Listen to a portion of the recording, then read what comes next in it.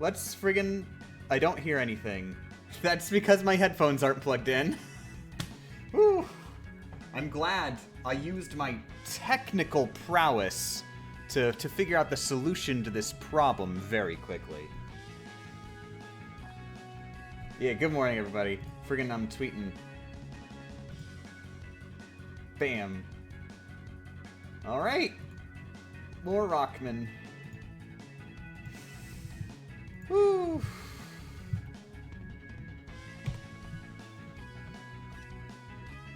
No. I was using circle to confirm. I'm used to that.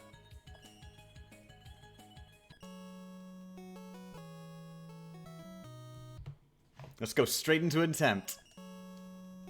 Morning, Sam. Morning, Cork.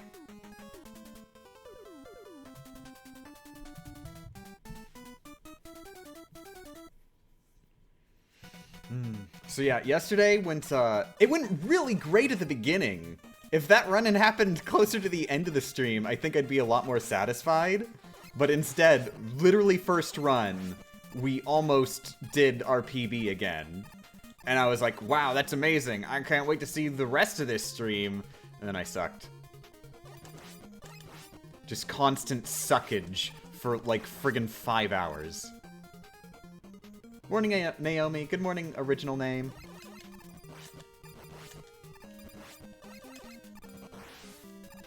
Morning, Mealy.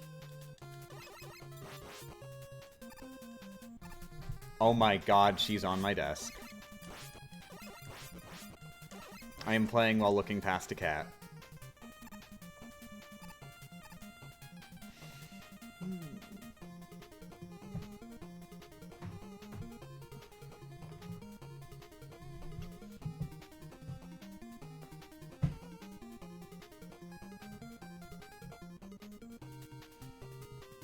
Good morning, everybody who just showed up.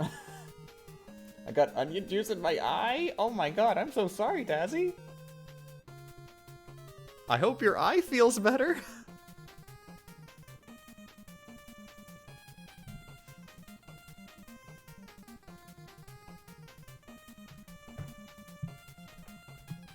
Rockman 3, more like, this game rocks, and it's the third one that has ever rocked before, man.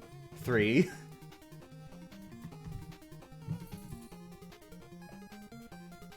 Oh my god.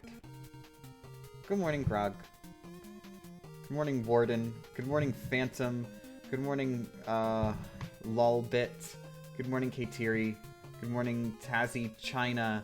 Good morning, Ethan. Good morning... I think I got everybody. Okay. Good morning, Parker. Good. Good, Mealy. I just gave her the second half of her breakfast just like a couple minutes ago, and she ate it all already. I think, but not all of it. There's a little bit left in there, but she refuses to eat it. I'm starting to think there's just like some pieces of the wet food we're giving her that she doesn't like, so she's just picking around those parts, and that's why we've always got stuff left, but she's still like begging for more. Seems like that's what's happening here.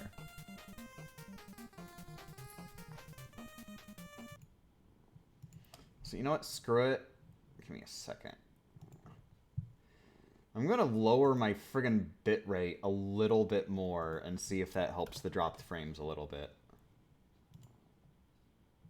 Because it's looking really bad down there.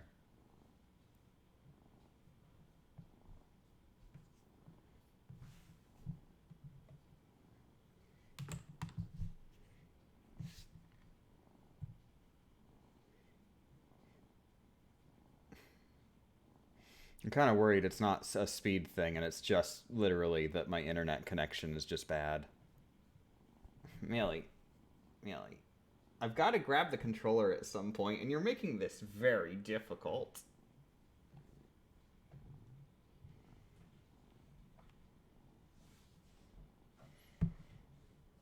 Oh my god. Oh my god. Okay. Okay. I'm just gonna reset this run.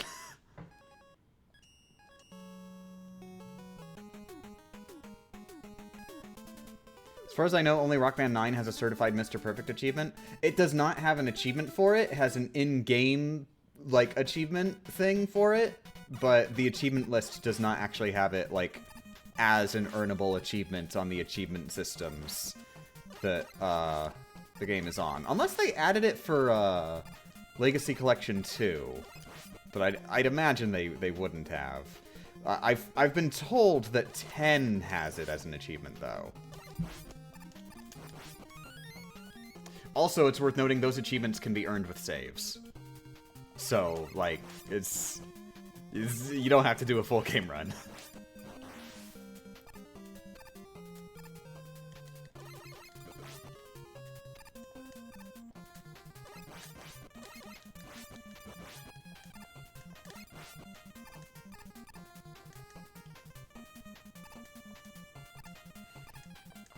But yeah, with regards to 9's achievement sets, if I'm remembering correctly, they have the achievement for beating the game Deathless on the main achievement list, but not the Damageless one. Though they do acknowledge Damageless in-game, so you still have to do it from 100%. But once again, that's with saves, so no full game run required.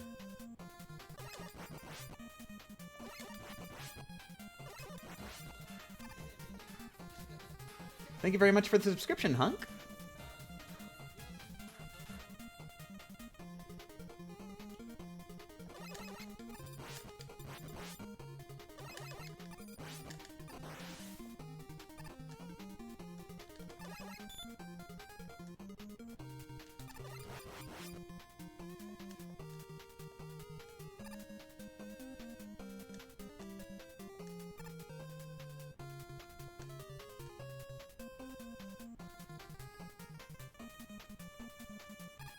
Can U still do the pause glitch? I'm sorry, that's a bad habit I need to get out of. Intentionally misreading U's. Can you still do the pause glitch?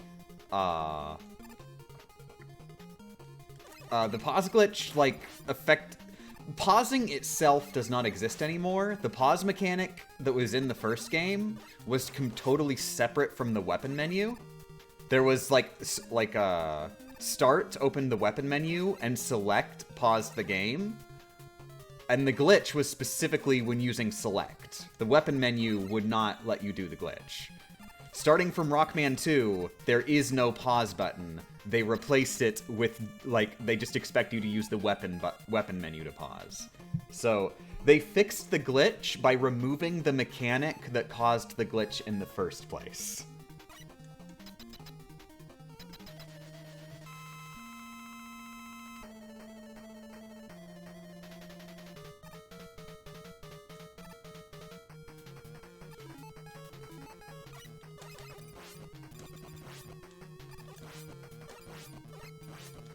Now, of course, there are some funky things you can do with the weapon menu, but not the whole making invulnerability frames run out thing. Wouldn't be surprised if there's some way to make that happen in one of the games later on at some point through other methods, but not here, as far as I'm aware.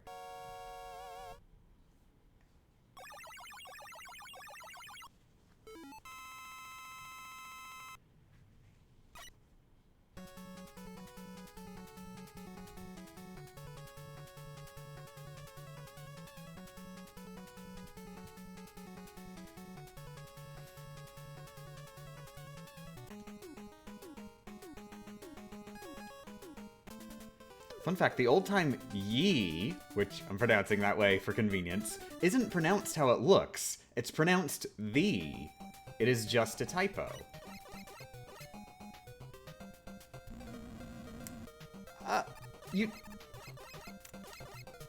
It's a typo. I'm not sure I believe that at face value. 'Cause, are you saying that the word the is a typo of the old word ye? Or what are you saying there? Is the spelling ye not a common word in old writings? Where does this come from that it's a typo? Because that implies that, like, nobody recognizes it as a word, but people are just accidentally, like, flubbing their hands and spelling it that way.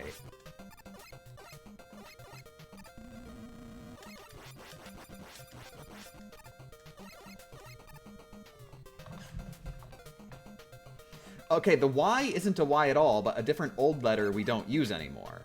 So, that's not a typo, then. That's just them spelling it right.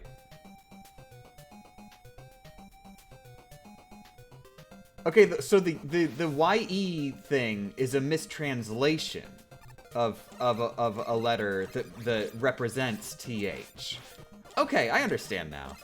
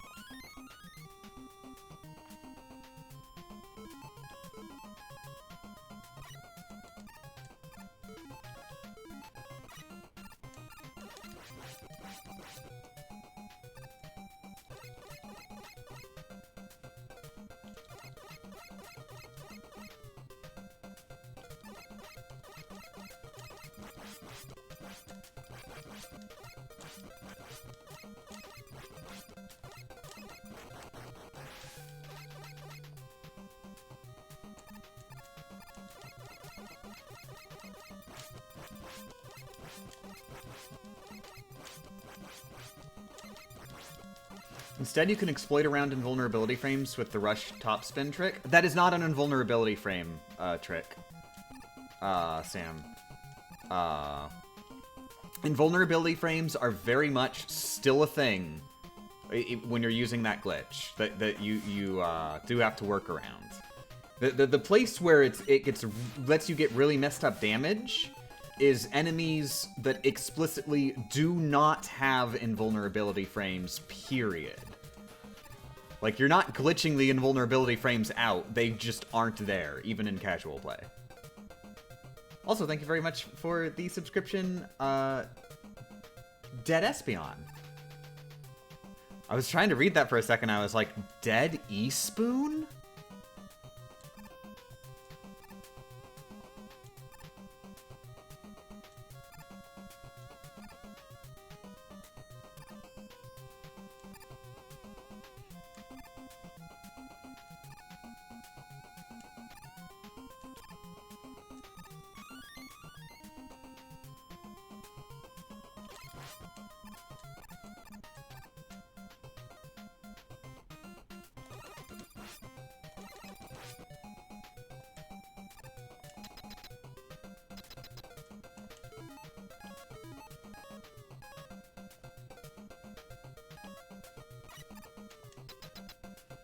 Okay, so the printing press didn't have the letter, so they just used a Y instead, and were like, screw it! Everybody will figure it out. And thus, from then on, future generations would just, like, be all, wow, what's this super cool word, ye? Wow, that sounds really old-timey. Can't believe all these old-timey people just say ye all the time.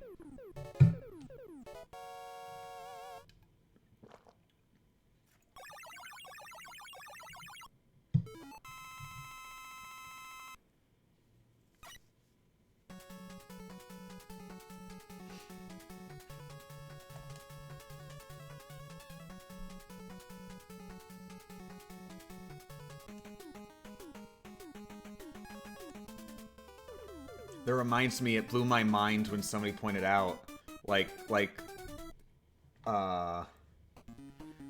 for some reason it's seen as more realistic to, like, have old-timey people have British accents.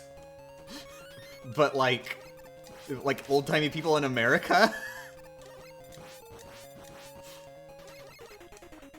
But the modern British accent, like, came from the same origin as the modern American accent.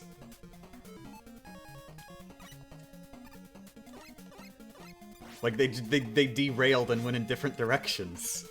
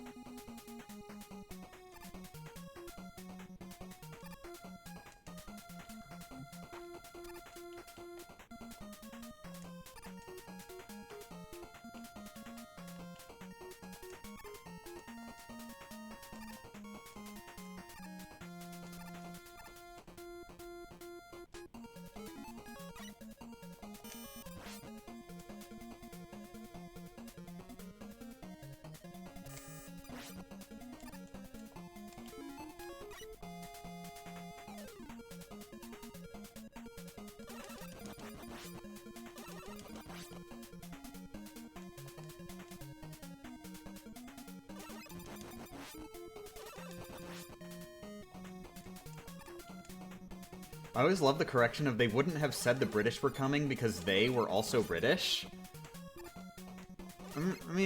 I don't know the context of that enough. Like, I mean, wouldn't the implication be like it's the British army representing Britain?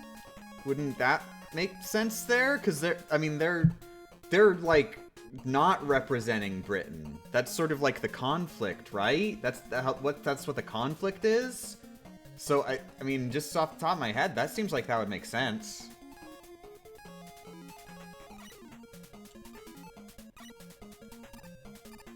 They would have just said redcoats. Yeah, that probably would have. I'm just saying, like, it doesn't seem explicitly inaccurate to say the British are coming. Although I imagine if you actually look up the context, I wouldn't be surprised if redcoats makes more sense.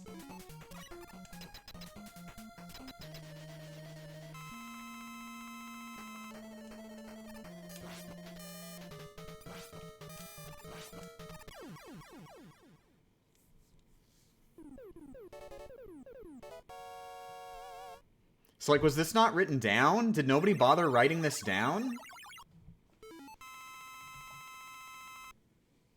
Like, this guy was screaming all night, right? Like, friggin' somebody write it down. All American history is pretty inaccurate. Yeah, I've come to learn that American history class was more just American fan fiction class.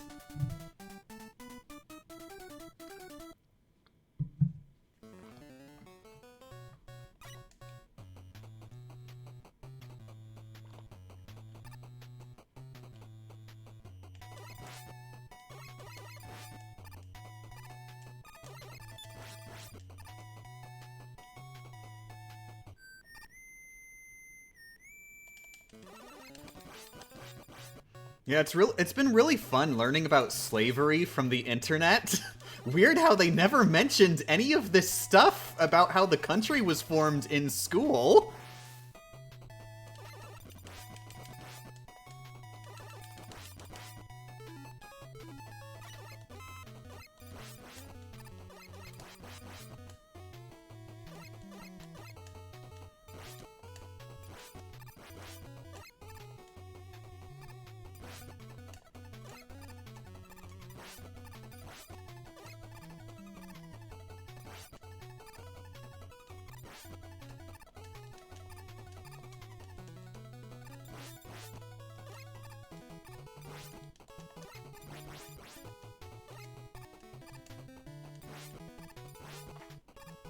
God, I remember too, like, I actually was really uncomfortable with the Pledge of Allegiance, and I tried to, like, sit out of it, and, like, there was this one teacher who, like, she was just, like, she just sort of lied, and said, we can't make you say the words, because that's speech. But we can make you stand, because standing is an action that doesn't mean anything. And we can make you put your hand to your heart, because that's also an action that doesn't mean anything. And so, what I did was I literally just stood up and put my hand to my heart and didn't say anything every time the Pledge of Allegiance came up.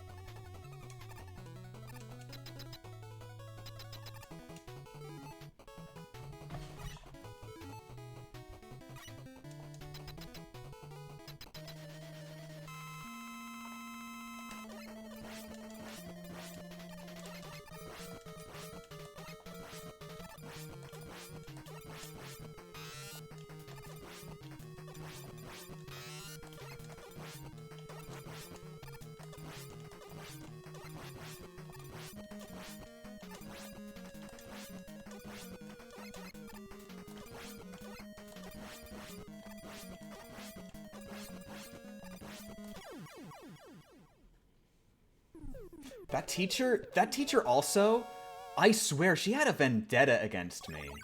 Like, I was sort of a class clown, so I will note, I didn't give the best first impression. But she went one step beyond. Like, she was one of the meanest teachers that like, I ever met in school. Oh, and thank you very much for the subscription, Sizzly. Like, she'd be, like, super passive-aggressive against any students that she didn't like. And it was also pretty obvious that she preferred the girl students over the boy students. And of course, I was just lumped in with the boy students. Didn't have much say in that.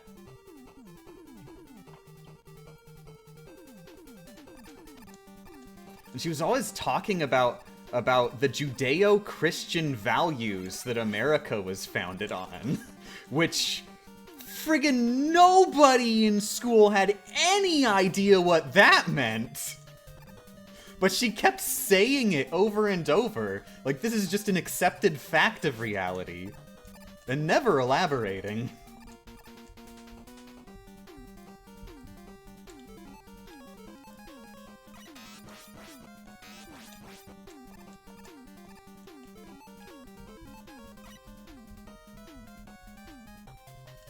I also want to point out, she was a music teacher. So, I'm not sure this was her expertise.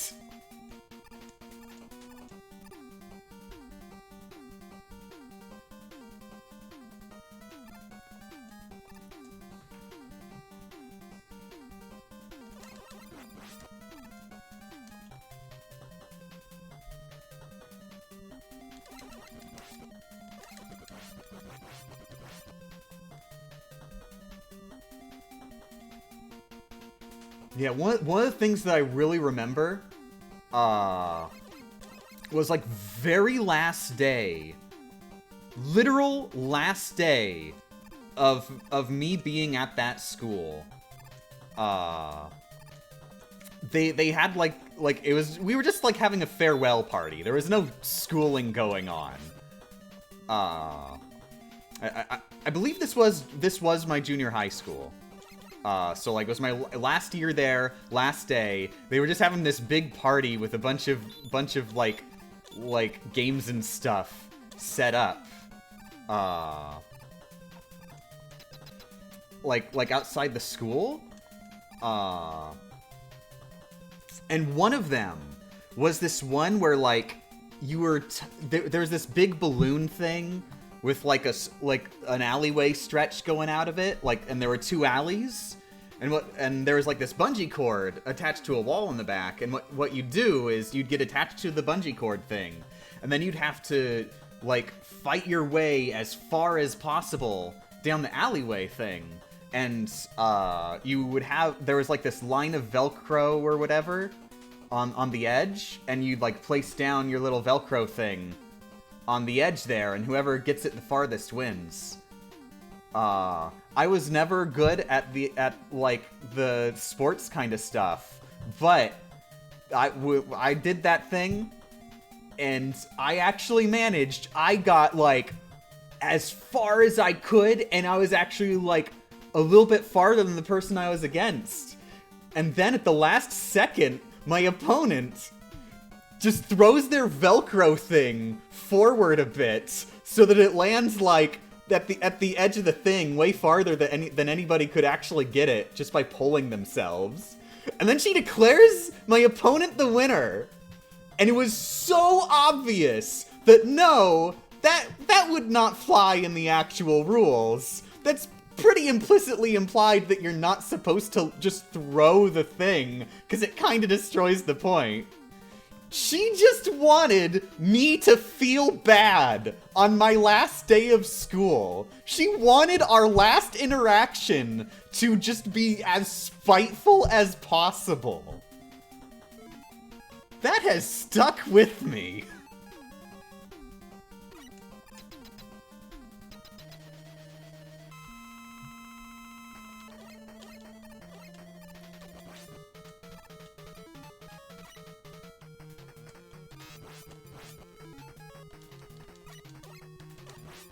Do you need therapy for this? Legitimately, I probably need therapy for junior high, yes.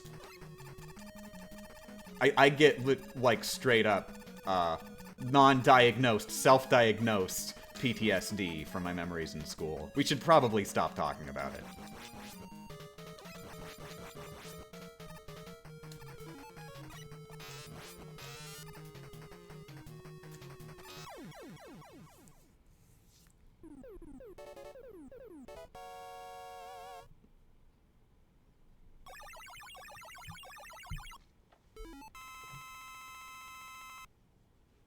Well, you got a YouTube and Twitch channel, so who's laughing now?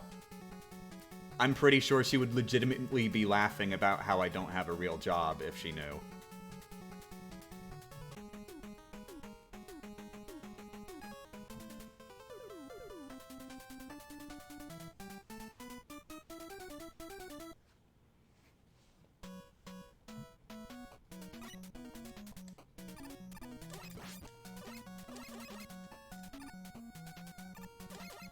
Yeah, I like life now, in general, so let's just leave it at that.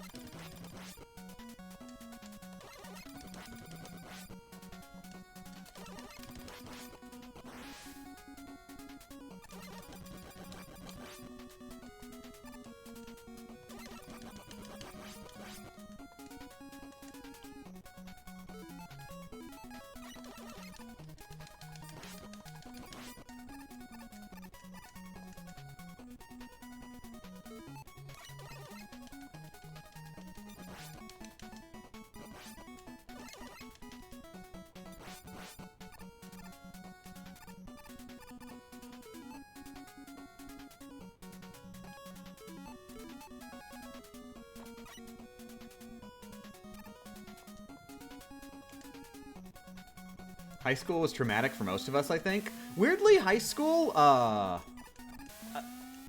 most of my problems from high school didn't come from other people. They just came, like, internally from myself.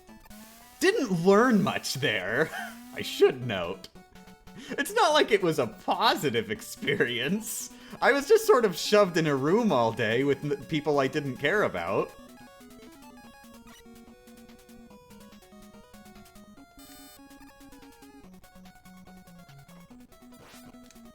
Still not. It was a step up from junior high, but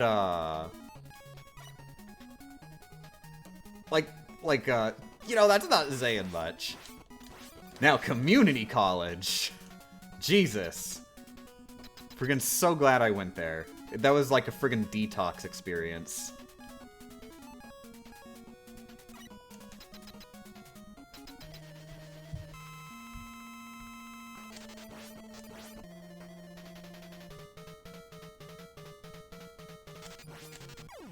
And the really cool thing is that because my family was poor, the government paid for it. So even though I didn't do anything with the actual education there, and I just play video games all day for my job, didn't have to go into debt.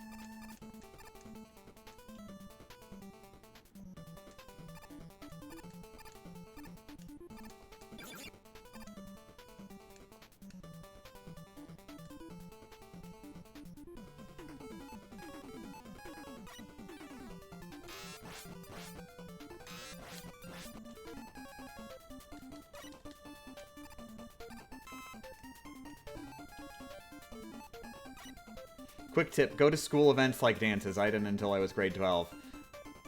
Oh wait, you're replying to somebody else. I'll stay out of this then. Sorry.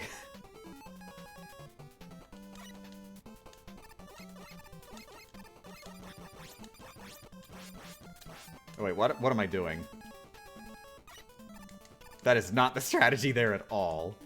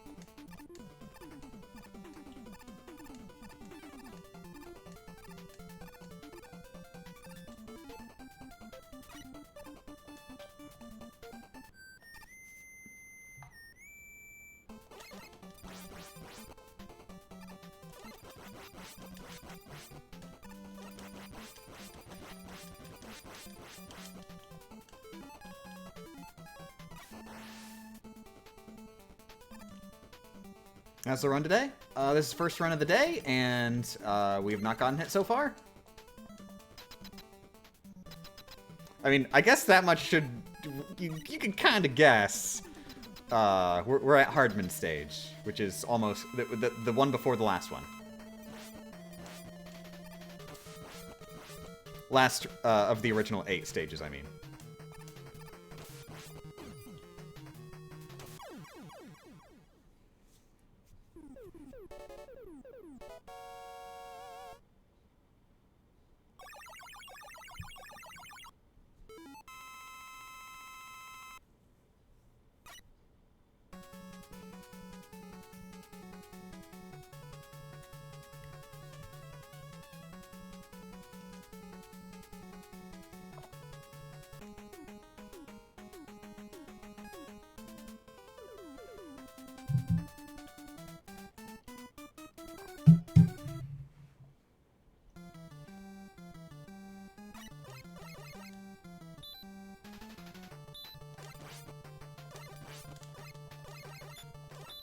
How is Hardman supposed to pay his student loans if he is dead? Oh, don't worry. There's actually like a sort of a built-in safety thing there. If you die, then your friends and family foot the bill. So yeah, no, it's like everything works out.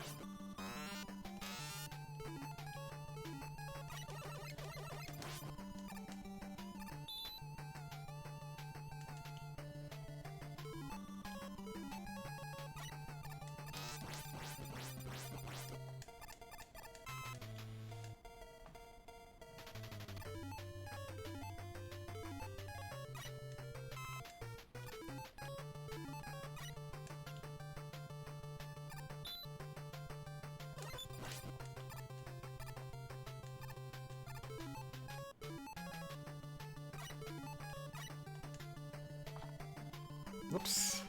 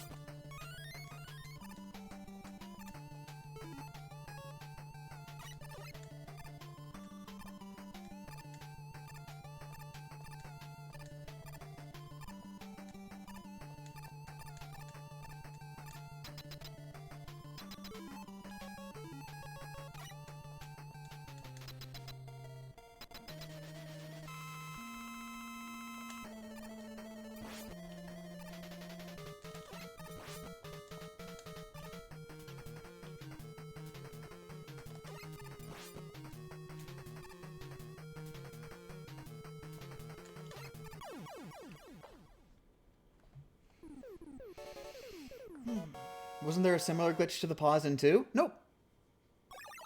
There were some boss-specific things where you could use the weapon menu to, like, cheese stuff. But it wouldn't, like, get rid of invulnerability frames. Like, it's used completely differently. It's stuff like you stall your fall speed, which you also can do here, and we do use at one point. And then on one boss, it's like you're invulnerable for a very small period of time after you close the weapon menu, which is normally useless because it's such a small window, but like the game lags like a ridiculous amount on this one boss so that you can actually just spam the weapon menu and just be immortal during that one boss fight.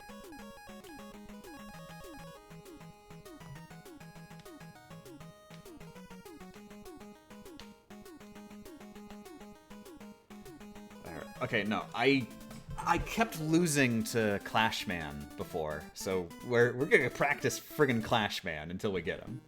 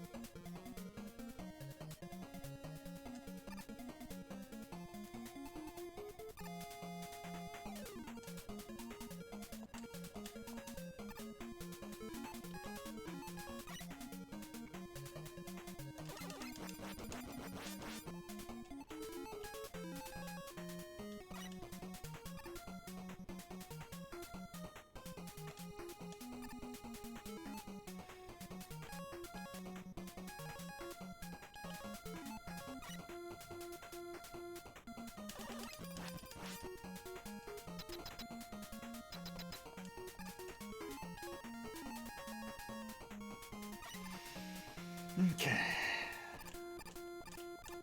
I've honestly gotten really lucky on airmen the last few times, so wondering what the dice are gonna give me now.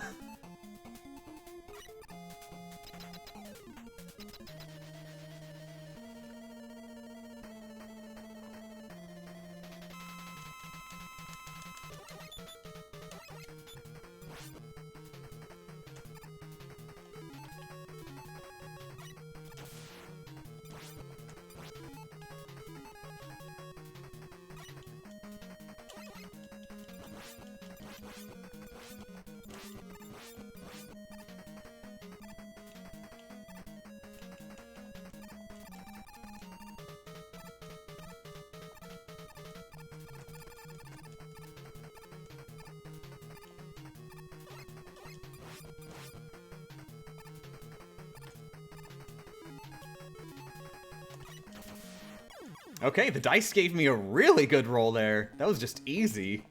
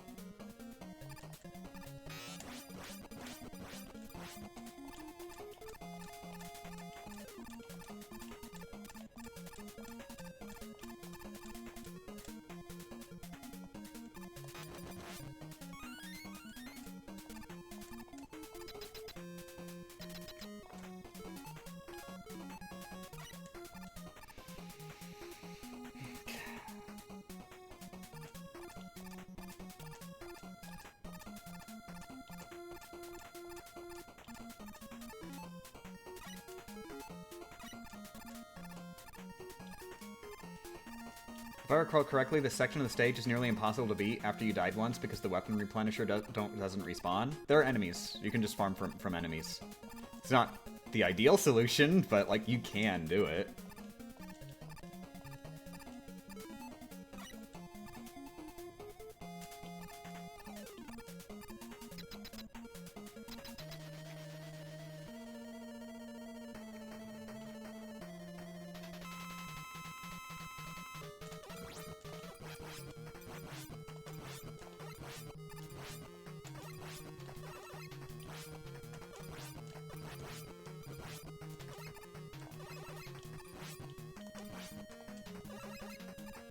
Whew.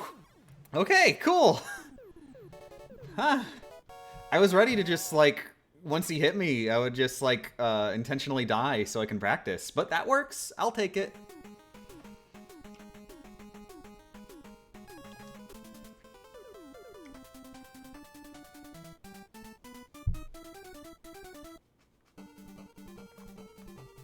Yeah, he actually did throw a mild curveball at me near the end.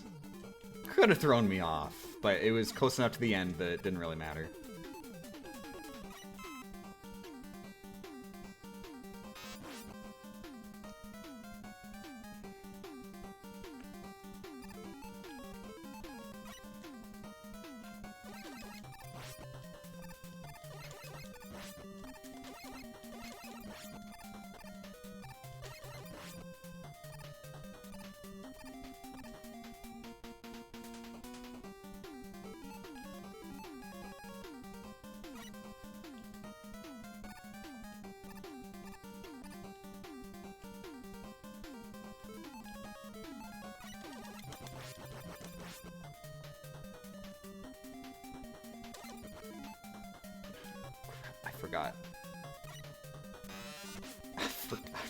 I forgot to equip Shadow Blade.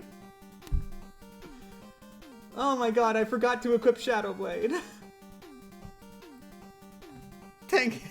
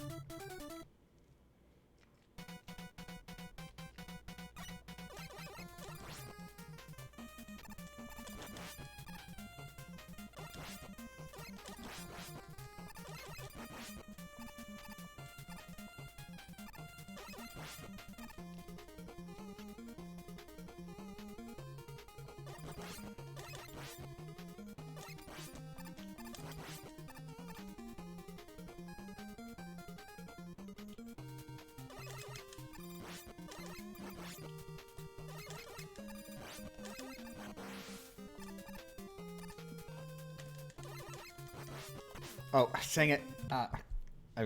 Jesus. I was looking at the timer because I was wondering how long the Strem had been going. I just forgot to play the game.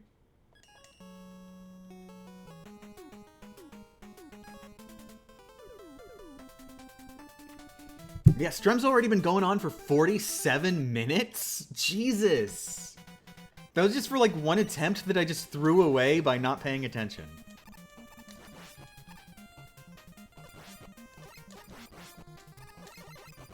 I mean, it wasn't even not paying attention. Like, I was paying attention to the game.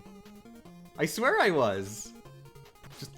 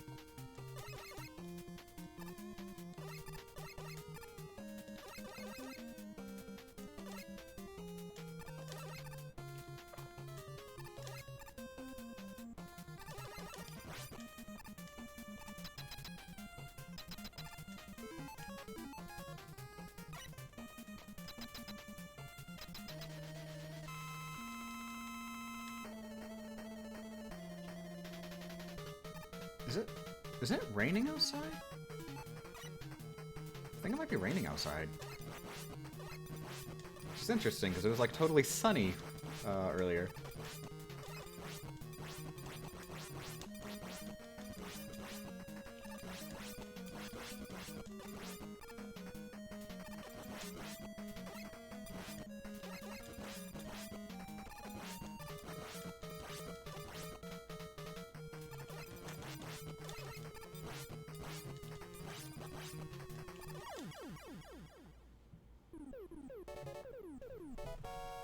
Yeah. Yeah, look, I think it's raining. Huh.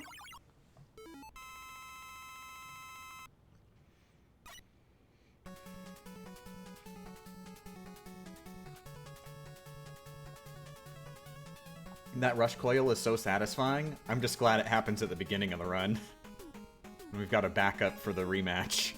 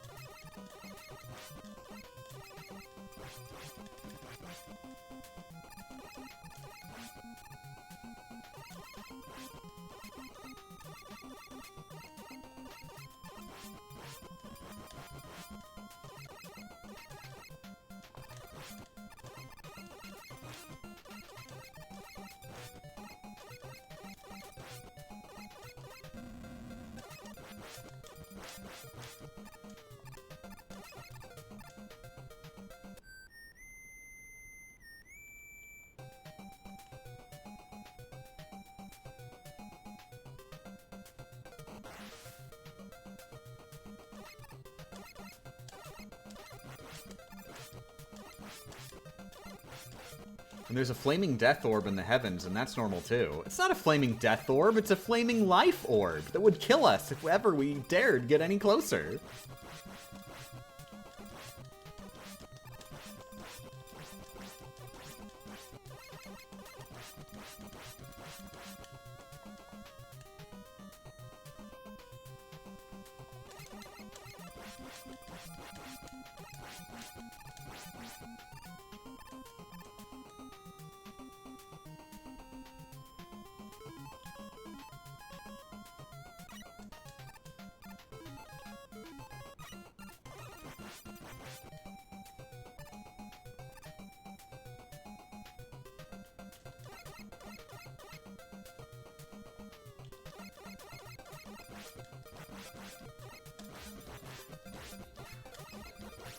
So thank you very much, Attempted Wholesomeness, for the subscription.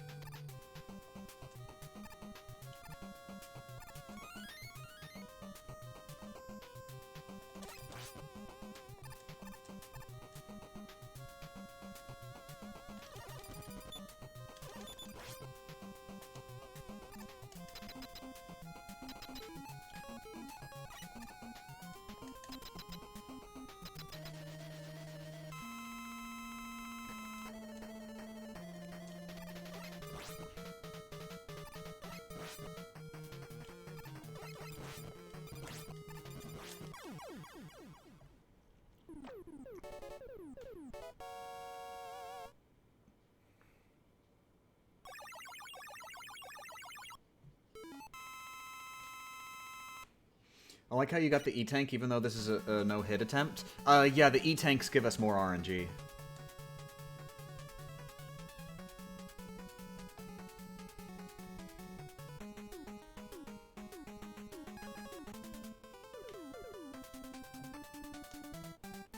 Oh god, can you imagine if there's actually programming in the background that the more E-Tanks you have, the worse RNG it gives you on purpose? You know, to keep things balanced?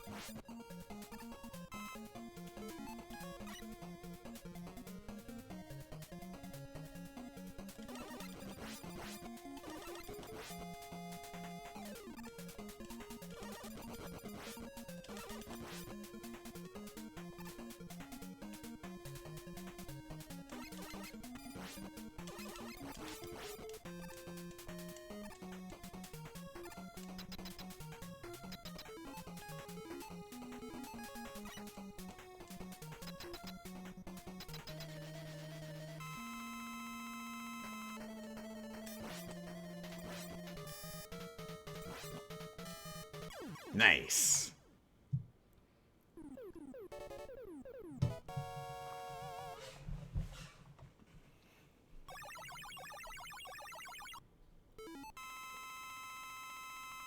It sure was nice of Wily to make sure every time those bolo throwing robots are around, there's a ladder where you can hide from them.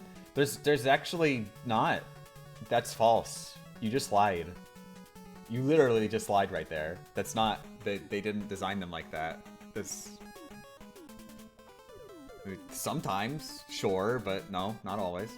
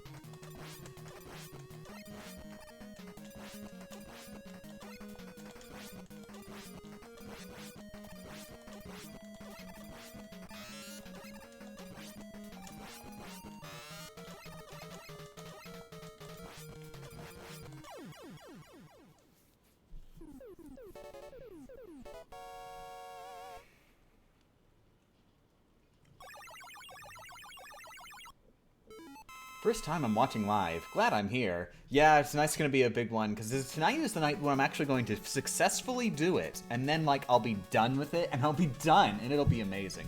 And everybody's gonna clap and go, "Good job, Game Champ! Congratulations! Congratulations! Congratulations! Congratulations! Quack! Congratulations!"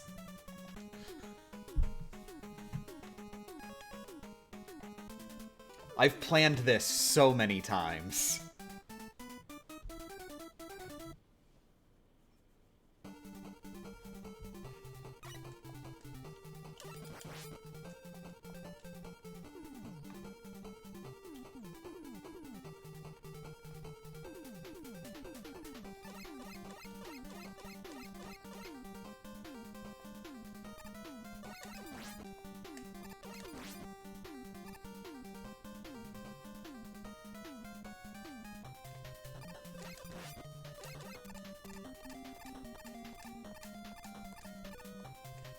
Ooh, actually, I need to get around to doing Region Freedom again. There is one game that's just like a random one that I really want to do a Region Freedom of, purely for the title of the game alone.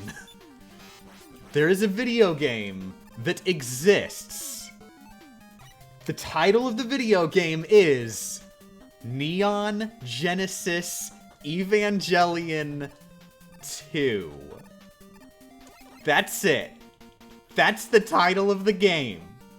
Neon Genesis Evangelion 2. What kind of friggin' balls you got to make a video game and just casually call it, yeah, Neon Genesis Evangelion 2?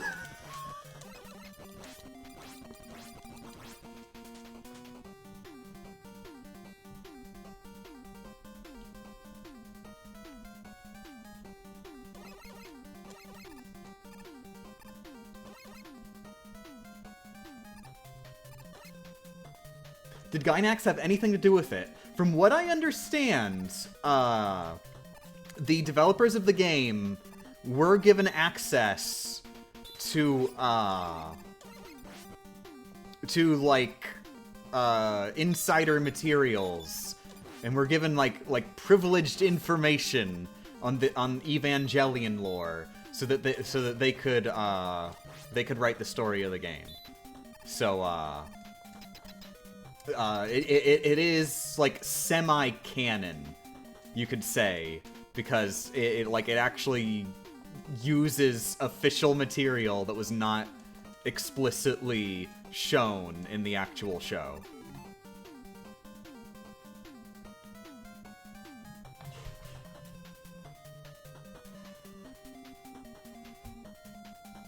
Also, from what I understand, the game is, like, it is a retelling of the show and sequel. So, apparently what the Rebuild movies are. Because from what I hear, that's what the Rebuild movies are.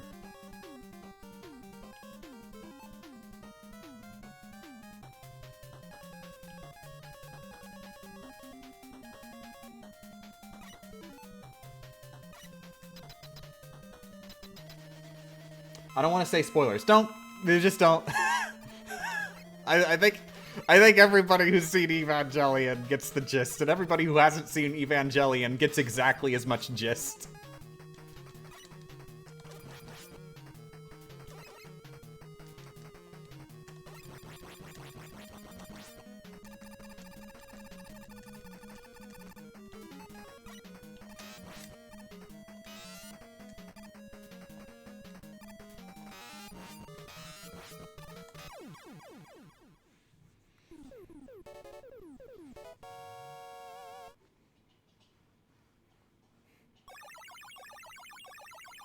To my understanding, it's about two kids in an elevator, and one of them is angry. That is actually one of the main plot threads of Neon Genesis Evangelion.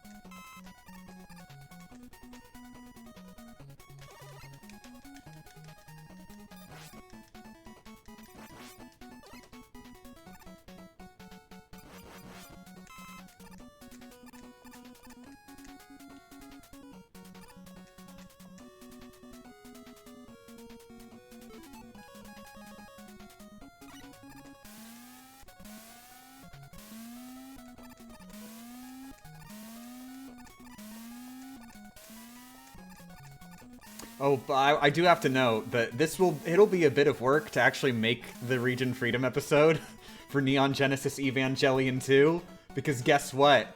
Guess friggin' what about Neon Genesis Evangelion 2? There's a Neon Genesis Evangelion 2 too. They remastered it for the PSP, and actually, like, made significant changes for the PSP version.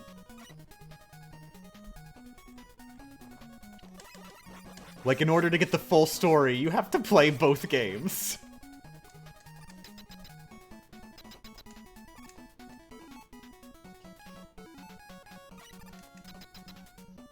Is it actually called Neon Genesis Evangelion 2 too? I don't think so. I don't think they went that far. I think it's just called, like, Neon Genesis Evangelion 2 Super Very Remastered Edition. But probably it's a really pretentious subtitle, like Double Duo Builds or something. Like, or maybe it's just called the Holy Bible Build. Let's go with that.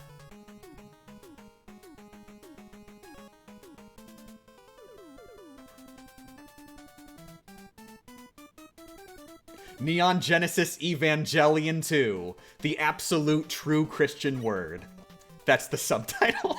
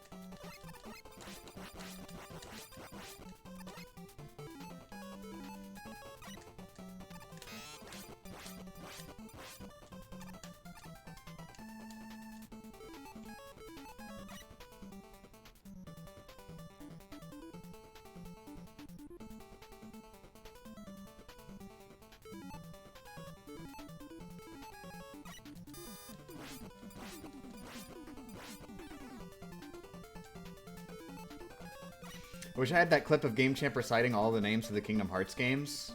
Do you want me to do that? Because, like, I know all the Kingdom Hearts games. That'd take a while though. Also, Bunch of Days is called Bunch of Days, just for the record.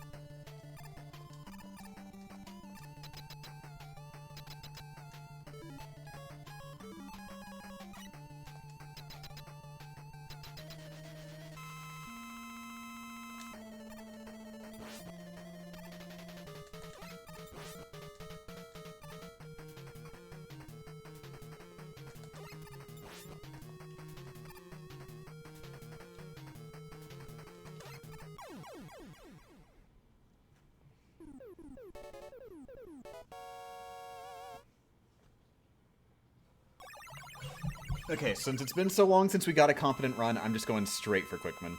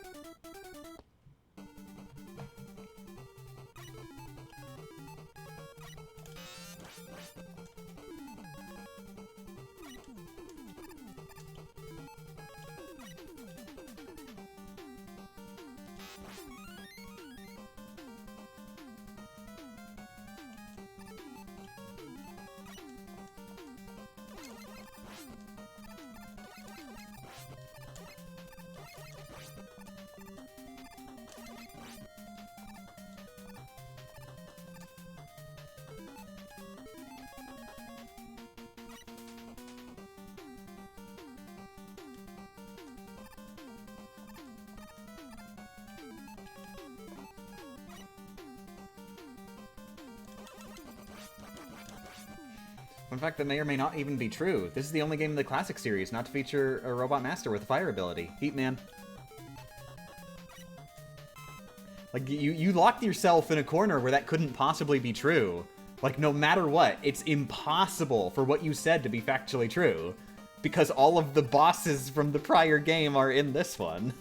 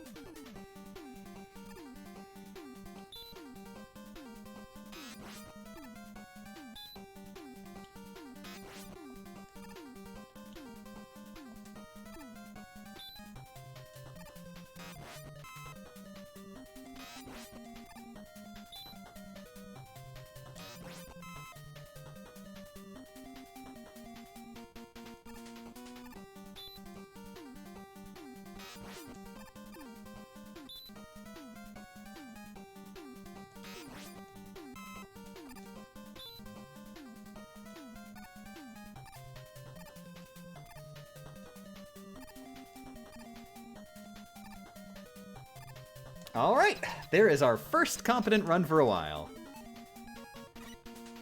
Let's see if Quickman's nice today.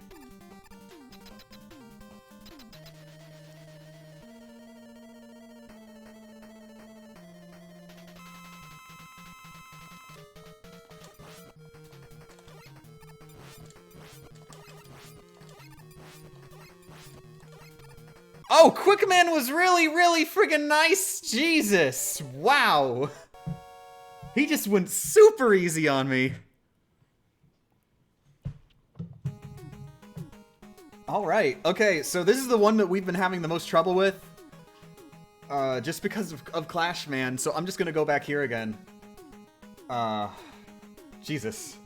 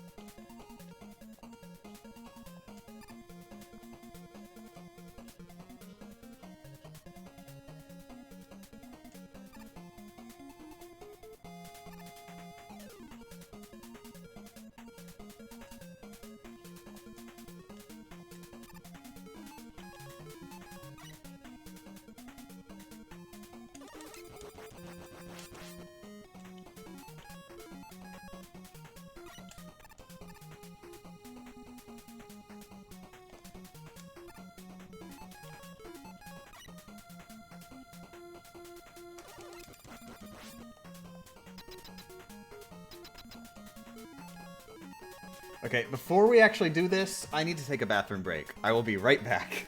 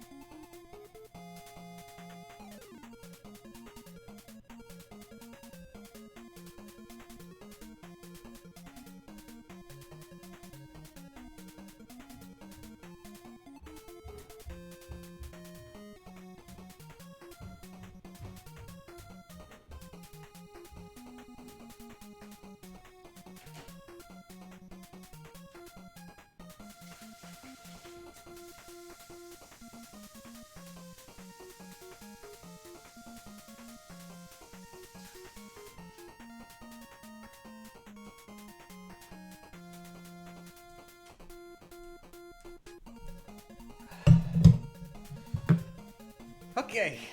No, not okay. It's not okay. Give me a second. We've got one more thing to settle. We've got a kitty who needs cat food.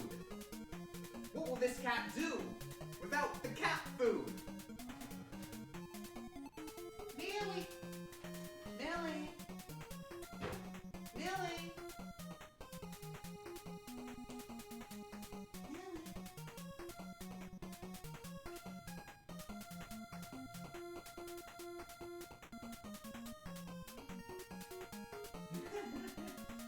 Oh my god. Get you some cat food, Millie. Millie.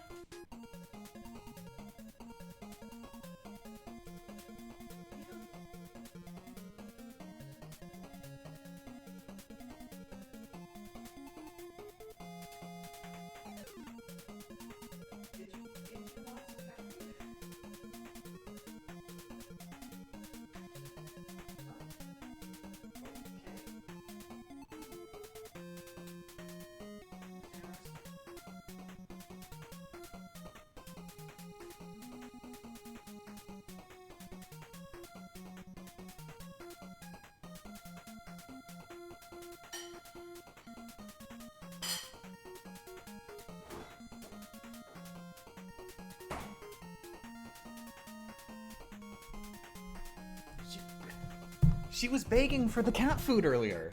She was begging for the cat food earlier. And then I come over and I like put the food directly in her face. And she looks at it and she like, perks up a little bit. And then she doesn't care. Like she just goes back to just staring out the window. So I guess we're not doing this yet. I'll check in with her later.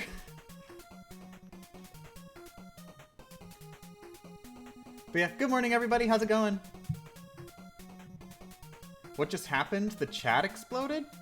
They're making puns? Oh no.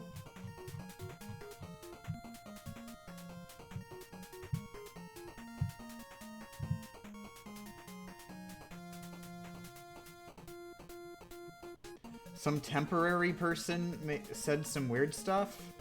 I don't see this temporary person.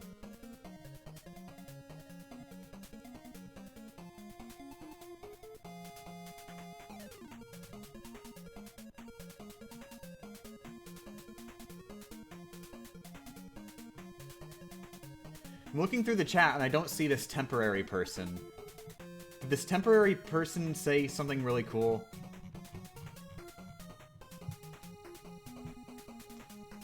Whatever.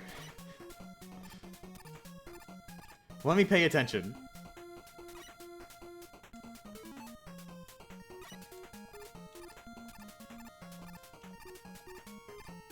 I want to point out, this is post-Quickman, so this is pretty important.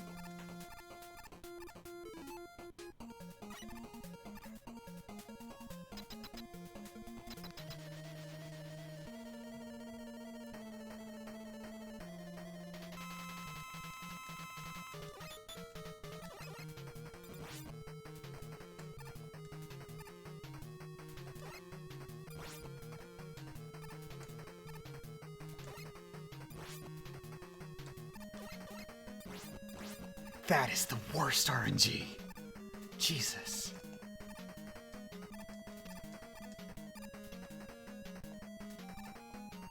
Holy crap, this is terrible!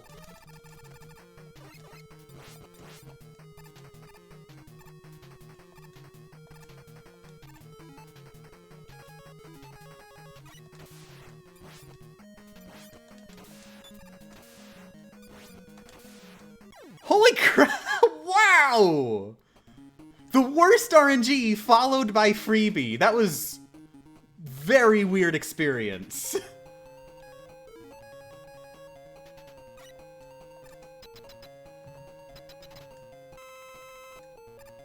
God, this task I loaded is just ridiculous. This task that John Cheetah did, this task that's not happening is amazing.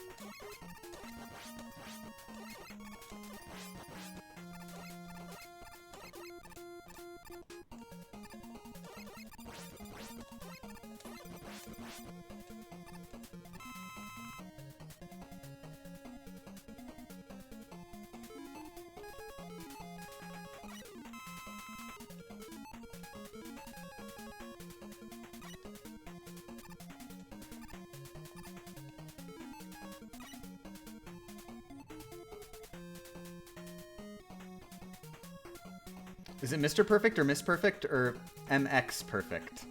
It's Mr. Perfect. It's Rockman is the one who is perfect. That's how I interpret it.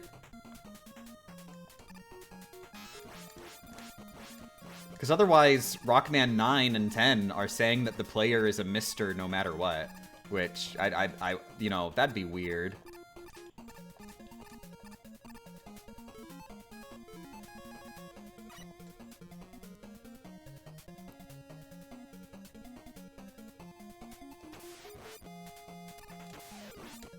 But yeah, I'm still calling it a Mr. Perfect run in the actual video.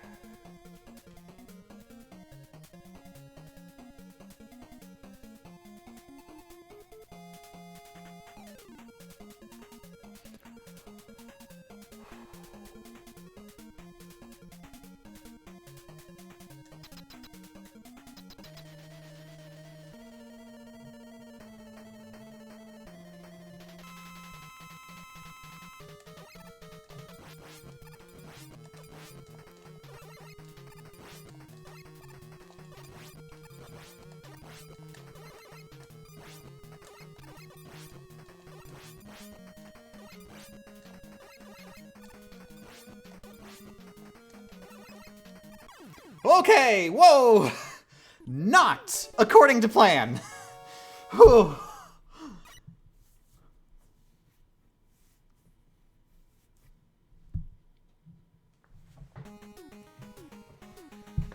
Alright, I think right now I am most afraid of Flashman.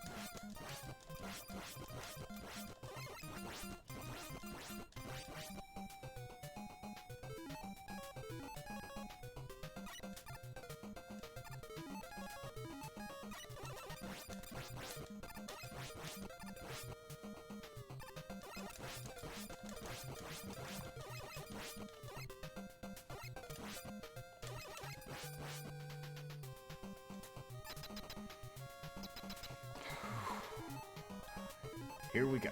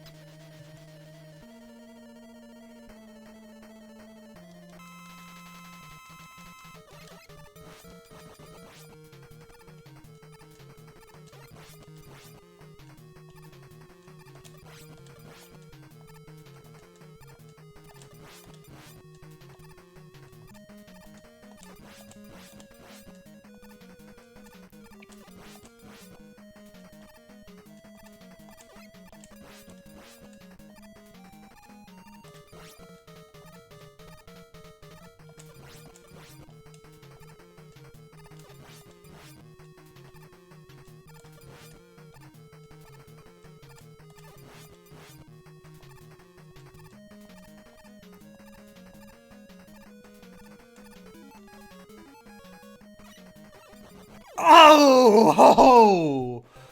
Oh! God!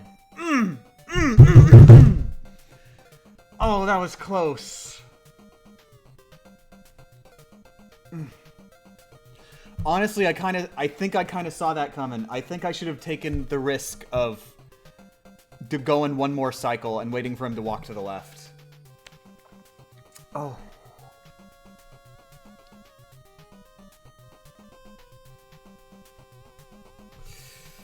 Oof.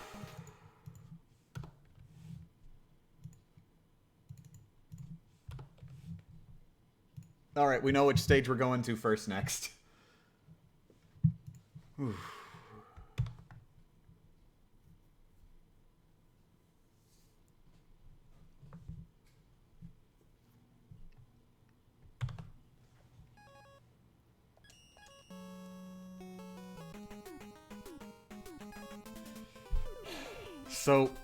So basically what happened there, one, I was a little bit too high when I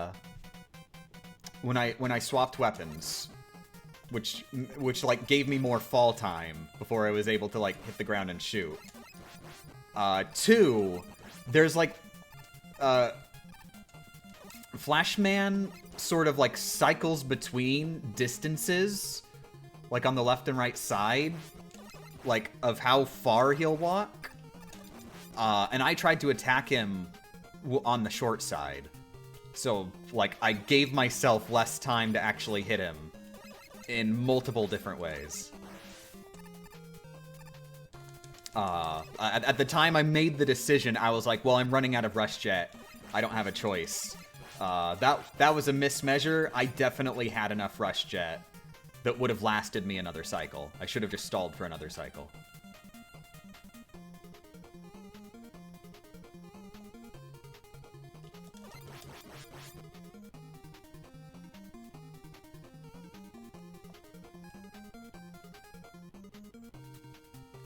So confused on what happened in that Flashman run. Why did he only fire one pellet at a time? That's what he does. That's just his pattern. He does that.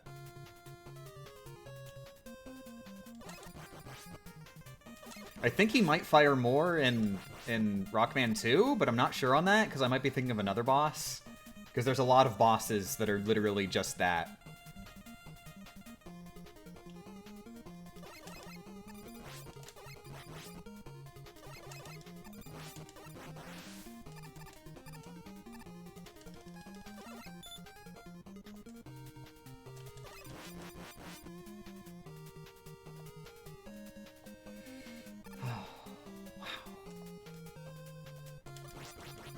Let's hope Quick Man is nice again.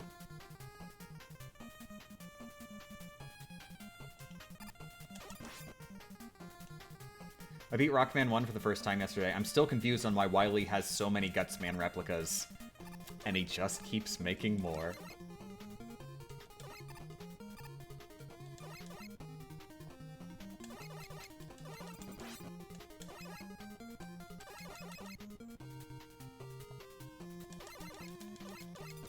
You don't happen to know the YouTuber Happy Days, do you? I have never heard of them. I think I've heard of an old sitcom called Happy Days. Is there an old sitcom called Happy Days?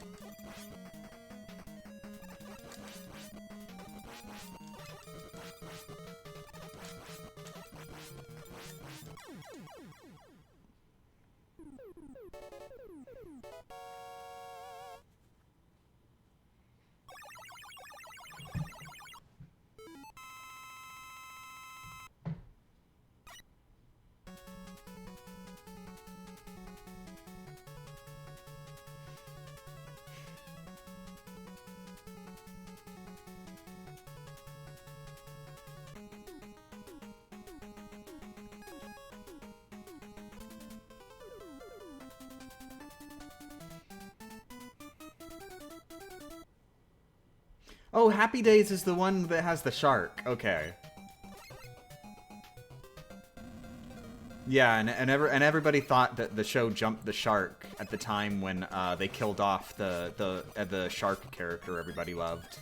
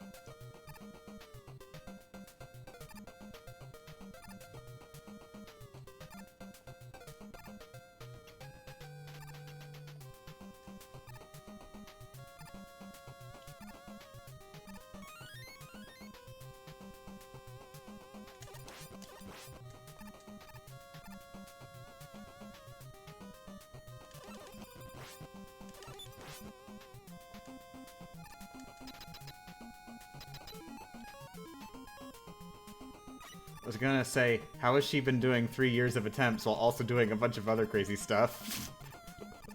I haven't posted a video in 3 years. Do you have any idea how many months behind I am on rent?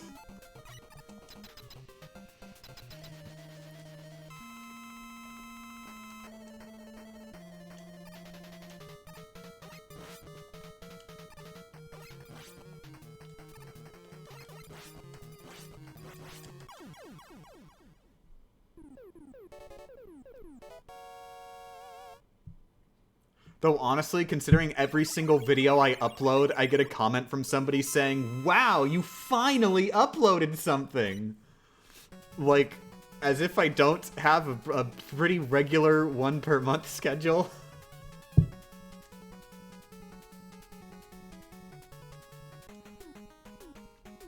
So I think most people see about 1 video per 3 years.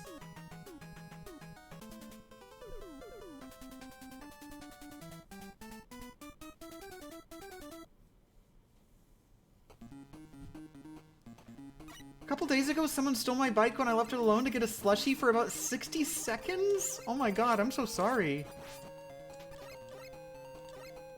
I hope you're able to get it back.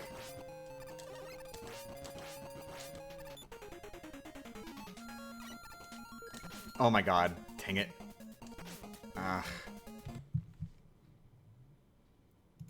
Let the record show that whoever stole Clack's bike single-handedly ended this run. That is the jerk who ended this run, the thief who stole Clack's bike.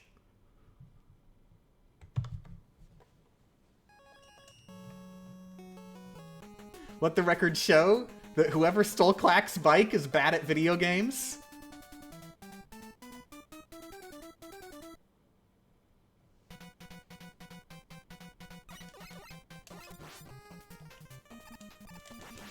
I will say that does make me feel a little better for always locking my bike up to something, even if I'm, like, only going into a store for, like, 60 seconds. Because I always feel like when I do that, like, everybody's gonna be looking at me like, what, you think someone's just gonna run up and grab it? You think someone's just gonna immediately see the bike within half of a second and just go grab it?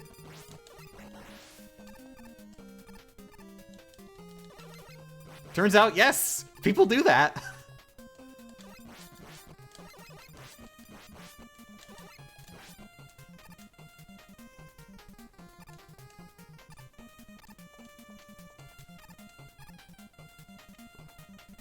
Actually, there was like an entire week where there was this bike sitting at like the bike rack at the nearby shopping area.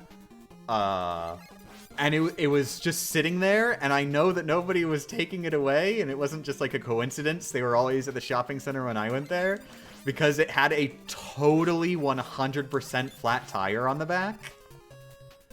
Like, they just abandoned it. They just put a bike there and left. It's gone now, though.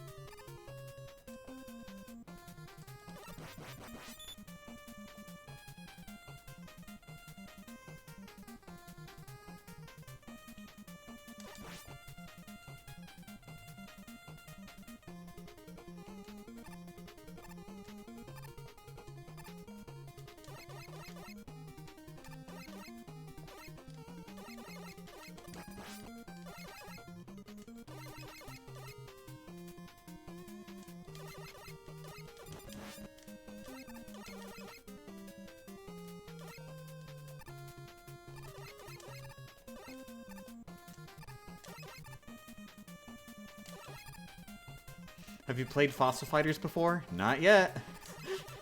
I got a lot going on. I'll get around to it. Once I finish this run, I might have some free time.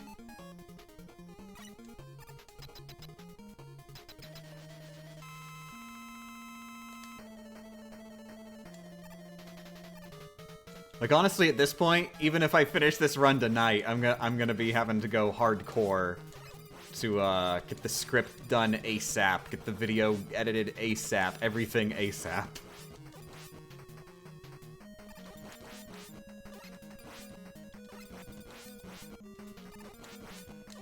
I'm really banking on, though, that I expect the script should not take too much time. Because, cool thing about Damageless, it's just playing the game.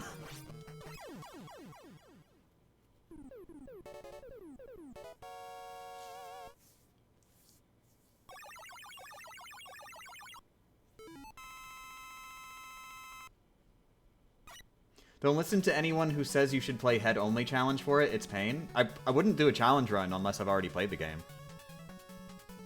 I very much enjoy playing video games. Like just playing them regular.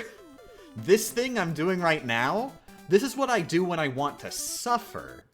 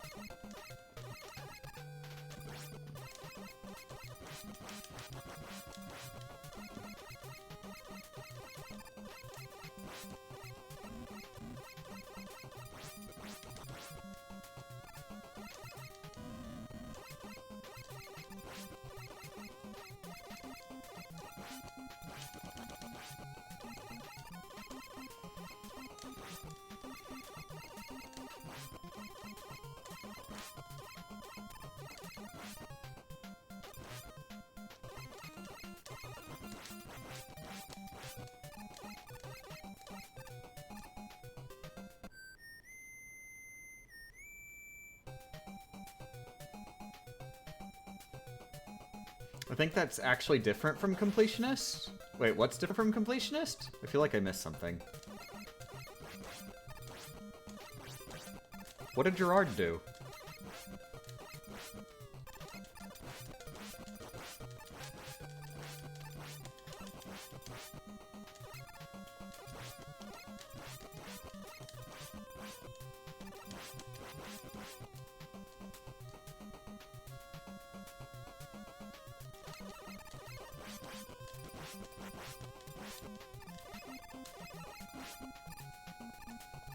Love how Metroid Dread came out a week ago, and I'm still barely 1/8 through Metroid Samus Returns, and then I get to play Super Infusion, then Dread? Oh, that's curious. That's curious. You seem to have typoed the title of Metroid 2? It's called Return of Samus. You also I can't help but notice you forgot to mention that you are going to play Zero Mission after Fusion? You also forgot to mention that you were going to play Metroid Samus Returns? That's a really interesting series of mistakes you've made. I'm just being mean on purpose. No, you do you.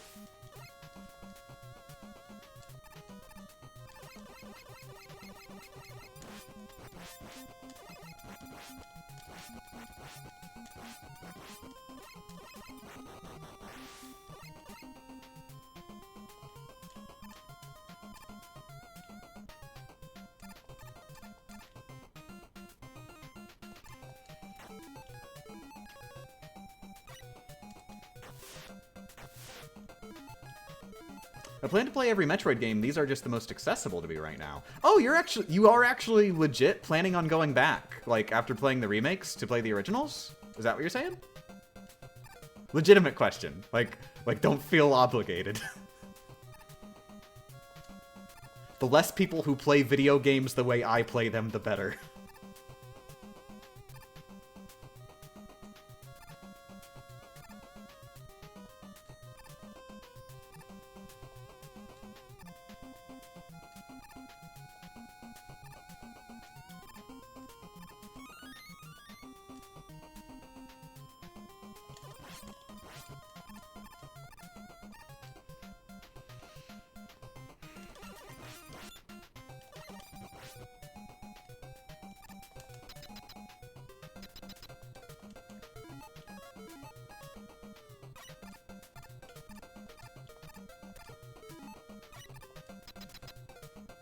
I'm interested in playing Metroid 2 on Game Boy. I just really want to play Dread, so I'm going to play whichever ones are accessible. Okay, I see.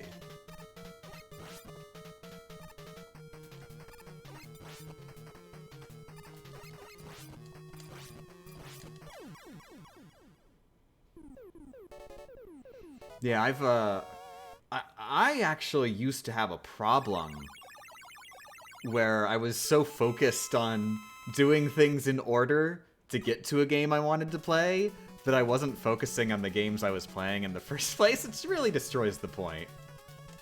I feel like I put in more effort into legitimately appreciating the games I'm playing. Even if there is a game later on that I more want to play. I try to put in my due diligence into reading the books. I think the best example of that is the Witcher books, because I actually reread like the short story collections and the first of the novels. And Jesus, wow, I missed so much subtext because I was just skimming through. Very glad I reread them because I really liked the books on the second read.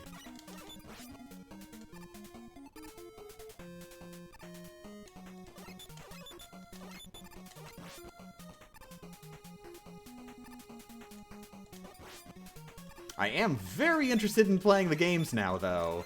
But at this point, it's less because, like the games are popular, and more because, like, wow, a video game based on the Witcher books? Sign me up. The books went from homework to, like, the fun part. So, yeah. The moral of the story is don't treat art like homework.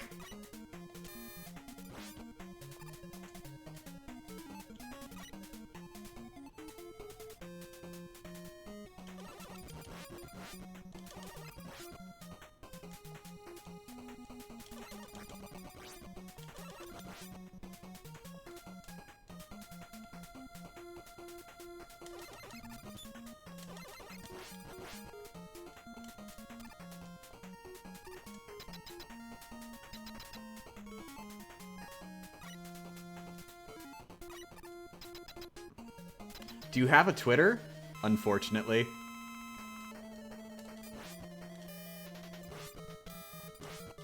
I think I lost like a couple million followers the last couple days because I just tweeted out like shotgun blasted 1,000 Pagliacci memes. It was amazing. I was just like at my typewriter, just like mashing like the total works of Shakespeare. Except the punchline at the end of every single one of the plays is, "But doctor."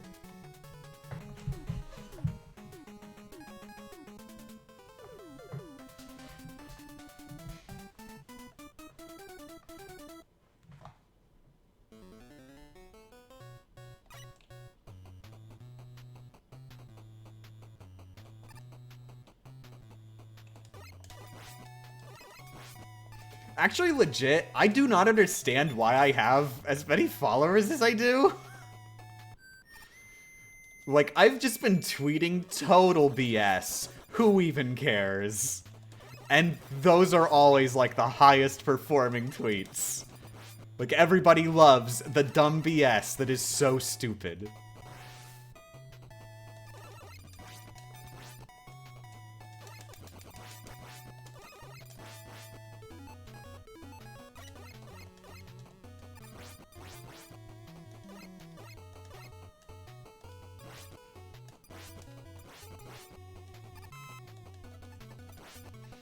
But yeah, I'm glad I have an outlet for saying stupid things for no reason. That's really something that was missing from my life.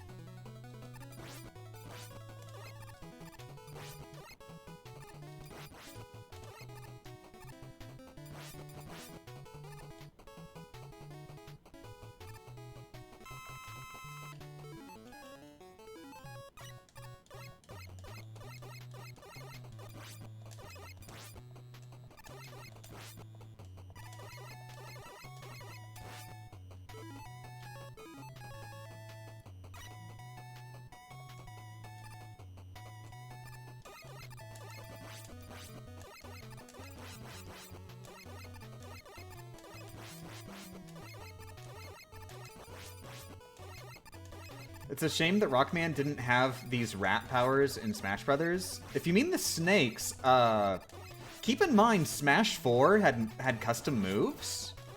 So, like, there were actually more moves for Rockman. Like, there was more representation of the boss weapons. So I can't remember what the alternate moves were, but there were more of them. Maybe one of them was snakes. Yeah, I really wish they brought the custom moves back. They did, sort of, only for Mii fighters. Because, you know, it kind of makes sense that Mii fighters would have the custom moves. But I really wish that they brought them back for all the fighters. Understandable that they didn't, considering how many fighters there are. Thank you for the $25, Morse! Here's some money for making entertaining something. Thank you. Sorry I didn't see the full message. If I clicked to see it, it'll go into the emulator menu, and I kind of want to try and avoid that. But thank you very much. I think I got the gist.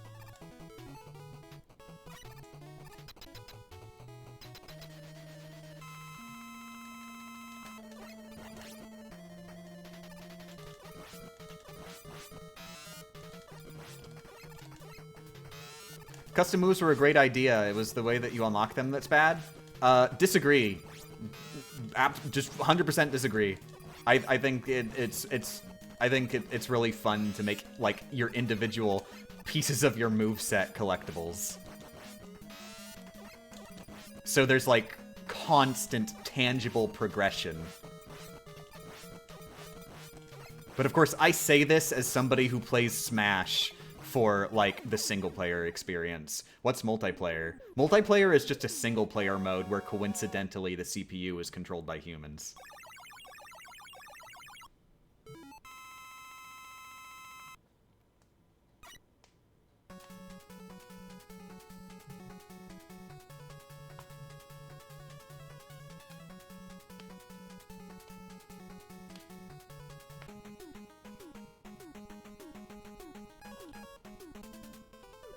And of course, it added a lot of variety to online play, I will say, because you never knew.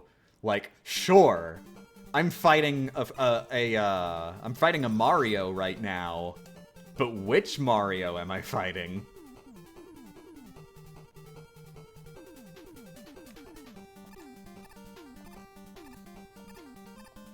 So you actually have to account for all the possible Marios.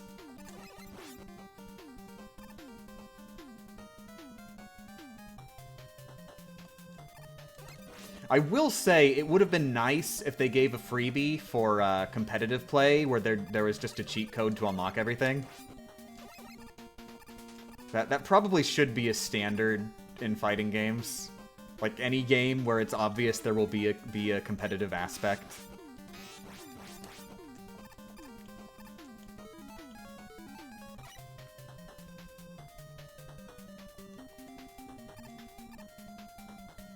Customs were banned in competitions.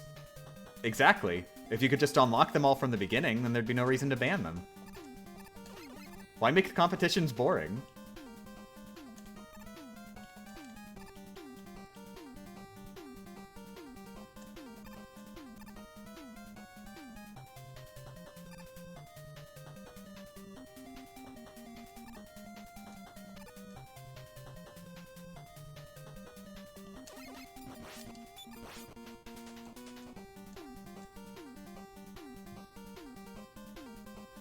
It wasn't the unlocking that was the issue? Oh, I guess that everybody who made the rules for the tournaments just hate fun then. They also hate competition because, like, you know, you could definitely, like, you got to adapt, and it's good. I say this as somebody who has played video games in a non-competitive capacity very frequently, which translates to about 1,000 hours competitive play because I played them so much non-competitively.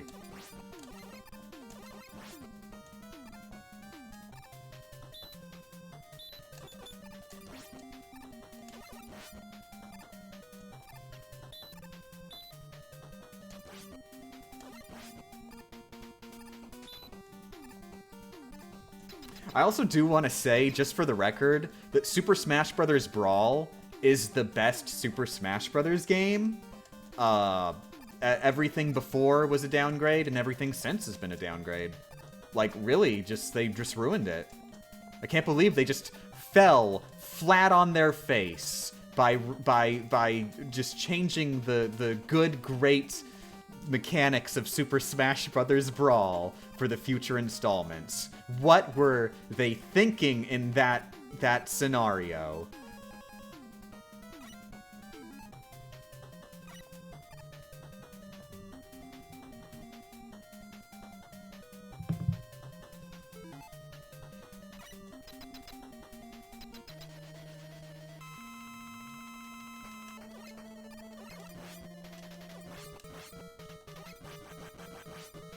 Of course, who doesn't love randomly tripping for no reason? I always go back to the old, like, this mechanic isn't fun thing with the response of, well, who likes dying in video games? We should remove the death mechanic. Nobody, like, dies and goes, that was a fun experience I just had.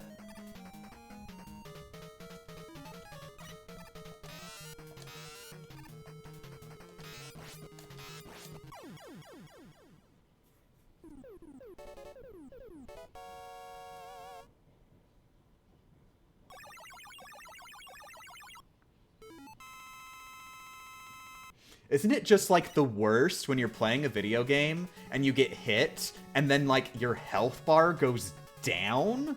Why would they make it a mechanic that's just so frustrating where your health bar goes down? They should make it that when you get hit, your health bar goes up. Everybody loves when their health bar goes up.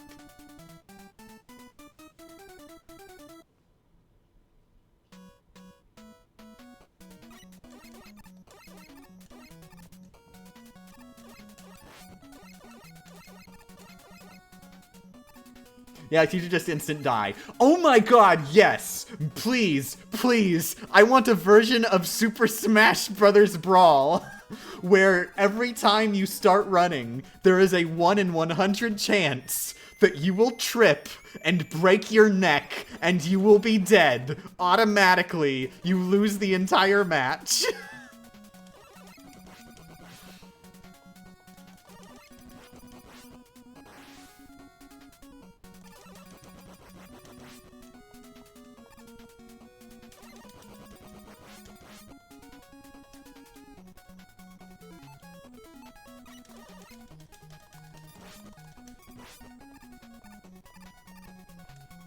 There is a mod in Smash Ultimate that's random insta-kill? Yes, good.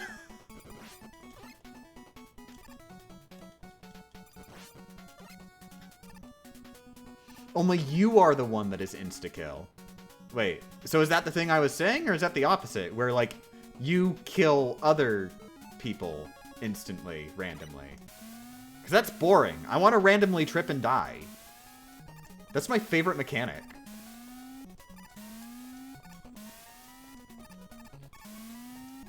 The problem with tripping is that it was made to dissuade competition, not enhance fun. I think it enhances fun.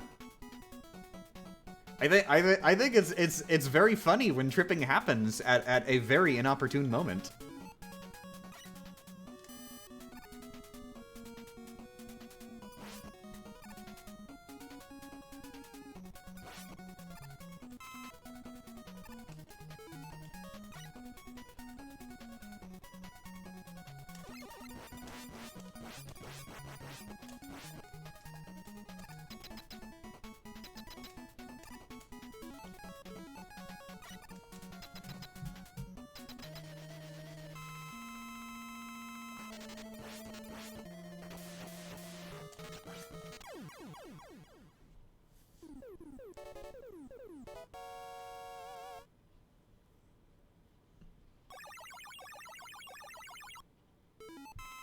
It's funny, but when you're playing competitively and there's money on the line, it ruins the experience. I mean, you're the one who put money on the line in a game where there's a 1 in 100 chance that you trip. Also, I will say, yes, it would be nice if there was an option for like, casual versus matches to turn it off.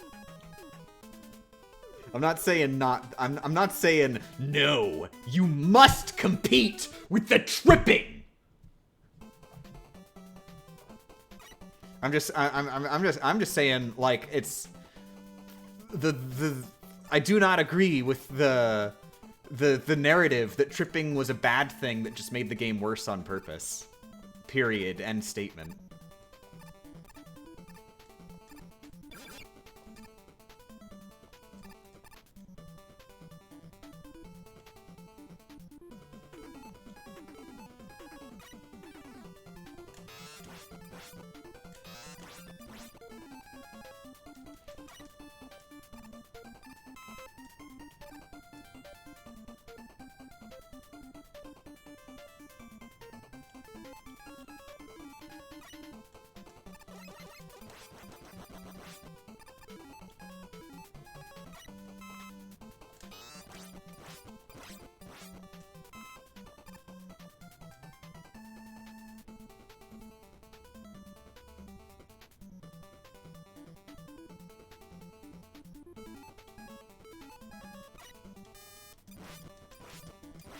I should also point out, tripping is not the only thing I like in Super Smash Bros. Brawl for the Nintendo Wii.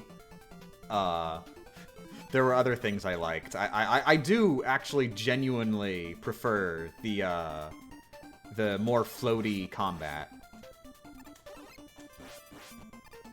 Like, it gives you time to plan out what you're doing. As opposed to, like, the Twitch action of just thinking in the moment.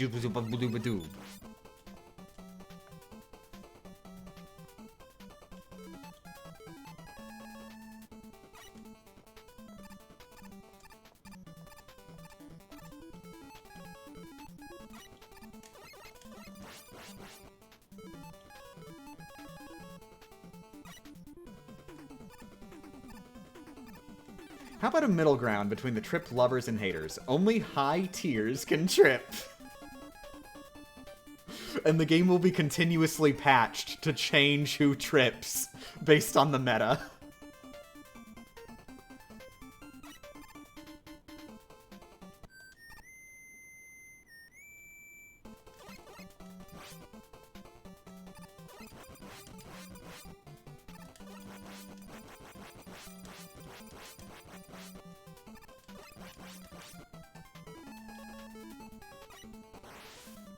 Game Champ, I will make a game with all the mechanics you tell me to add.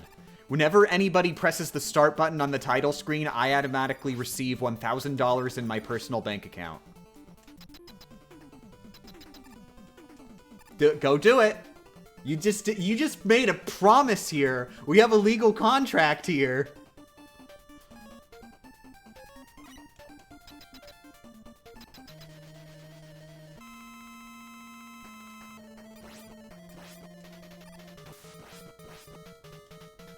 That I can't do. Oh. Oh. So, before, you could do anything for me. But the absolute moment, I make a single request, all of a sudden you can't do it. Just all of a sudden, Jeez, I guess maybe you should have thought about that before you signed this vocal contract here. With your keyboard.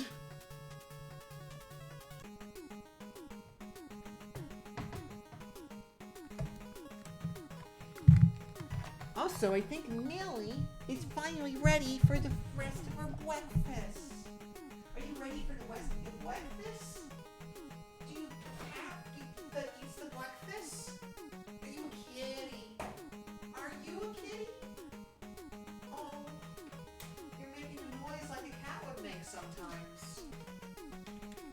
Oh, you're looking up at the cat food as if it's cat food that you want. That's interesting how you like cat food.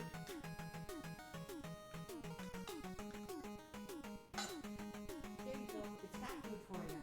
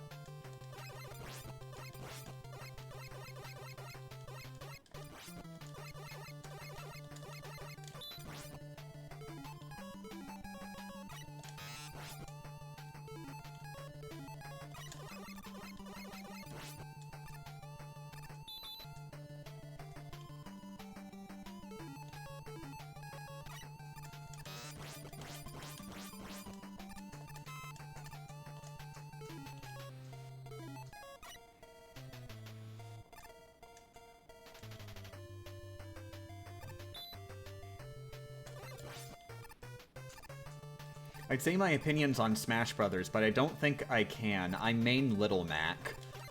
You know what? You're right. You can't say your opinions on Smash Brothers. You are too powerful at Super Smash Brothers. Your opinions could reshape reality in unforeseen ways. Thank you. Thank you so much for understanding the power you wield.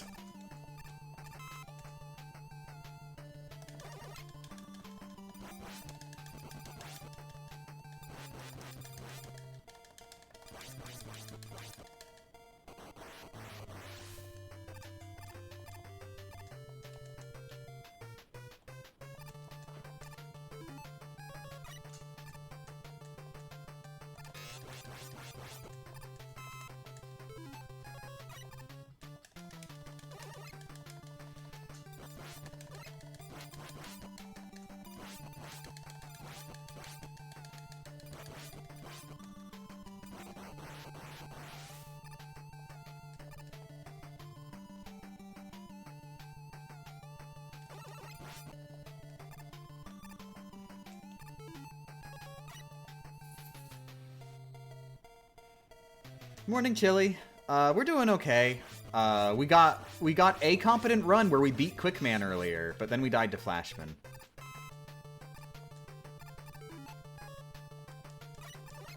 We've had 2 runs where we went to Clashman first and actually beat him. So that's a lot better than yesterday on the Clashman scoreboard.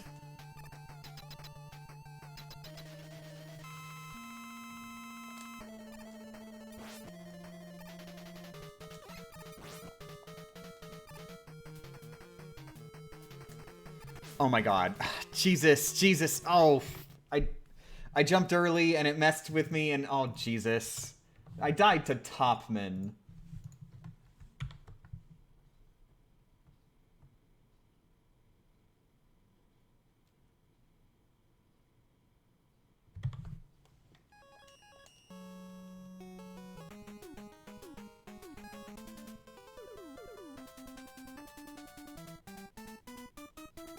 Did you see the video where they list the infractions of each Punch-Out opponent? I haven't played every Punch-Out game yet.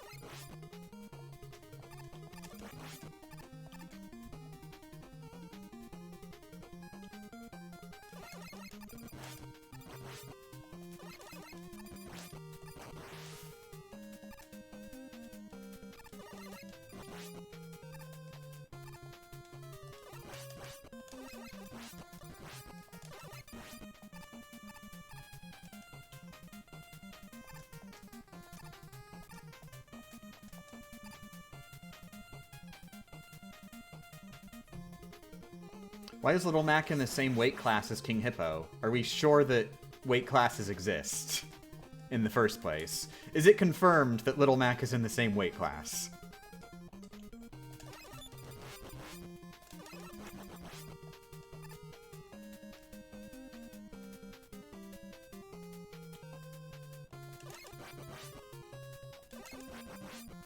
He's not. The Women's Volleyball Association has no weight classes. Okay, good to know.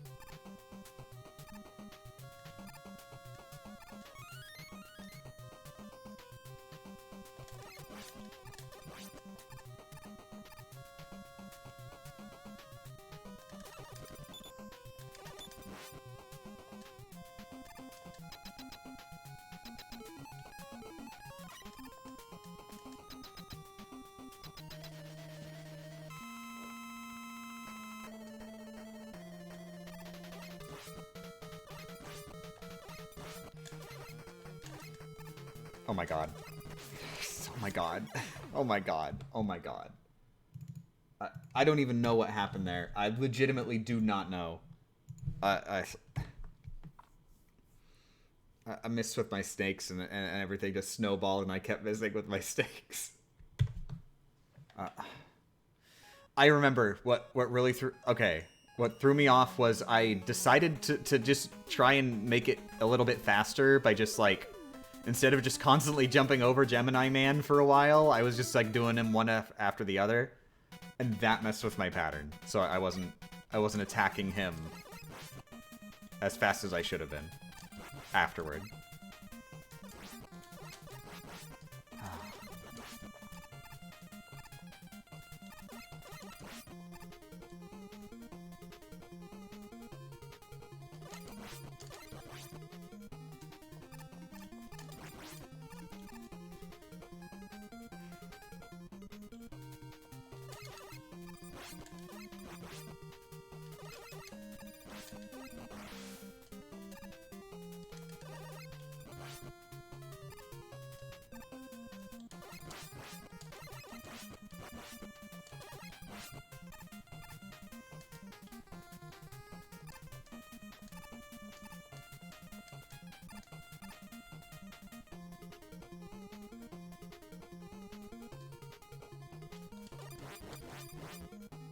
I am curious why your routing takes you through all 3 of the rock, paper, scissors bosses before getting to the other 5?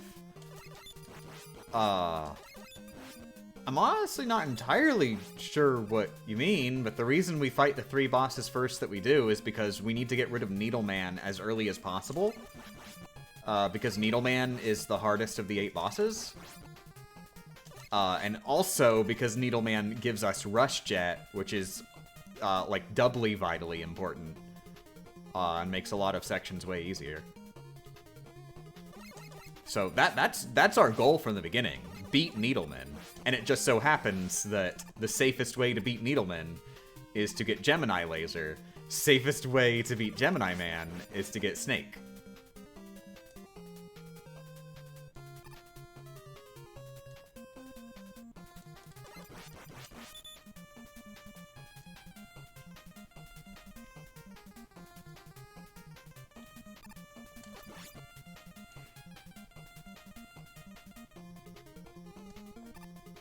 Okay, so you just mean they're the rock, paper, scissors bosses because they're in a, like, 3-way weakness chain. Okay.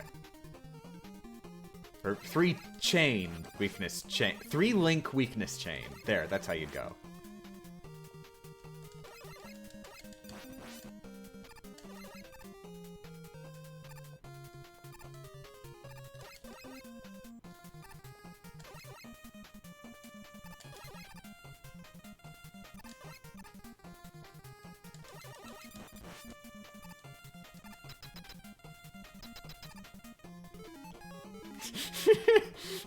What if every run was in the same universe? So every time Rockman gets hit, he just drops his upgrades off at Wily's house with a note that says, rebuild them.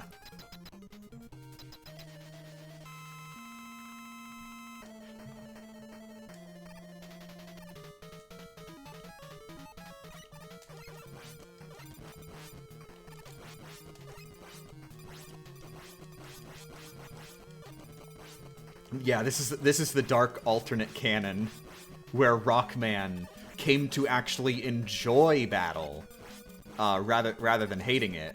So he just came to crave greater and greater feats, and eventually not even what Wily was throwing at him was enough. So he had to force Wily to throw more.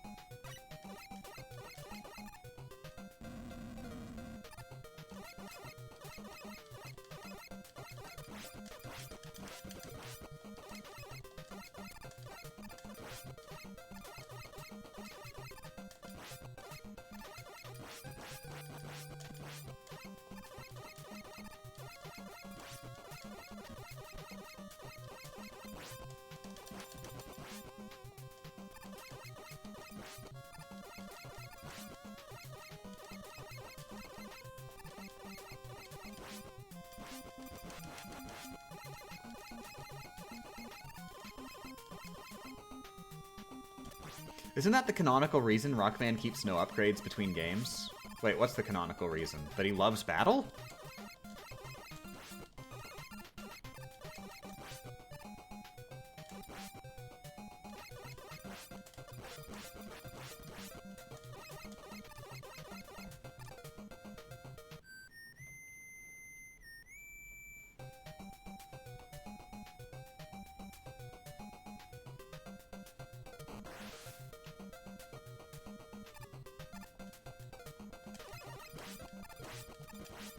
Why did you call yourself Game Champ if you're bad at games? I didn't call myself Game Champ. My mom named me Game Champ.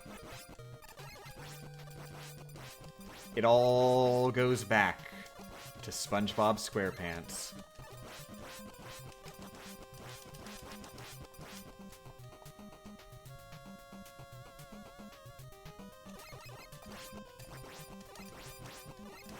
I'm sorry, what? Okay, more realistically, it goes back to the Rugrats.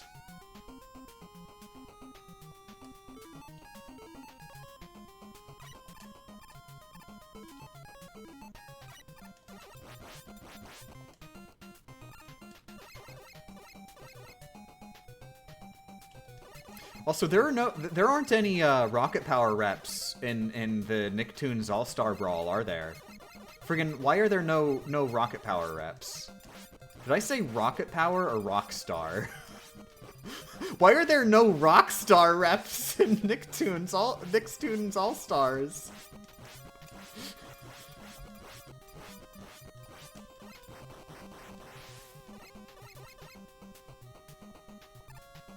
No, My Life as a Teenage Robot either? Oh, they should have gotten XJ9! You're right!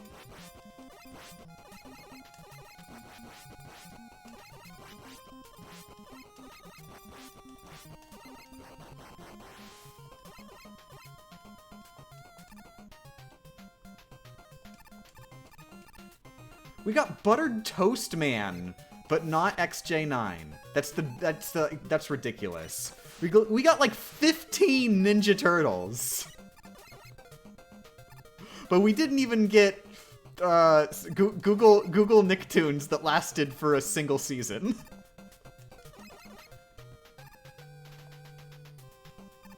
Powdered Toast Man? Powdered Toast Man? Oh god, I've been saying his name wrong this entire time. I'm a fake fan.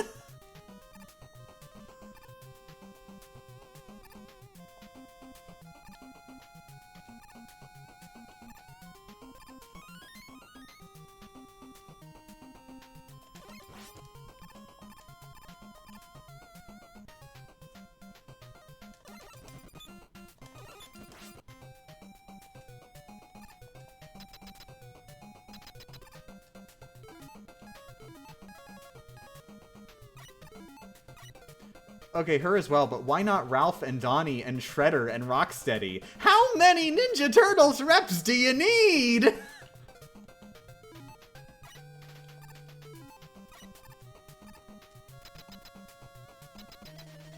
Just put Timmy Turner in the game? Wait, are there any Fairly OddParents reps?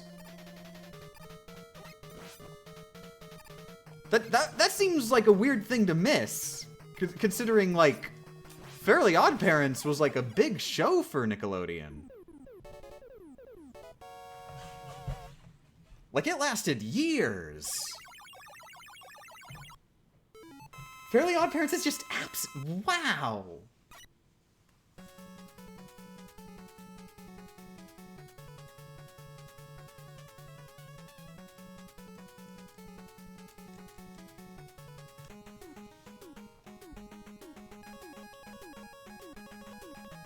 Yeah, they should have had Cosmo and Wanda and made them like an Ice Climber, ripoff.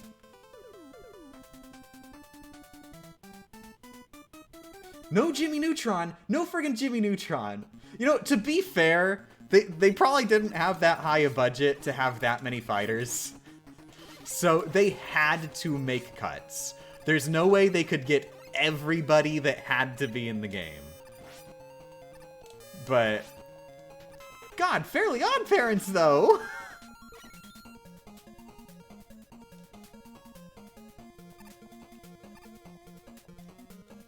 Figured the Angry Beavers would be well suited for Ice Climbers clones. Oh, heck yeah.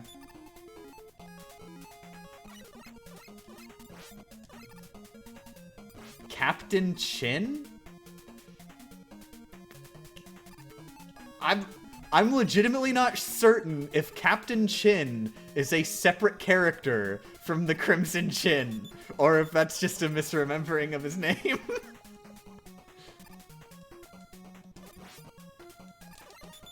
Ooh, if you wanted to get Timmy in, you could do Cleft, the Boy Chin Wonder. That way you could solve that. Like, it wouldn't make much sense for Timmy to just be punching people in the face. But if it was Cleft, there you go. Though really, I think it'd be more true to the show if you had, like, Cosmo and Wanda throwing out wishes everywhere.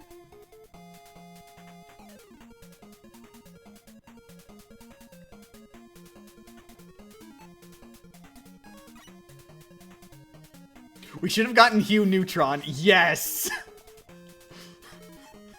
Freaking Hugh Neutron for the meme factor. You telling me we got Nigel Thornberry as our meme character, but not Hugh Neutron? I want to say, I am a Nigel Thornberry stan, but even so, I still say Hugh Neutron was guaranteed in the roster, and this is a crime.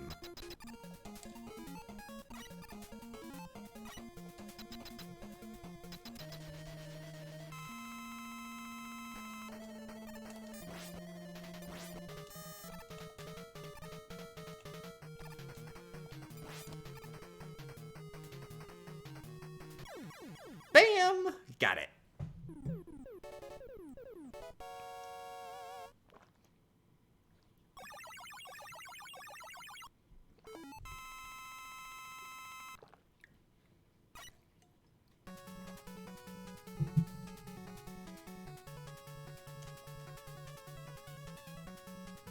I want El Tigre as DLC, or is it El Tiger? Who is El Tiger / Tigre? I'm not sure how to pronounce it. Because it sounds familiar, but I do not remember. Also, Stickly sounds familiar, but I also do not remember. El Tigre was the main character of the show, El Tigre. Well, I guess I never saw that show.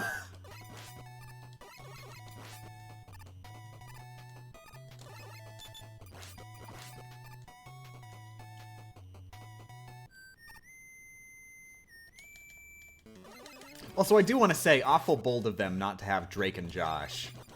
Unless, please somebody tell me, is there any Drake and Josh representation?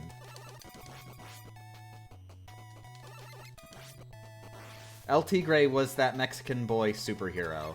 Yeah, I don't think I ever saw this. This might have been after my time.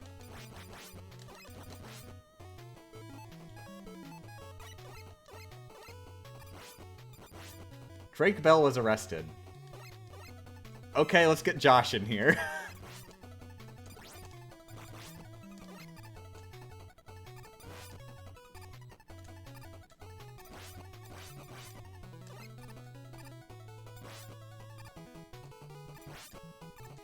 Josh is cool, right?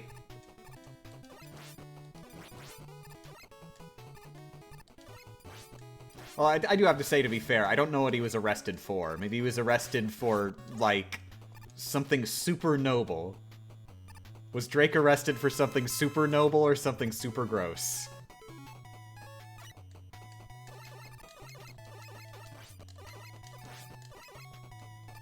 Something gross. Great.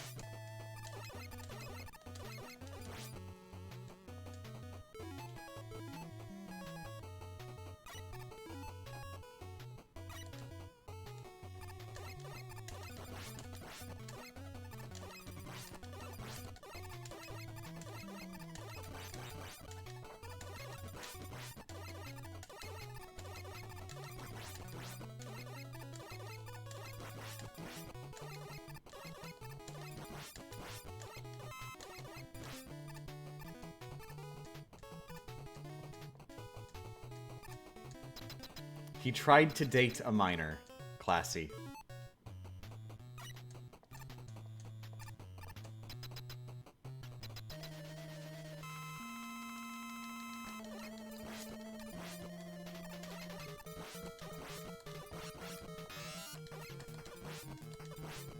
So yeah, they should have gotten Josh. He would be a rep for that show. Josh.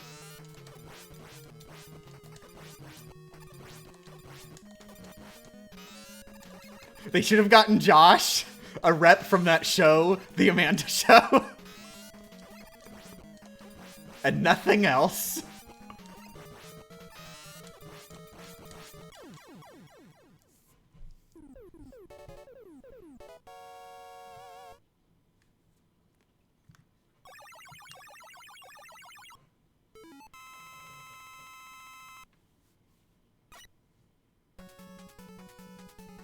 Blue from Blue's Clues? Oh my god, you're right!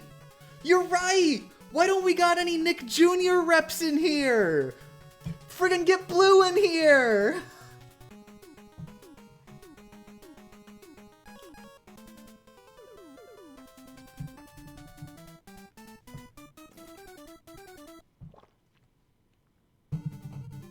God, legit, Blue's Clues was my favorite show for a while. Like, it is... Blue's Clues is art. Blue's Clues, it, like, goes beyond children's media and transcends into an actual, true, artistic experience. A feast for the senses. There's nothing quite like Blue's Clues. When Blue has there's the clues, and then Steve doesn't see the clues, and you as the viewer, you have to tell Steve a clue, and then he hears you. He sees that there's a clue. You found the clue.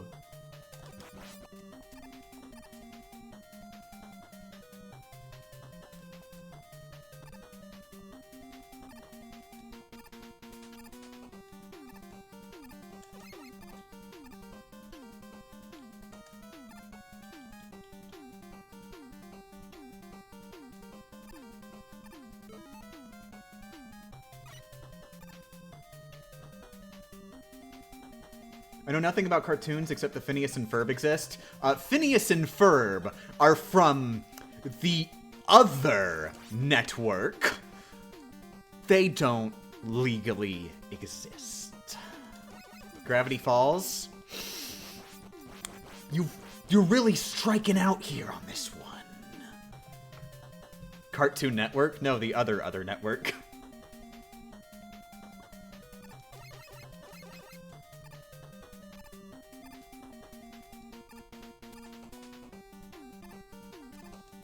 My Little Pony? I legitimately don't know what network My Little Pony aired on. My guess is Cartoon Network, but I'm not sure. My Little Pony was on The Hub. What in the expletive is The Hub? Is this an entire network that did not exist until after my cartoon watching?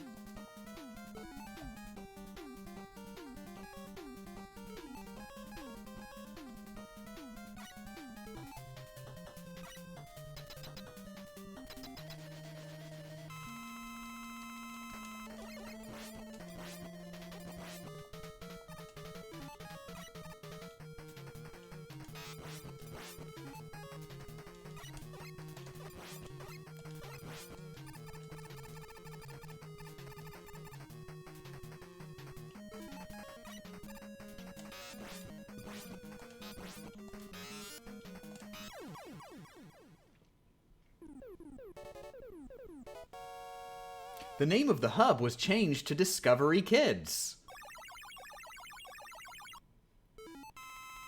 Changed to or from? Because that sounds familiar. Discovery Kids sounds familiar. Which is weird if the hub came into existence after I stopped watching TV.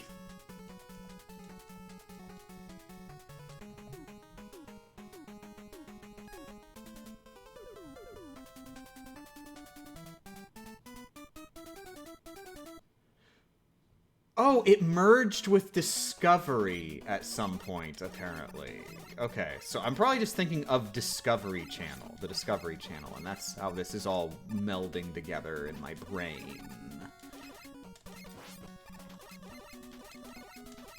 Ninja Turtles is based on a comic. Yeah, they kill people. It's so cool. The original comic is so amazing. I haven't read it yet.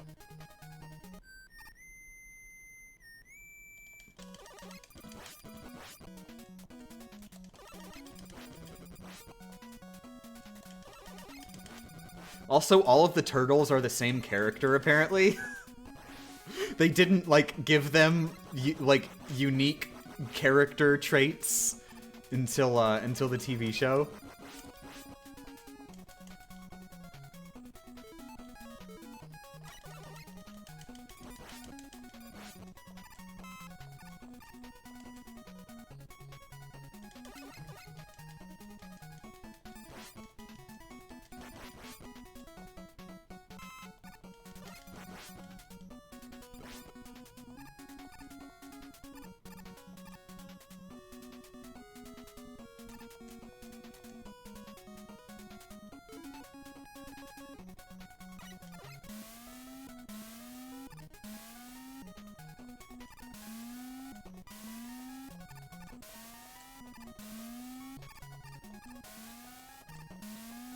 If I remember, the hub came from and changed back into Discovery Kids. Okay, so Discovery Kids did exist before the hub. Okay, so I do remember a Discovery Kids. I don't remember anything that was on it, but I remember it, that name.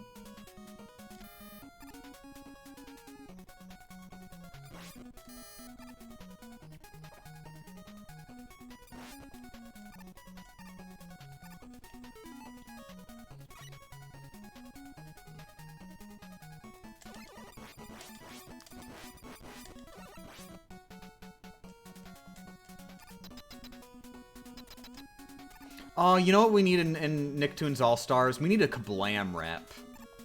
Friggin', I think the only Kablam rep that would really, like, would really work, it would have to be from the superhero show thing. That's all the action figures. They're superhero action figures or whatever. I don't remember what any of the characters are, but you need a rep from that.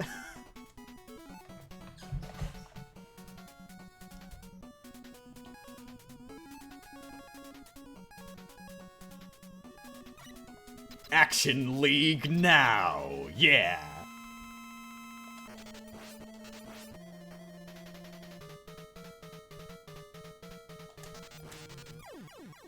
The biggest thing is, why no Power Rangers? Power Rangers aren't Nickelodeon. What are you talking about? Did Nick get the rights to Power Rangers at some point?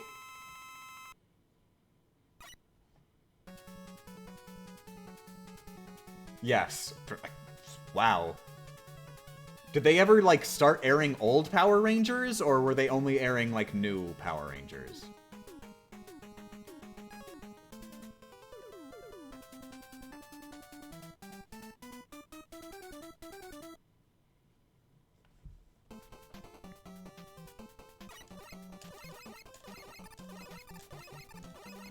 Hasbro owns the rights to Power Rangers. Does Hasbro own the rights completely, or are they licensing it out from friggin' Super... What's it called? What's it called? Dang it, I can't remember. Super Sentai. Super Sentai. Whoever owns Super Sentai. Because I assume Hasbro doesn't own Super Sentai.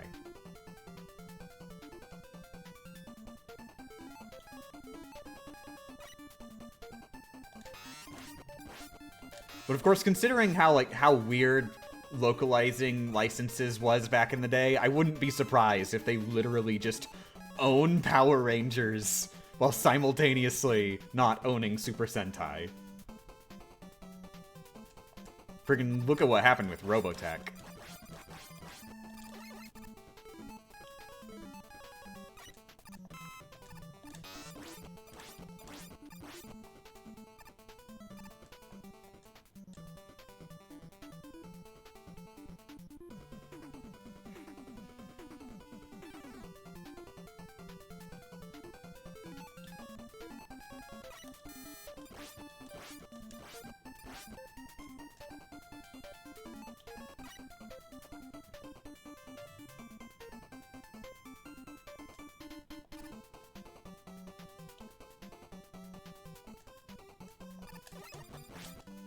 Dang it. We're talking about all these nostalgic shows that I'd love to go back and watch the whole things of. Like, I've never seen the entirety of Power Rangers or Super Sentai.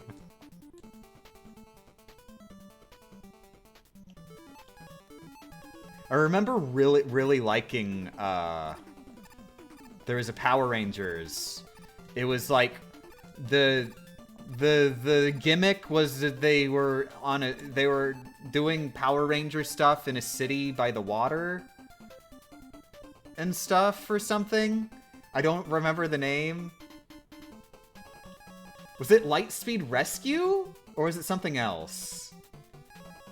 I just remember there was a lot of water in this Power Rangers show.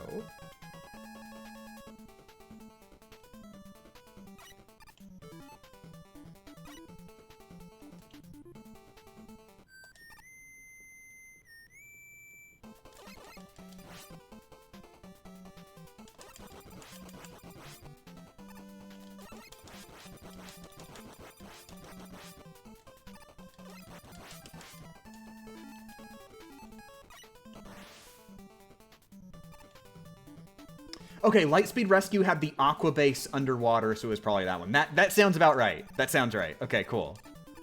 Yeah, I don't really remember, like, the specifics of who were the characters. What did they do? Why did I care? But I remember that there was water. My favorite.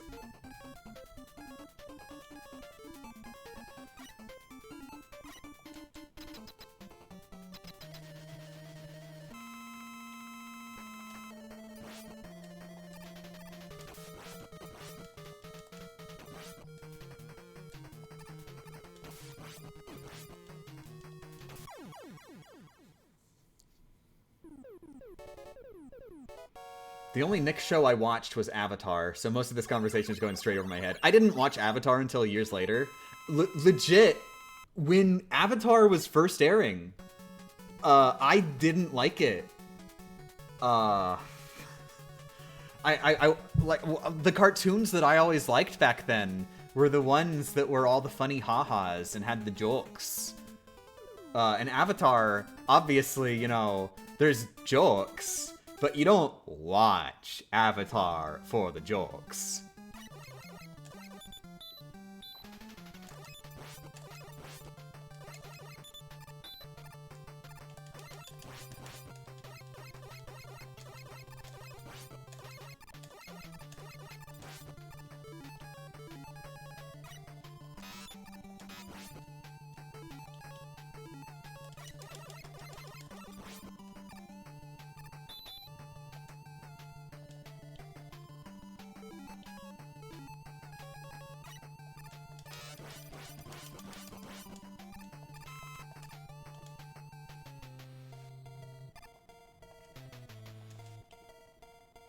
Oh, I should probably just make sure I clarify. I watched it years later when it came to Netflix, and then I loved it.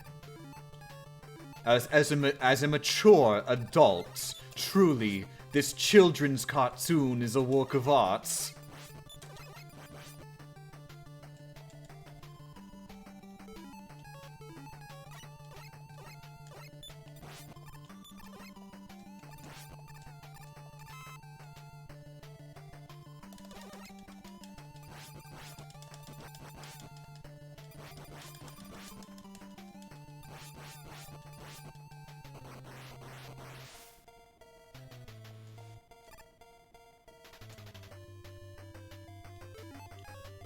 Babies can't always handle multi-episode plot progression. Yeah, there were. I do want to know. There were a few shows that I watched that were less like that. But I don't know what it was about There were a few shows I watched that did have, like, you know, the plot progression stuff, and that was more of a focus.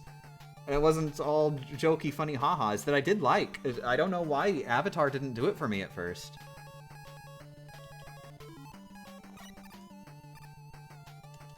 I think part of it, though, was because I didn't see any episodes of it until after it had started airing. So I was just seeing random episodes out of context.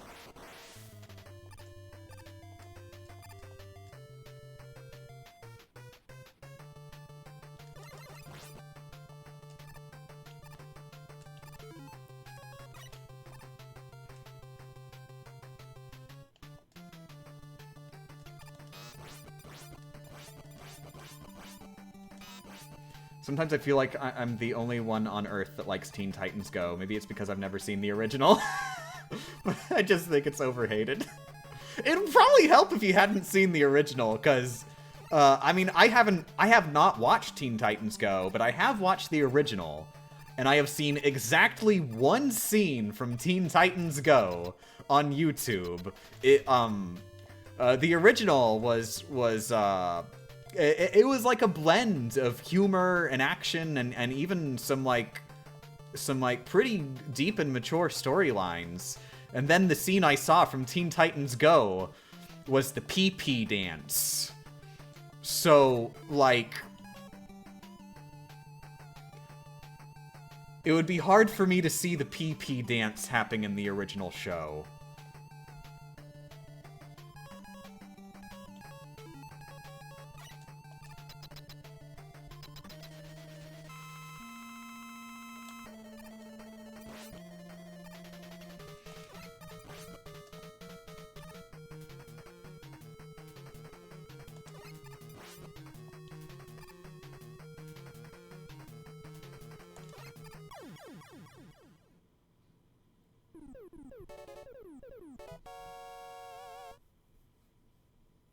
The original Teen Titans was a slightly above average show at best. I don't know why people act like it was the return of Christ, but maybe it just feels like that in comparison to Go. From what I remember at the time, there was not really much on TV like it, other than explicit anime. This was like a Western show that was very anime styled, which, it felt very unique. And then on top of that, the jokes were funny, and the action was cool. There were like, you had like a perfect cast of interesting characters, so you could play favorites with.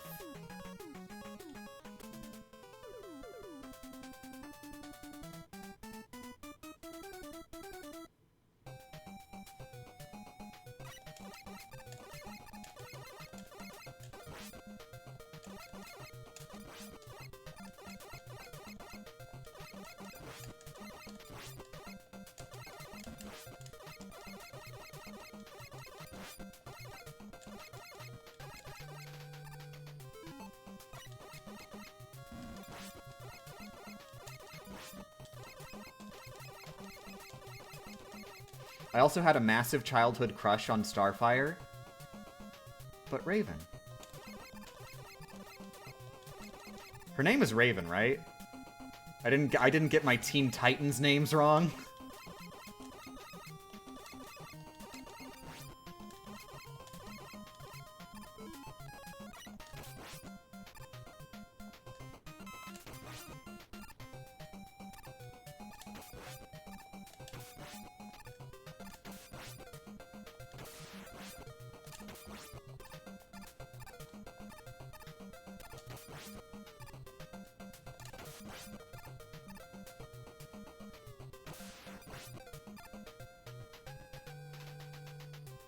There has been a movie, Teen Titans vs. Teen Titans Go. I assume this is essentially just a Teen Titans Go movie that, like, crosses over with Teen Titans as a joke gag.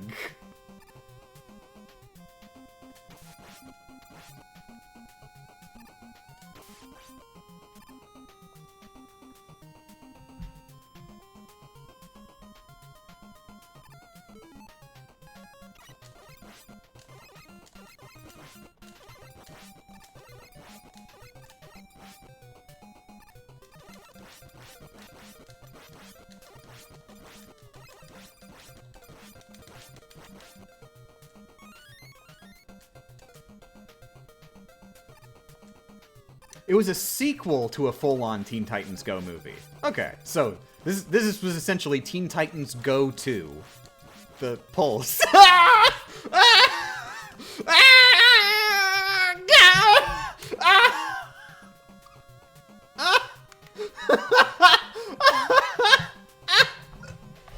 I started the sentence and then I was just like, well, now I have to finish it.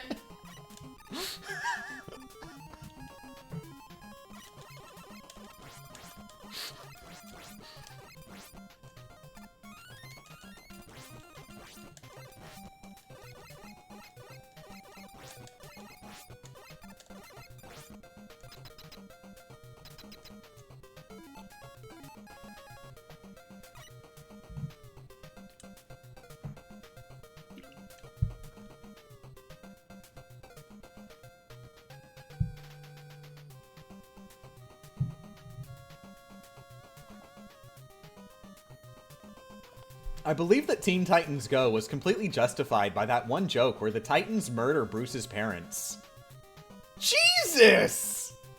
That seems a little dark for, like, a funny ha-ha cartoon.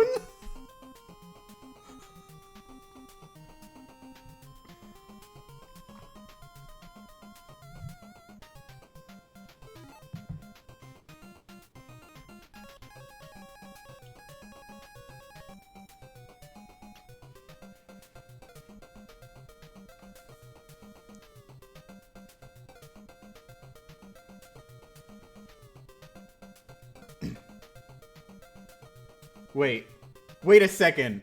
Teen Titans Go to the Movies has 2 sequels. Teen Titans Go versus Teen Titans, and Teen Titans Go see Space Jam. What?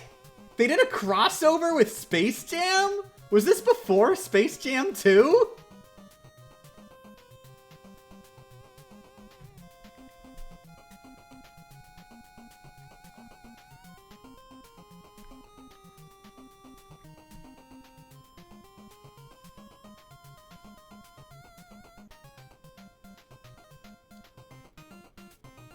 Yes, it's real. They shove Bruce's parents into an alleyway and Robin gives a thumbs up after the gunshots. Are you sure this is Teen Titans Go and not like friggin' Family Guy? Oh my god! That seems like really dark humor.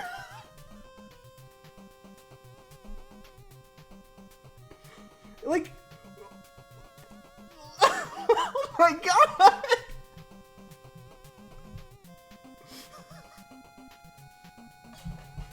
I need to watch Teen Titans Go! Holy crap!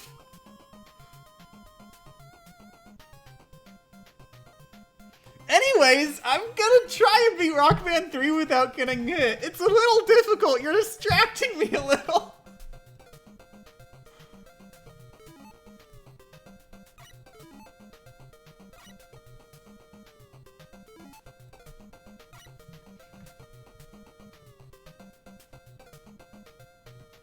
The Space Jam one is just a riff track? Really? I assume this wasn't released theatrically then.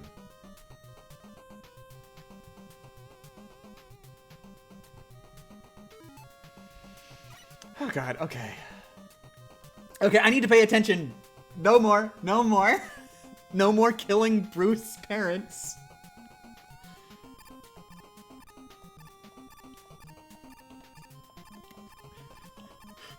Robin murdered Bruce's parents? In Teen Titans Go? Robin commits a murder?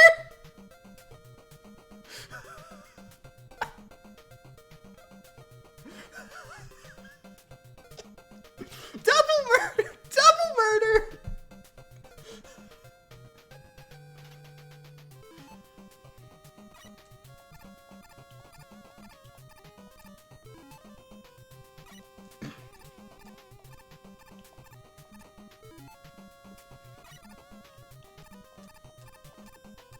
He just put them in the alley. On purpose. He did this on purpose, but, like, intentionally murdering them. That's not indirect. If you know you're putting somebody in a place where they're gonna die, you are super murdering.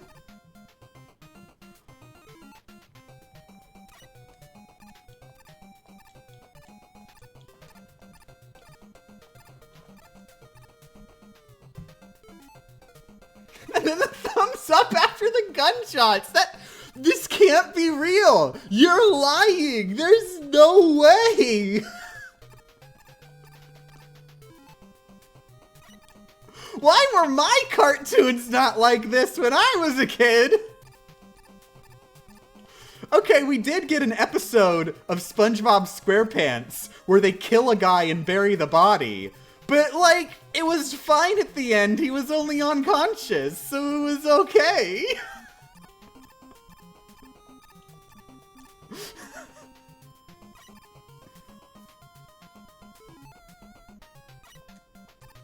It was also an accident. They didn't literally murder someone.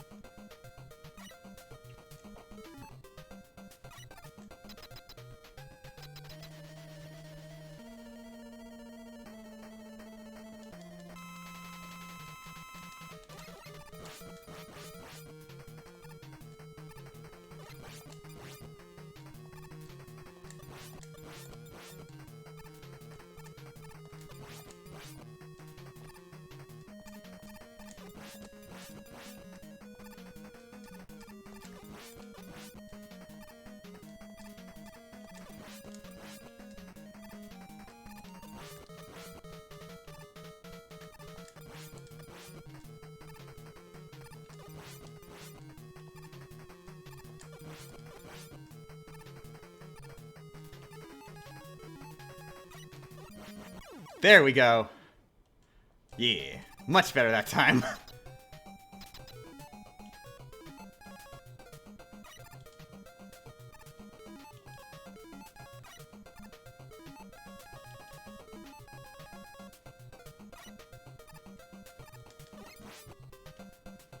We're talking about the health inspector murder, right? Yeah, there's an episode of SpongeBob SquarePants where as far as the characters know, they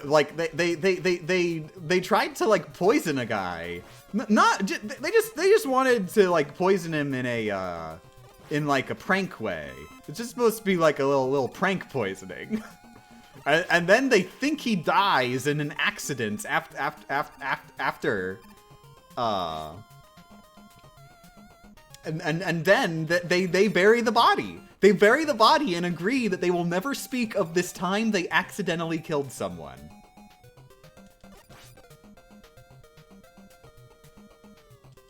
Now, they lower the tension of this by making it very clear that he's not actually dead. He's just unconscious. And it's like a gag that the characters don't know this. And they keep accidentally knocking him out again.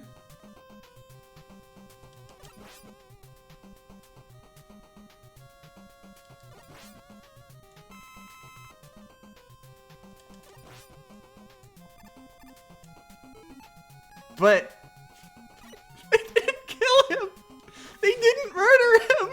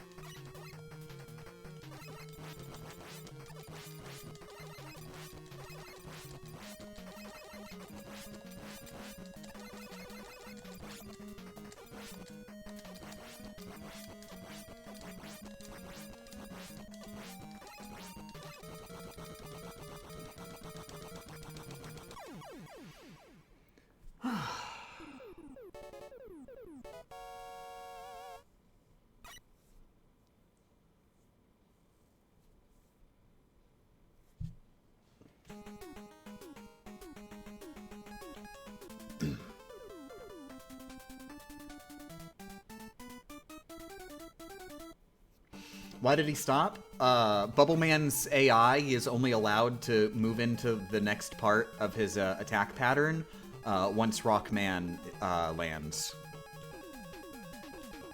Being on the rush jet ain't being grounded.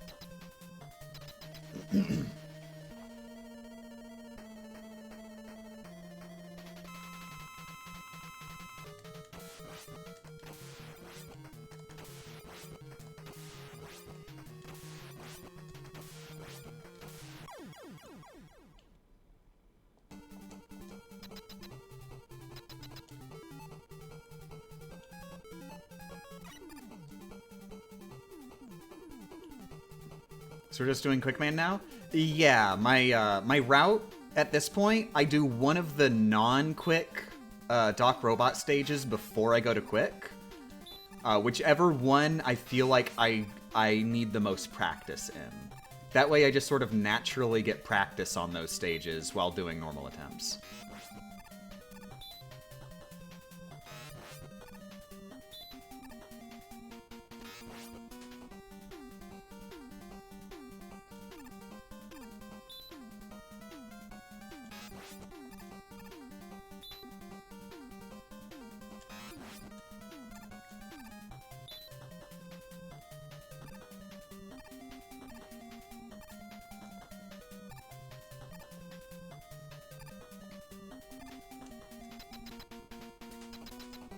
Alright, run's competent.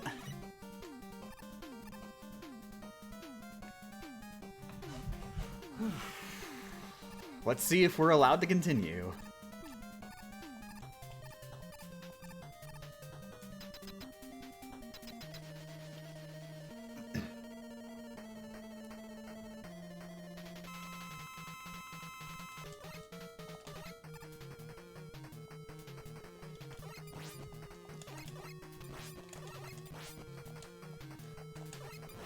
Dang it! Oh, oof. That was actually fine. I could have done this, but like I I just lost track of myself. Things were moving a little bit too fast for me. Oh. Luckily, that is one of the first failures today where I don't feel bad about it.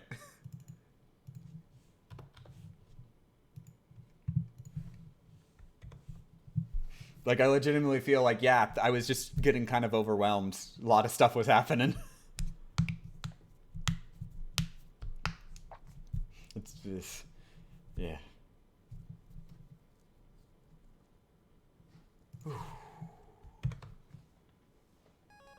So yeah, that was good enough RNG that we could have gotten it.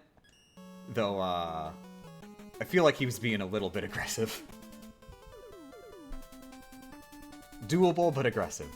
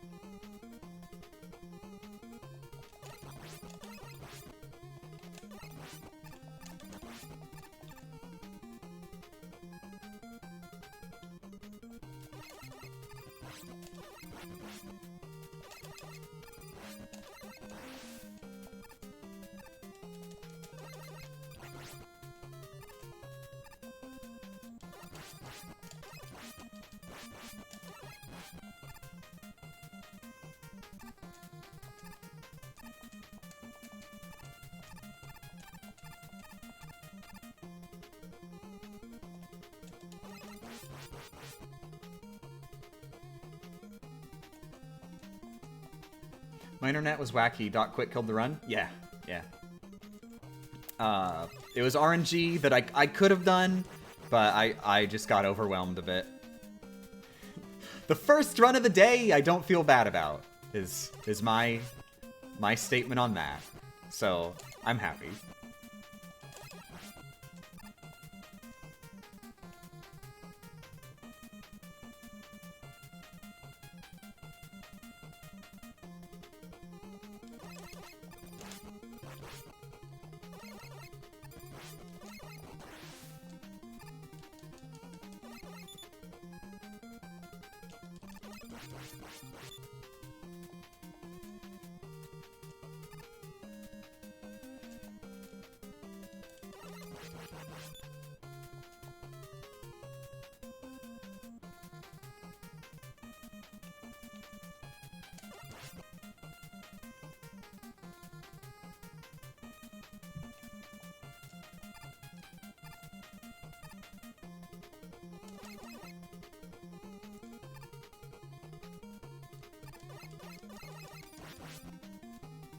Wanted to say thanks for streaming right now. I woke up and learned my dad is in the ER. He says he's fine, but I'm a little anxious about it. The talk helped me relax. Oh, I'm glad to hear that he says he's doing fine. I wish you and him and all your family the best with that. I'm sorry.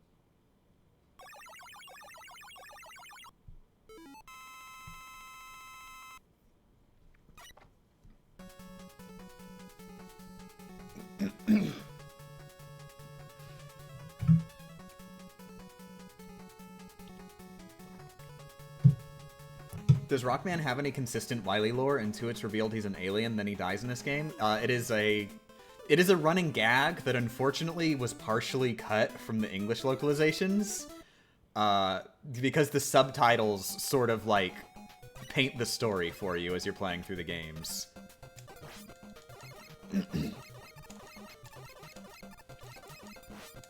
Basically, spoilers for the Rockman series, but Dr. Wily turns out is the bad guy in every game. And through the 6 Famicom games, they just keep, like, doing the same exact thing, where, you wonder who the villain is, and then the plot twist is it was Wily all along. So, like, first game, it's just normal Dr. Wily's trying to take over the world. Second game, Dr. Wily's back trying to take over the world. But the name of the game is, The Secret of Dr. Wily. What's the secret of Dr. Wily? You find out at the end, the secret is that Dr. Wily was truly an alien all along. Which, keep in mind, back in the NES days, it was very common that you just get these out-of-nowhere plot twists like that, where the final boss would just be an alien. Like, look at Contra.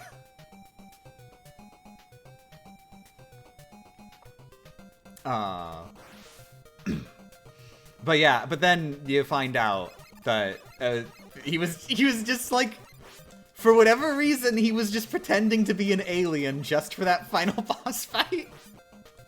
And he was just controlling a projector, a total Wizard of Oz moment at the end.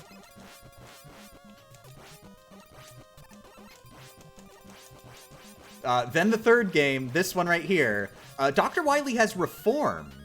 And the title of the game is The End of Dr. Wily. But then a bunch of robots go haywire. And so what you think is, the name of the game is The End of Dr. Wily? Oh, so Dr. Wily stopped being a bad guy.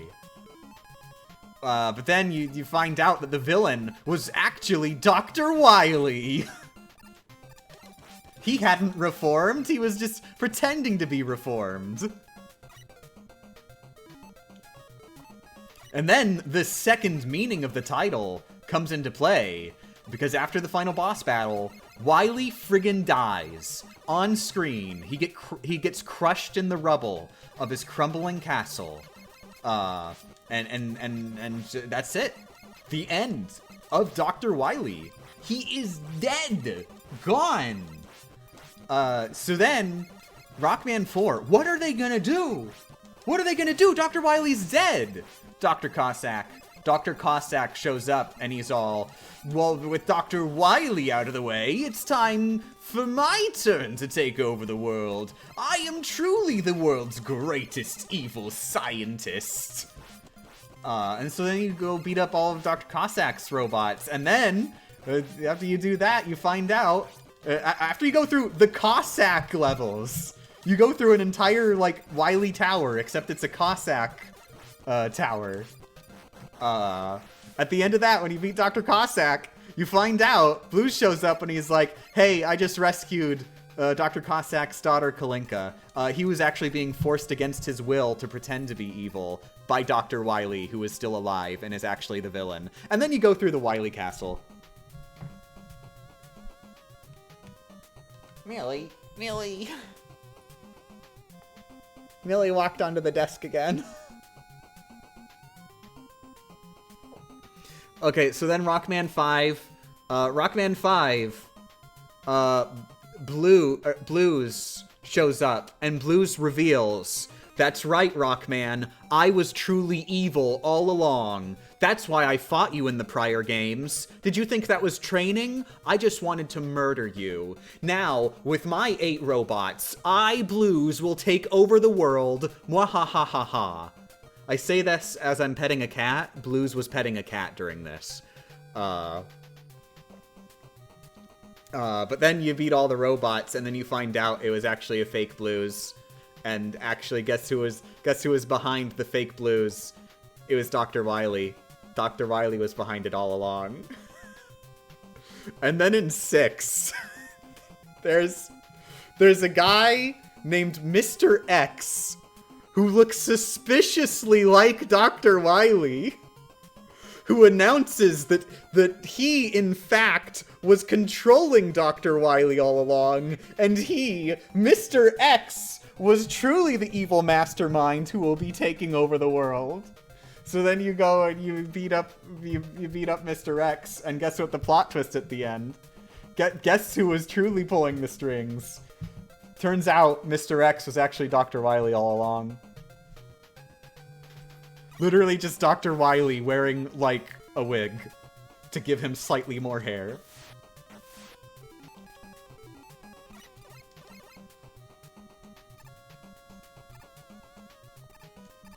And then I do want to point out that they try to sort of continue this, but I don't think they do it earnestly enough. So 7 and 8, Dr. Wily's just evil and it's normal. And they do their own thing with the plot. It isn't really doing this, like, faux plot twist thing. Like the Famicom games were doing. But 9... It does it halfway. In 9, the base plot of 9 is that Dr. Wright reveals that he was truly evil all along, and he's unleashed 8 robots to help him finally take over the world. The problem is the way the plot goes, Rockman isn't fooled for a single friggin' second. And all of the main characters are just like, obviously, Dr. Wright is not evil, and this is probably Dr. Wily's just being an asshole again. We've got to go clear his name and get Dr. Wright out of jail. So they really dropped the ball there. They really should have just gone full in on that and just played it totally straight. Like, make it look like Dr. Wright was actually evil this time. And then plot twist, and it was just Wily with the Dr. Wright bot.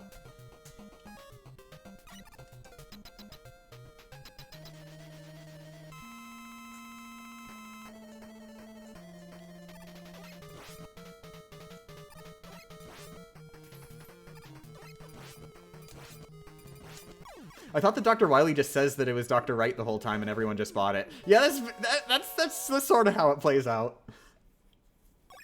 I will note they did do at least one great thing that I love. The boss doors are labeled instead of with Dr. W or Dr. C or Mr. X or Dr. Blues. They're labeled with Dr. R for Dr. Wright because of course they're Dr. Wright's evil labs.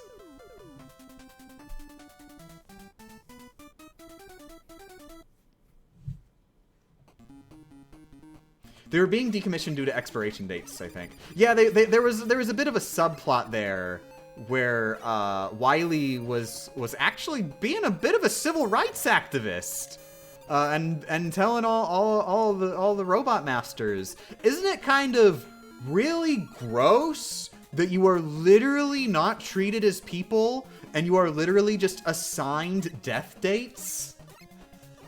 You should let me reprogram you to be evil.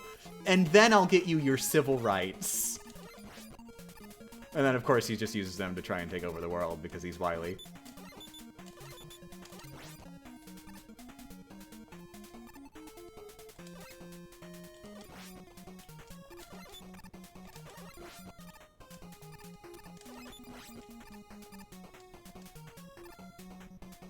Honestly, I'm with Wily on this one.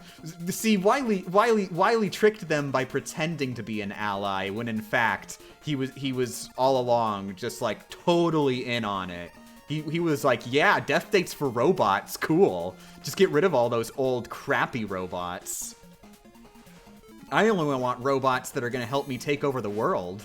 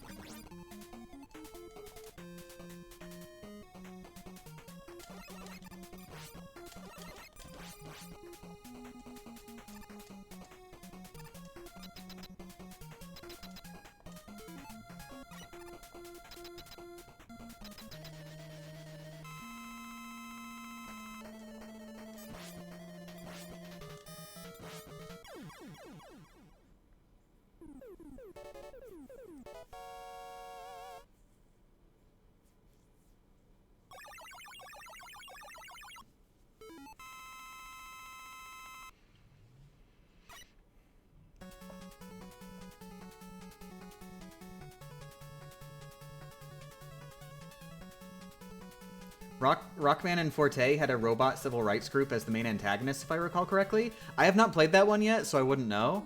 But that is absolutely like a thing for the X series, X4 in particular. Not exactly like a civil rights thing exactly, but literally a group of robots, or rather Reploids. They declare their independence as an independent country. And because they did that, there's a lot of political tension there. And then Sigma comes in and just ruins everything. And X4 is good. It's got some political commentary in it. It honestly feels like you're kind of playing as the bad guy.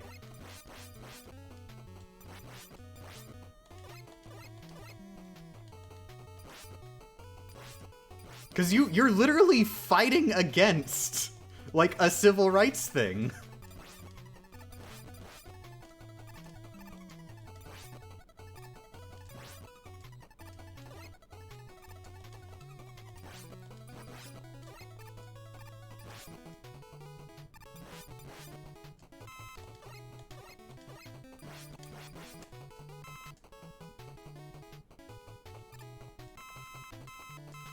Like, in particular, the big thing is that, that like, really sets the stage differently from the prior games, is that, all of the people you're fighting are not necessarily, like, infected with the Sigma virus.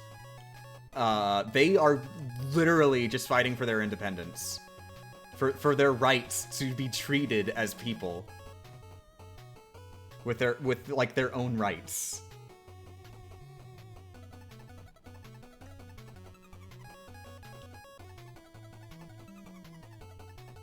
Yeah, not all of them. Not some of them were infected and were working for Sigma, but not all of them were.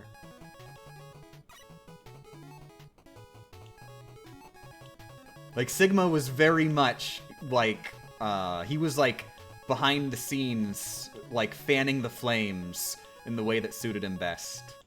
Because Sigma's a dick.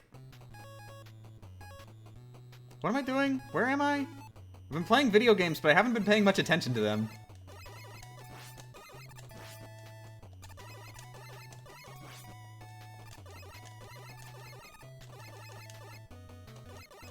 Oh my god. Oh my god, I can't believe that just happened. I thought I was completely safe.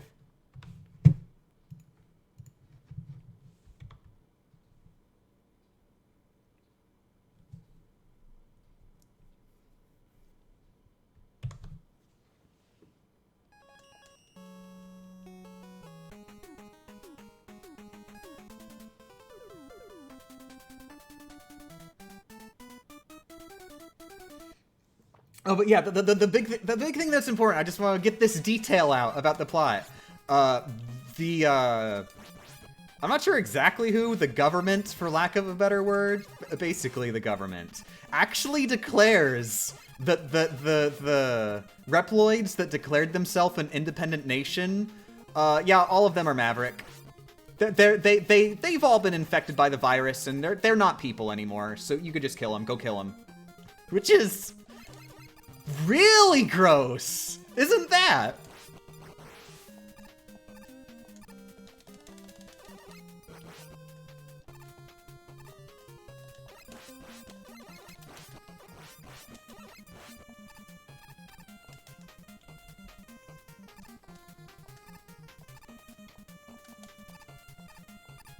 Wasn't that due to Sky Lagoon? Like Sigma gives the government an excuse to label them Mavericks by doing a terrorist attack, is basically what happens. So the government has a convenient way to blame a tragedy on Repliforce, and thus can label them Mavericks.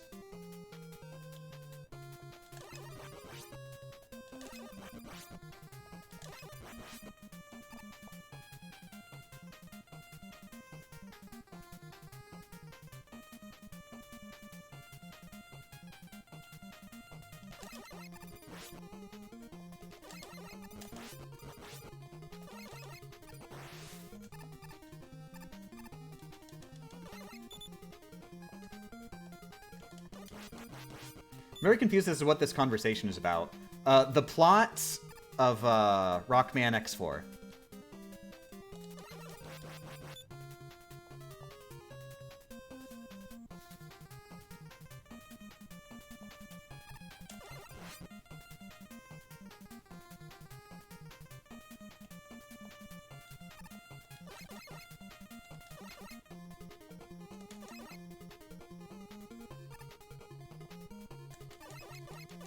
Is it safe to talk about X4 spoilers?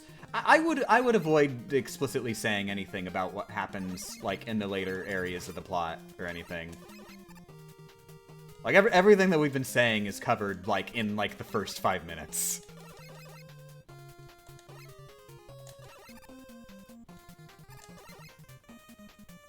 Yeah, it's I want to say it is just such a crime that that we got the dub for X4 that we got. It's like friggin' come on, you got this really great super political story here in our Rockman game. Really good Rockman game too. Then we've got yeah, the Zero scene. What am I fighting for, etc.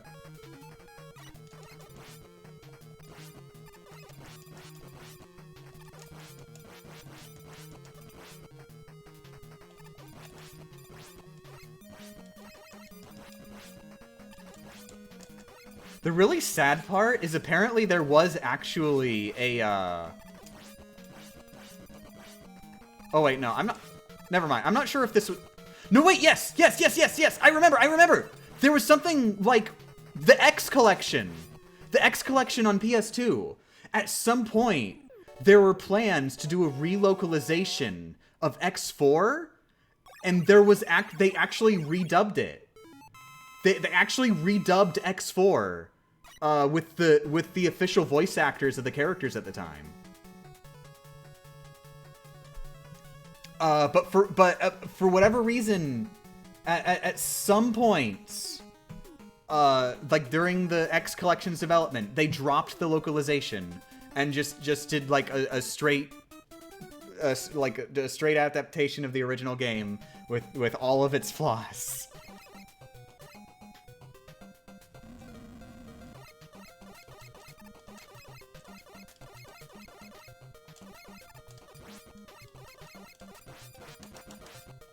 So there does exist out there, somewhere in the ether, a good dub of Rockman X4.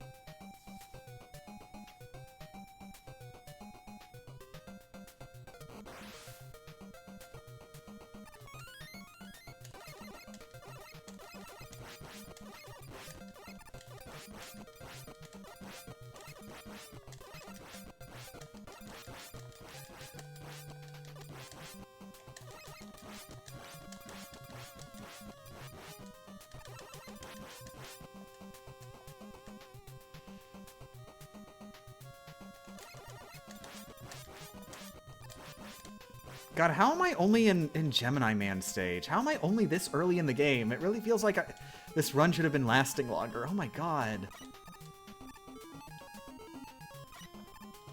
When did I last get hit? What happened when I last got hit? I feel like I remember it being something really embarrassing.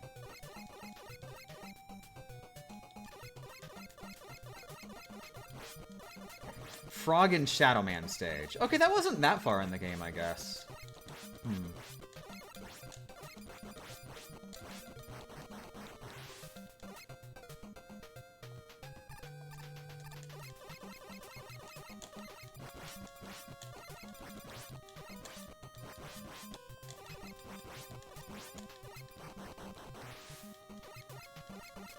I finished The Misadventures of Tron Bon a few weeks ago?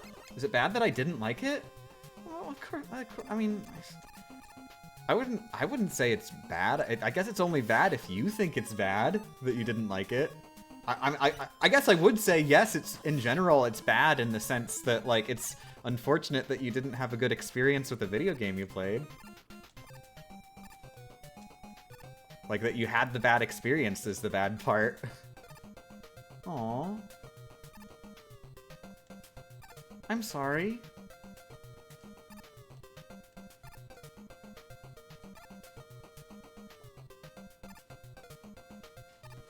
I couldn't even bring myself to beat the Ruins boss.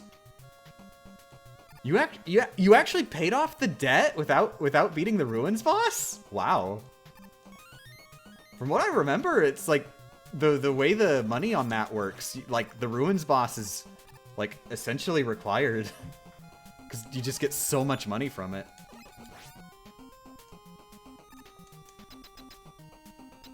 Good job on beating it without beating the Ruins boss, I guess.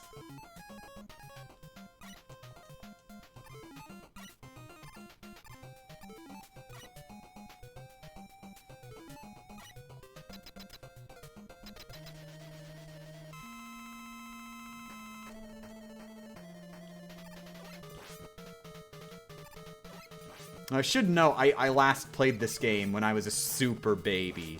Like, super dumb goo goo gaga baby. So I probably thought the Ruins boss was required because, like, there was an infinite money machine just sitting right there, and I was like, what button do you press? I'm pressing the don't give me money button, and it's not giving me money!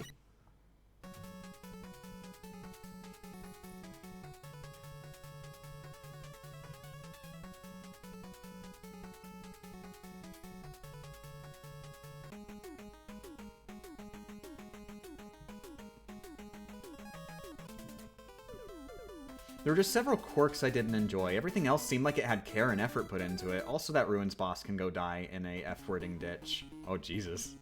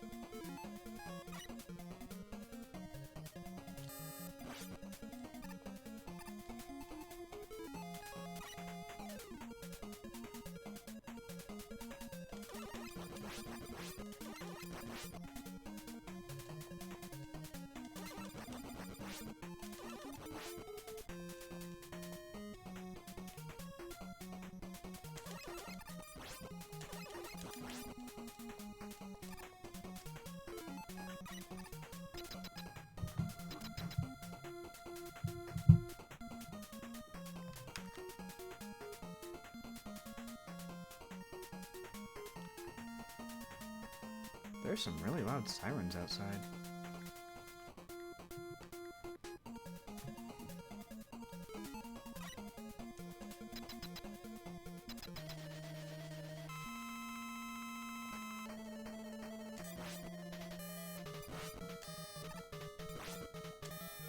Nice! Ah, did everything perfect.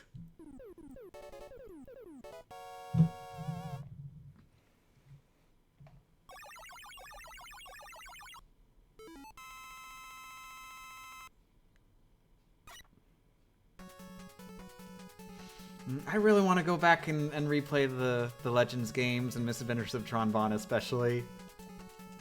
I'm pretty sure I never actually 100%ed any of the games.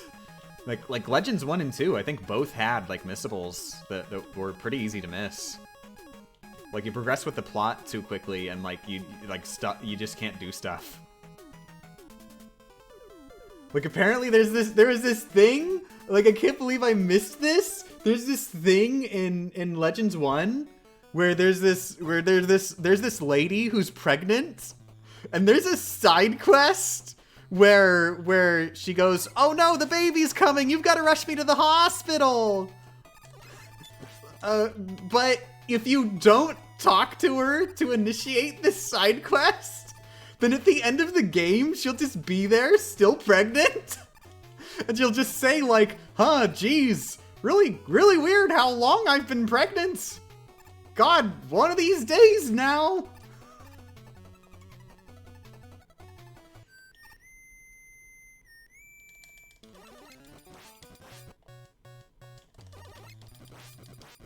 Like, apparently that's just a thing. Like a lot of the side quests are reflected after you finish the game, like whether or not you've done them. And the side quest people will just say either "Thank you very much for helping me in my side quest," or they'll say "I'm not here because you let me die."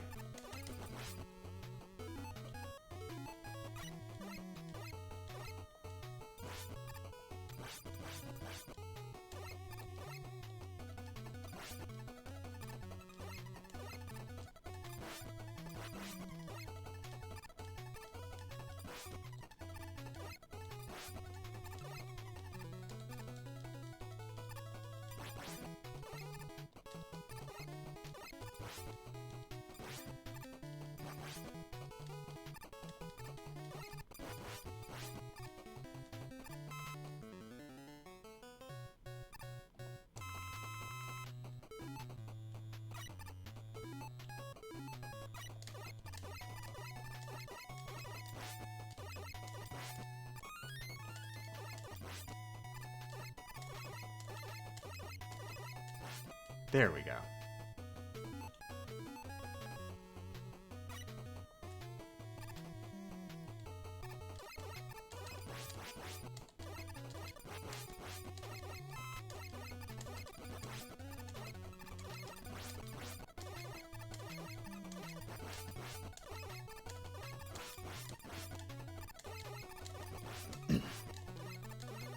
But yeah, Misadventures of Tron Bonne in particular, like all of like getting 100% is just doing all of the game, because like the way it's structured, it's just like you choose which parts of the game you want to do. Like everything is a side quest. You just choose which of the side quests you do. So like I really feel like that one in particular, I've got to go back and 100% it because I haven't finished the game. Like each of the side quests has like its own little like end of the story. I think I at least finished the like raid on the city levels, the ruins levels, and the visual novel ruins levels. I don't know how to differentiate those two. I'm pretty sure I finished those three. I'm not sure if I finished the farm levels. And I definitely did not finish the block moving puzzle levels, because those were... I'm bad at puzzle games.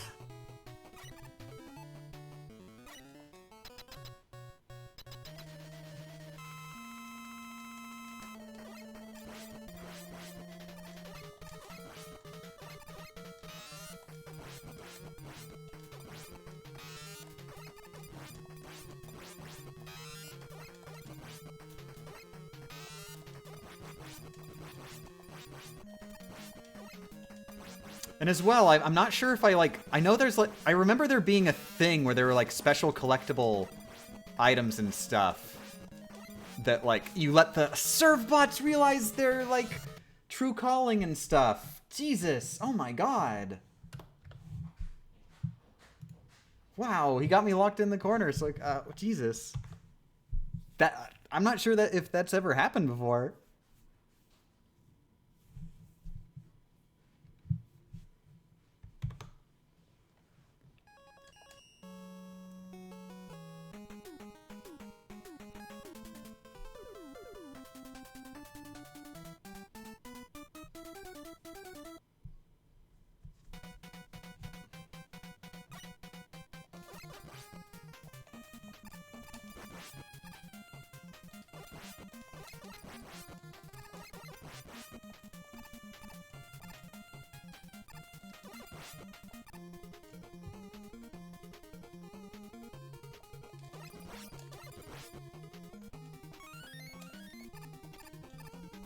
One thing that I know I did do, though, is as much as I possibly could, I raised all the stats of the serve bots with the practice minigames. Because I friggin' loved those minigames. God, I've got that music stuck in my head.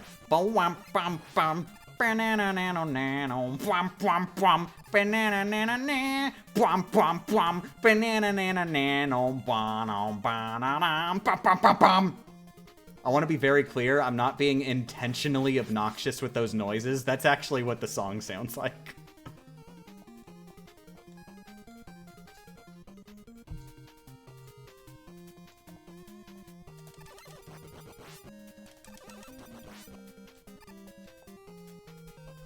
God, I can hear them in my head screaming, A lunch! B lunch! Curry rice!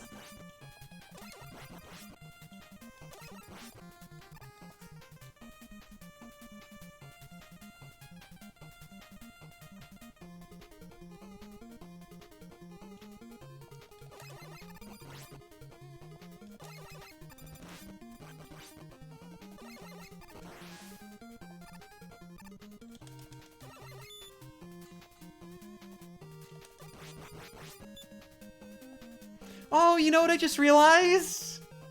Tron Bond deconfirmed for Smash. We're not getting any more DLC characters. Oh. I was thinking that Tron Bond had a decent chance as a Marvel vs. Capcom rep.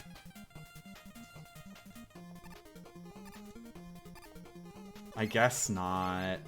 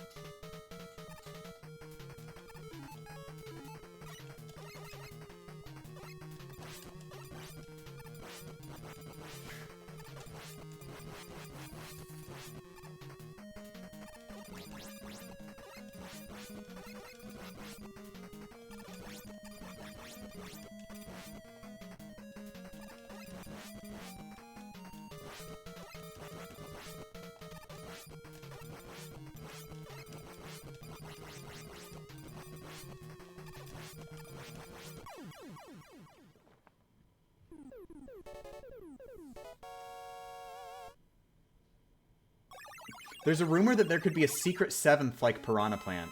Piranha Plant wasn't a secret 7th. Piranha Plant was a secret 1st out of 6. Remember the first Fighter's Pass had a different the first Fighter's Pass had one less character in it because Piranha Plant was taking up the extra slot already. If I'm remembering, am I remembering that right? Or is it the opposite, that the first one had one more than the second one because of Piranha Plant?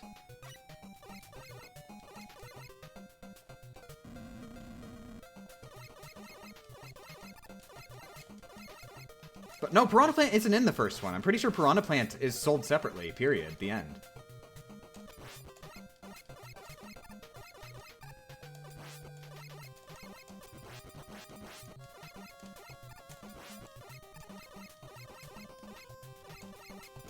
Fighters Pass 1 had 5 slots, and 2 has 6. Okay, so yeah. Piranha Plant was the secret first character out of 6, and then Fighters Pass 2 just has 6. So yeah, there you go.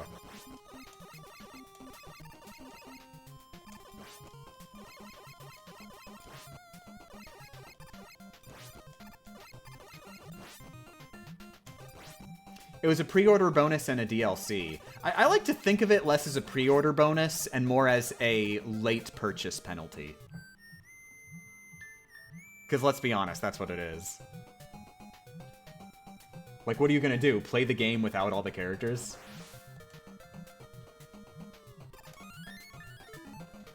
What is that noise?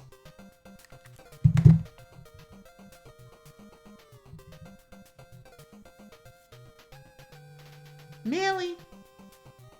Oh, you're looking up at me. Is that because you know it's time for cat food? Are you hungry?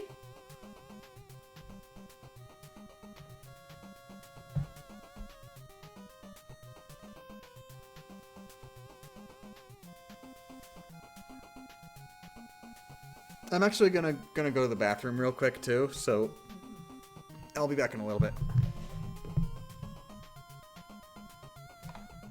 Millie, finish your dinner! Finish your friggin' dinner! I mean your breakfast! You're getting there now! Finish your breakfast!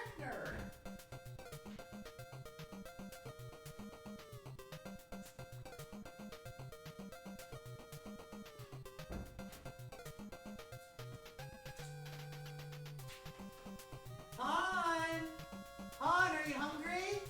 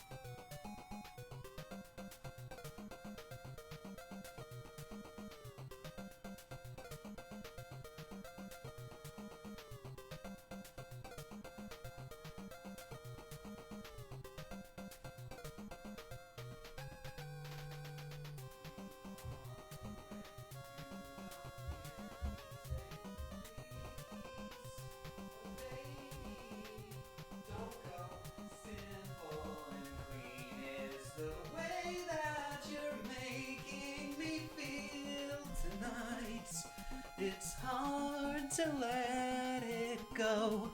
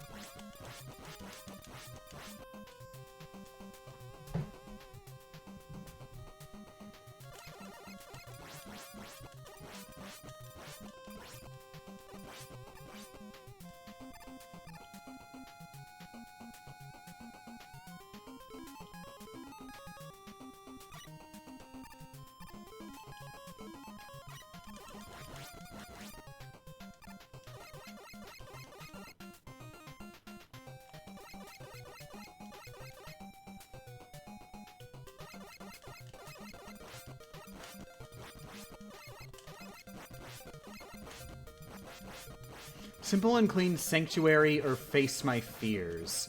Everybody always brings up Face My Fears, but, like, there's 2 songs in that game. So, like, what's the friggin'... Why don't you say both of them? I don't even remember which one Face My Fears is. Is Face My Fears the opening one, not the ending one? Or is Face My Fears the ending one? My first guess is that it's the opening one. Big question is, which one is the orchestral opening? Because the orchestral opening is the one that I really love. Closing is Don't Think Twice. Okay, it's Don't Think Twice. Okay, yeah. Yeah, the orchestral one is Don't Think Twice, and I love that one. Not that I don't love whatever Tears for Fears or whatever that is. What is Tears for Fears, by the way? Because I keep seeing that phrase places. It's in Xenogears. Xenogears has a chapter titled Tears for Fears. It's a band. I know that, but that can't be the origin. That can't be the origin. Because why would Xenogears have a chapter just titled Tears for Fears? I think it's a pretty important chapter too. Like, they wouldn't just have it just be named after a band, this really important chapter.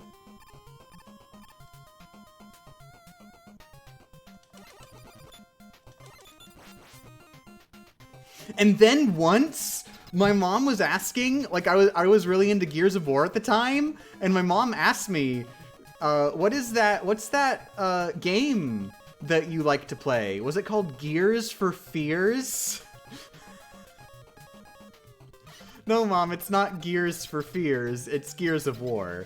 However, I think did Tears for Fears make were they the ones who did the song, the Donnie Darko song? Is that a connection there? Because Gears of War had the Donnie Darko song in one of the trailers. For the first game, and then spoilers, but I won't say when, but spoilers, they do actually use that song for a very emotional effect at one point in one of the later games.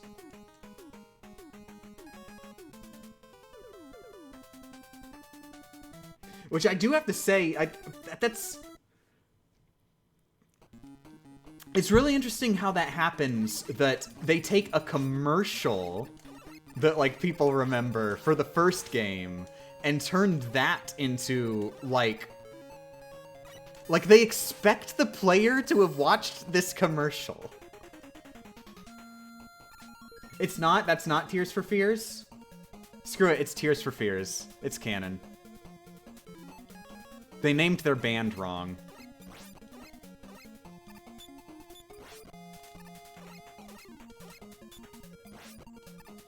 Everybody Wants to Rule the World was by Tears for Fears. The Powerpuff Girls episode?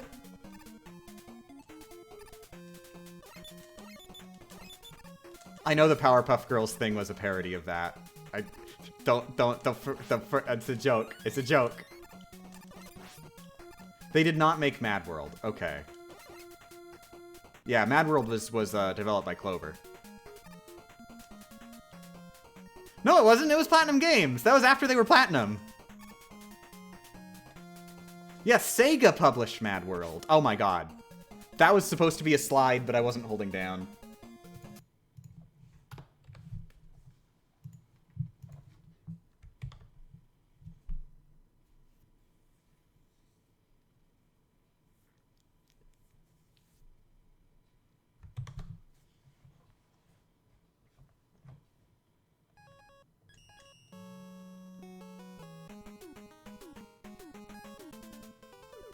Are we too distracting? Yes, leave. Get out. Get out. Every single one of you. Out, out, out, out, out, out, out, out, out. Why were you... What are you thinking joining my online internet video game live stream? I'm here trying to focus on video games. And then all of you just come into the box of words that shows up for no reason. And you just keep, like, saying conversations. Just the absolute gall.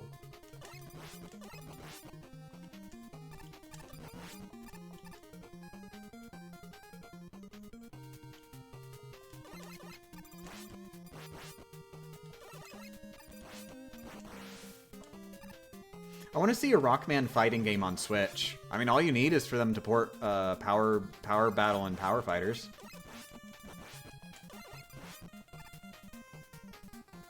Although to be fair, that's like a weird case where it's like a single player fighting game that really plays very similarly to like the main platforming games. So it's that'd be a stretch to call them fighting games, I think. Even though they're very much going for the fighting game aesthetic.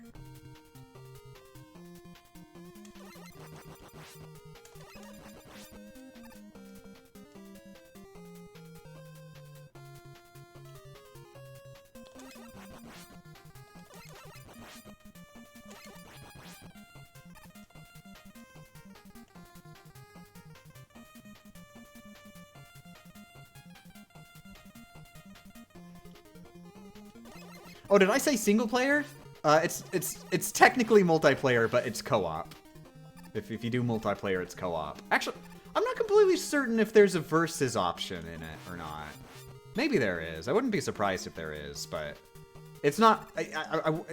I'm pretty sure it's not considered a main feature, the versus mode, because you've got like 3 characters in the first game, and then they added a 4th for the second game, and also the 4th character was just an advertisement for Rockman 8.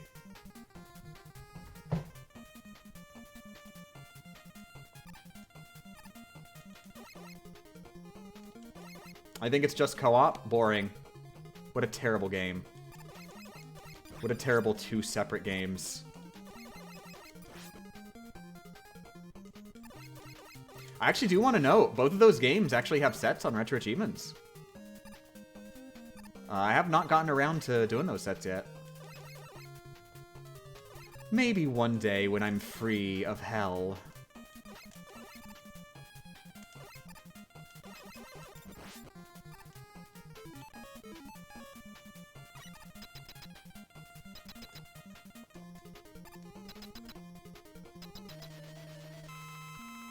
Which game is Snake Man from? I'm going to assume this was a joke.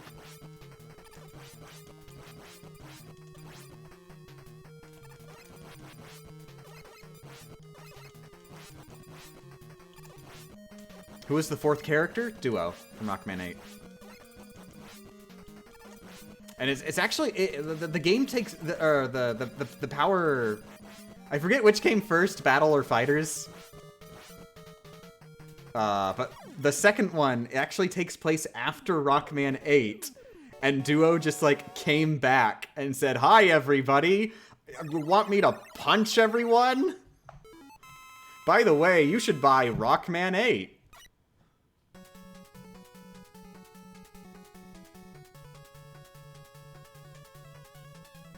It honestly feels a little weird how Duo is just, like, treated as, like, a totally equal character for the roster.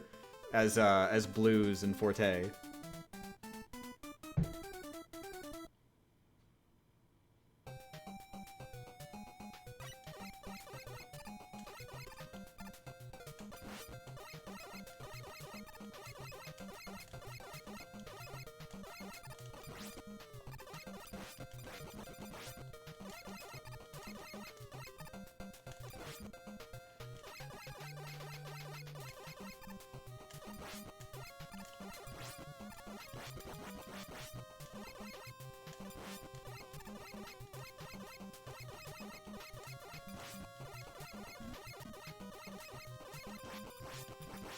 Is it safe to assume Duo might be the most forgettable Rockman character in existence?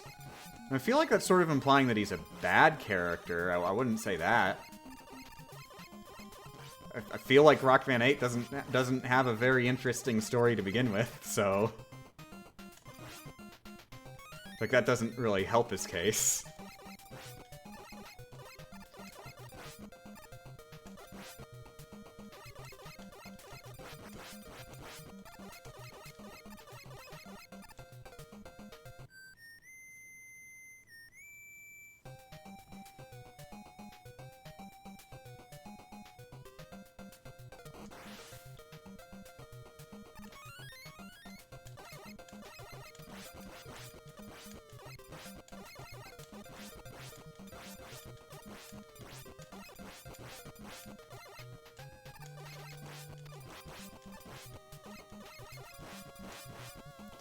Yet they brought him back as a spirit in Smash.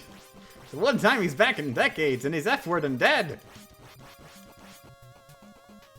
He is one of the few player characters in Rockman games, so like that gives him a lot of street cred there.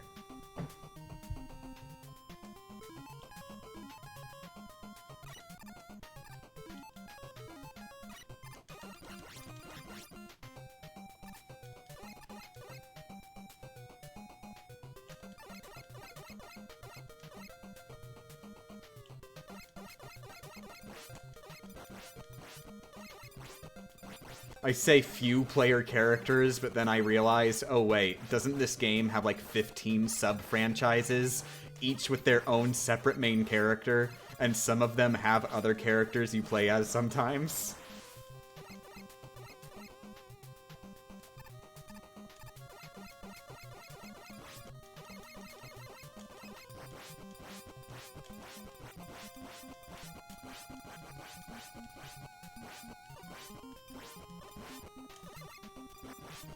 I'm kind of tempted to just read out like all of the player characters I know in the Rockman series.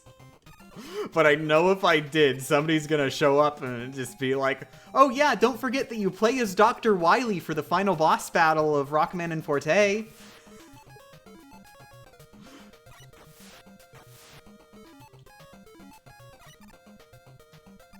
For the record, I say that as in the context I have not played that game, so that would be a major spoiler if somebody were to say that.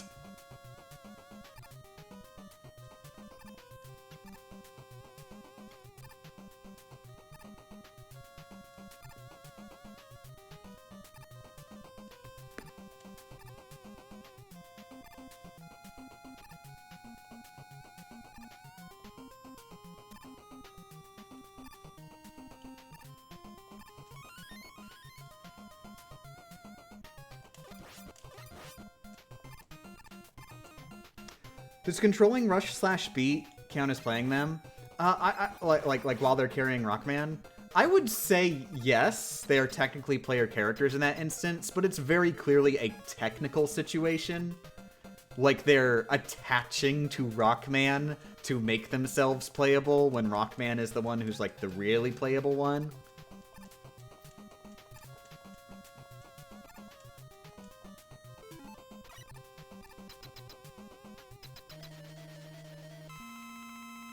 So it's understandable that they would not be lumped in as player characters, is what I'm saying.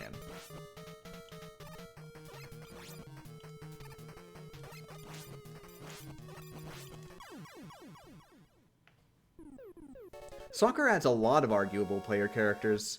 Okay, I'm gonna limit my saying one of the few player characters things to player characters in a main series non-spin-off game.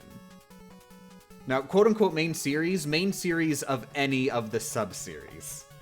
So, like, you know, X wouldn't be considered a spin-off. Battle Network wouldn't be considered a spin-off. But, like, friggin' Super Duper Battle Network Cardo Batoru.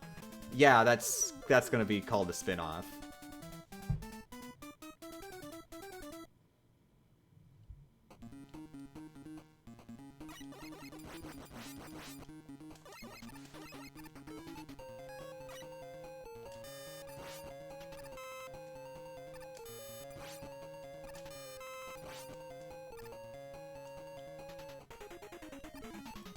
Is Tron Bonne a spin-off of Legends? I'd say so. However, I would say that it's a more robust spin-off than most. Like, it's not like a party game. It's actually like a game that is, like, explicitly very much, like, part of the same canon and everything, and actually does have very similar gameplay for large portions of it. Misadventures of Tron Bonne is a weird bag.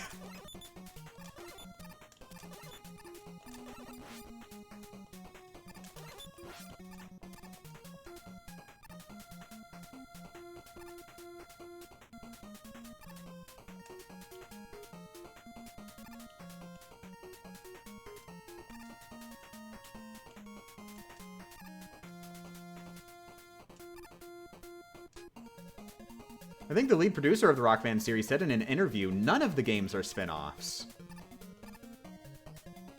Wiley and Wright know Rockboard.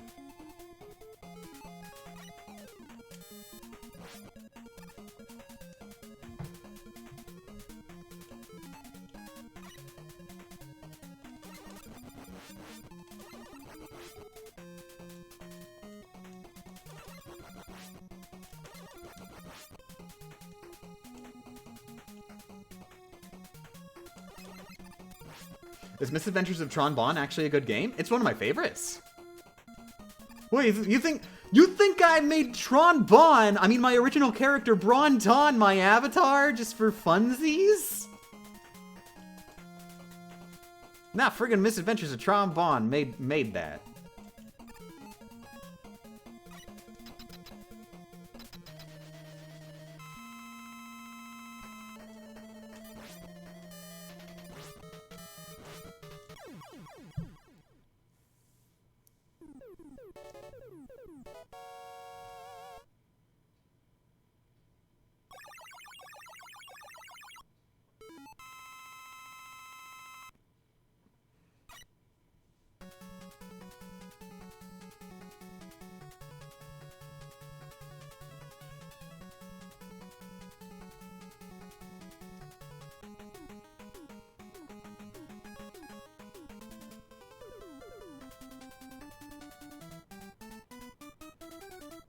Ooh, speaking of Word of God, what do people here think about one thing that was confirmed by one of the devs?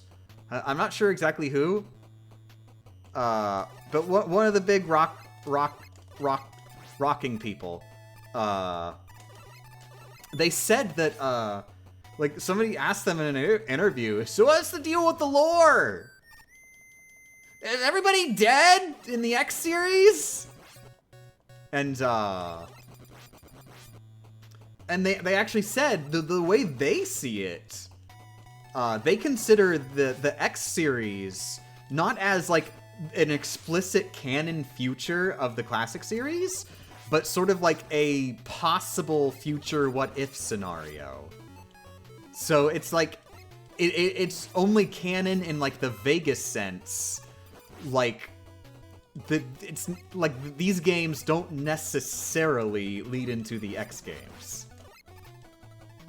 It's more that the X games build off of the older games without necessarily directly relating to them.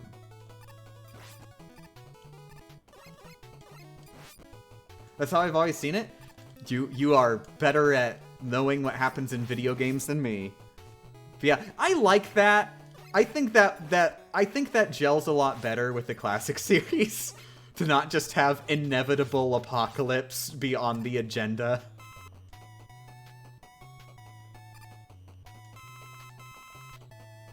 Like there's a lot of like existential angst and stuff in the classic series.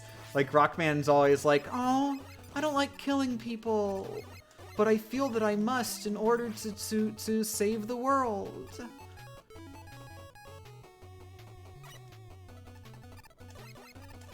But like, you know, like constant looming death. It doesn't have that vibe, you know?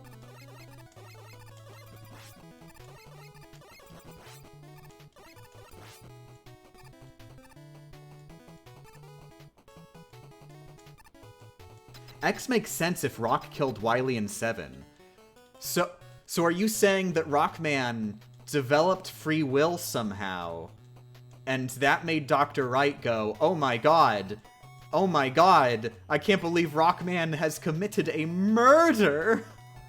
I need to build a super duper morality checker that can make robots that have free will and also don't murder." Is that where this theory goes?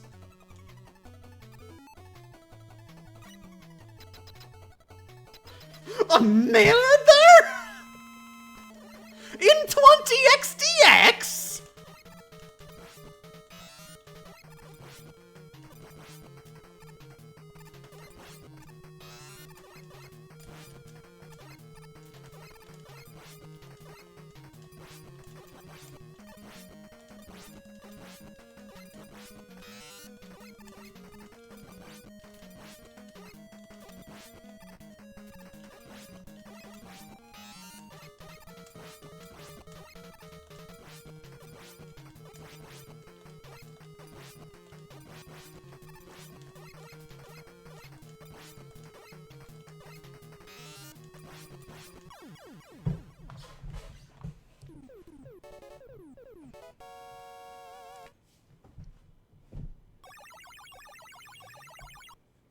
Wow, my vaguely willed robot killed someone. I need a robot with more free will. Keep in mind, he kept X in like in a super duper computer morality checker for decades. Like he didn't just like just do it. I think it's more of a thing that he knew that robots with free will were an inevitability and that they would develop that free will themselves given the chance. So he wanted like to be at the front of the line, and ensure that it happens with robots that aren't gonna go around murdering. Though the thing about that I don't really buy is like, I mean, come on, he's Dr. Wily. If you're gonna kill someone.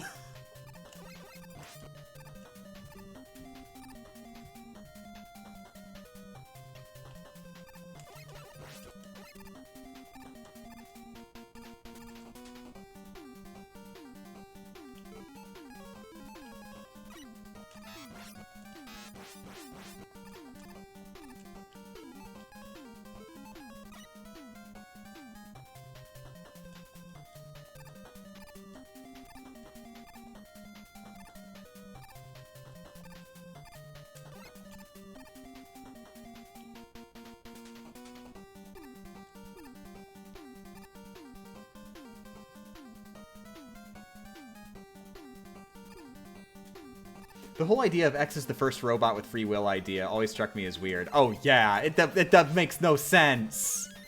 Friggin' what's free will? Explain this to me.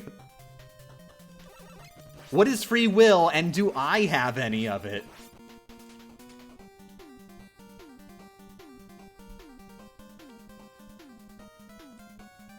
But I think you're really just supposed to accept that free will is a solved problem. And yes, humans have free will in the Rockman series. They figured it out. Yeah, free will is the thing, definitely. Robots don't, though. Maybe after we make some really advanced robots, but not yet.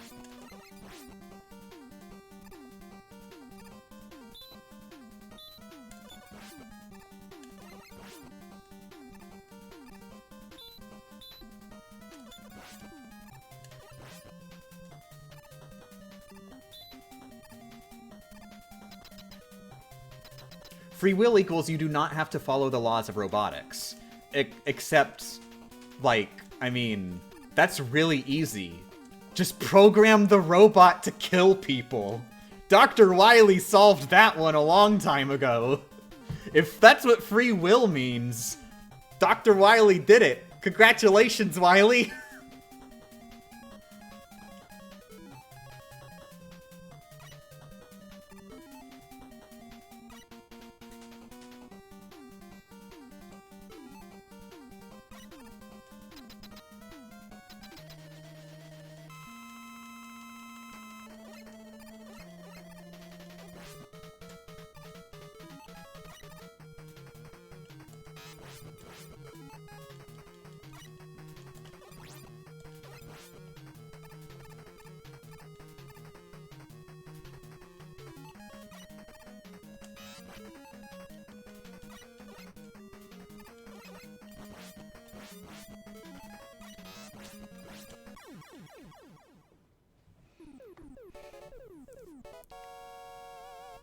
Have we ever seen Robot Masters kill humans?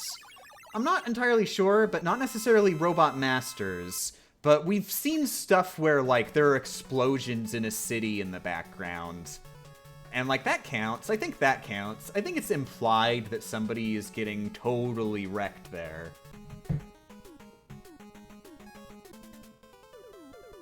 I find it hard to believe that in all of Dr. Wily's conquests, he never killed anyone. You know?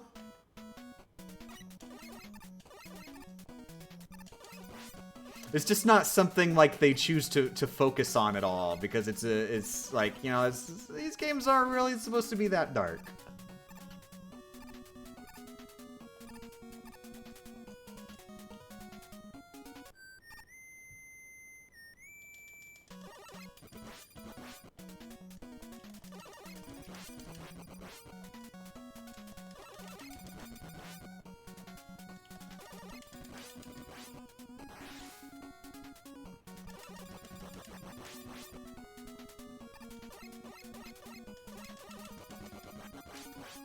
Unless Wily made Gunman or something. He made Grenade Man. He made Napalm Man? Wait, who made Napalm Man? Was Napalm Man made by Wily, or was that one of the ones where Wily just stole somebody else's robot? Also, I'd like to ask, which robot of... What is the purpose of this peaceful Napalm robot?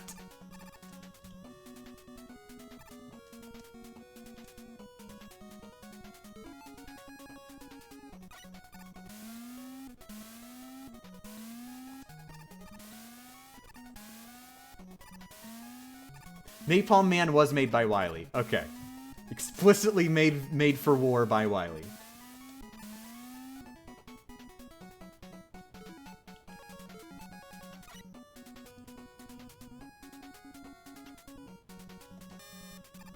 Brian David Gilbert did a whole video on each Robot Master's purpose outside of battle. Damn Brian David Gilbert. Taking away all of my funny ha-ha conversations on my streams.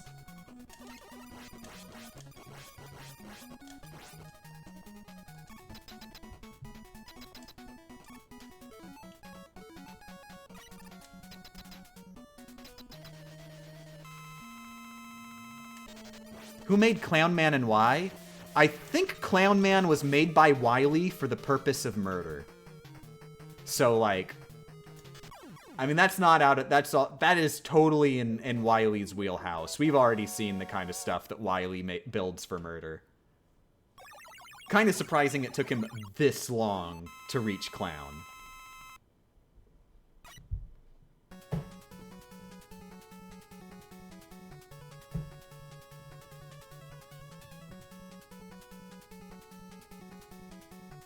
Clown Man wasn't reprogrammed by Wily. Clowns are just like that.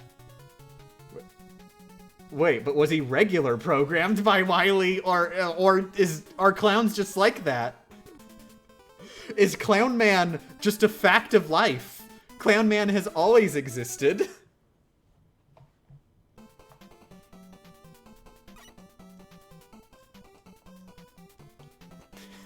What, you thought you were fighting a clown robot? Nah, that's just a normal-ass clown! This level ain't got nothing to do with Wily!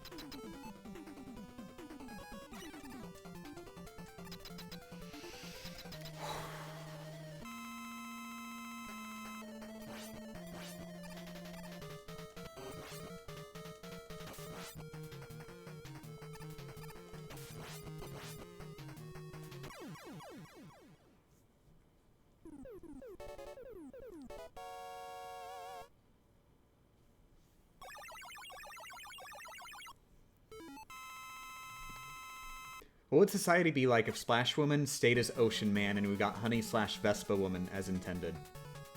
Why does it have to? Why does it have to be like a trade? Why can't we get both? Like if Dr. Wright is gonna meet his diversity quota, he's got a friggin' get started like lickety split. Like Jesus.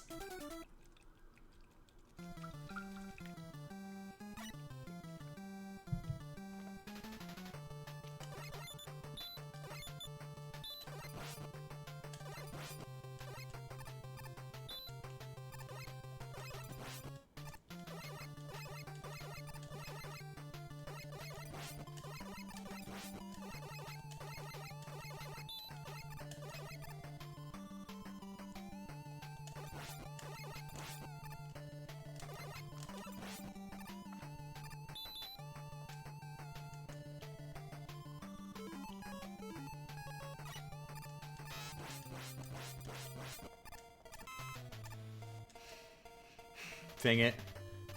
I just realized.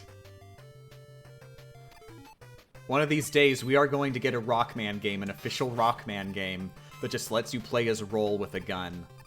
That's it. Just give Roll a gun. I want to clarify, she does not get an arm cannon. She gets a gun.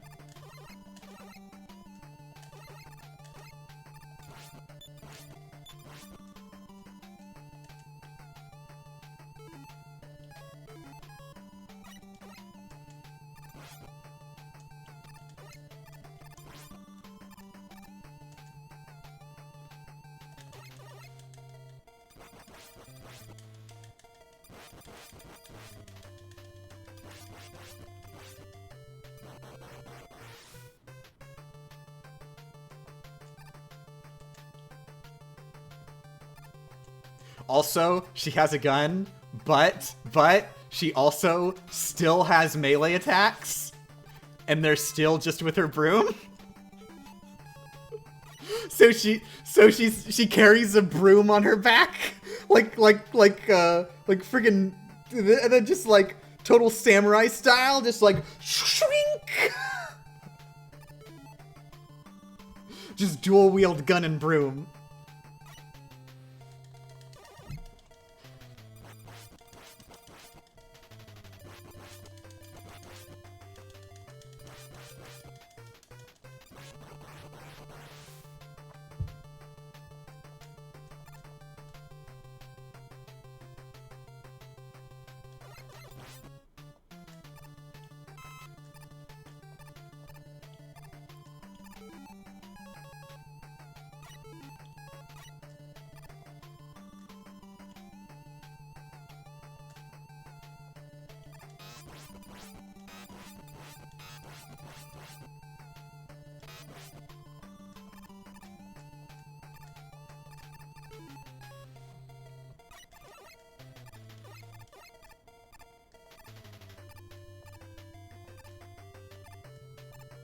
This all reminds me that I really need to get back to playing Rockman 9 and 10. And actually 100%ing them, because I played Rockman 9 on the Wii way back in the day. I never bought all the DLCs. I didn't buy... I'm pretty sure... Rockman 9 did have a Blues DLC, right? I don't think it had a Forte DLC, but it had a Blues DLC. Is that correct?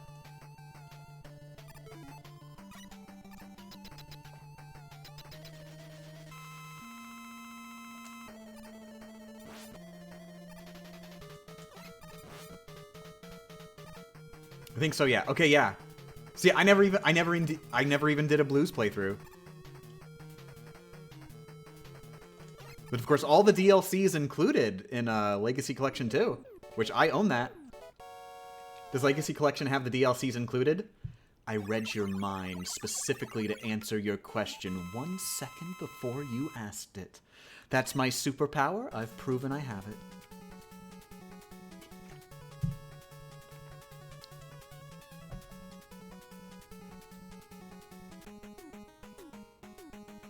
Forte was DLC? Was Forte DLC in 9 or 10?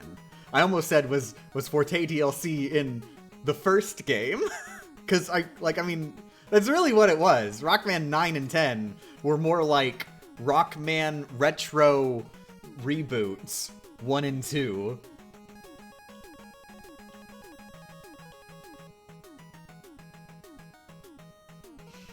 Okay, I think between these three, I only went after Flashman once and beat him that one time, so I want to double up on my practice against Flashman.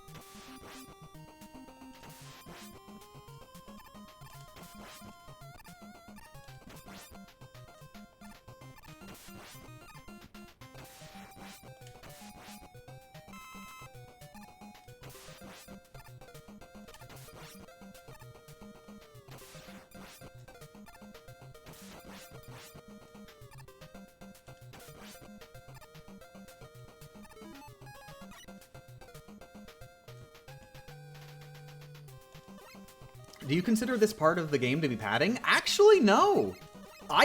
This is one of my favorite parts of the entire franchise. I think the whole like revisiting the stages and it's like a harder version of them. I think this is really cool, and I wish that they made this more of a recurring thing in the series. Well, you know, maybe not necessarily, because at the... You know, I do have to think, like, part of the reason it's so cool is because the other games don't do this. Like, if every game did it, then it would just be expected, as opposed to, like, how it is, which is, it's like a really great, like, surprise, you're not at the Wily stages yet! Not only that, but you've got to fight the bosses from the prior game, and this time you don't have the weapons from the prior game to do it, and you gotta beat 2 per level. I think this is really cool. I love this stuff. Just the idea of the bosses from the prior game being in this game. Like, that's cool. I love that.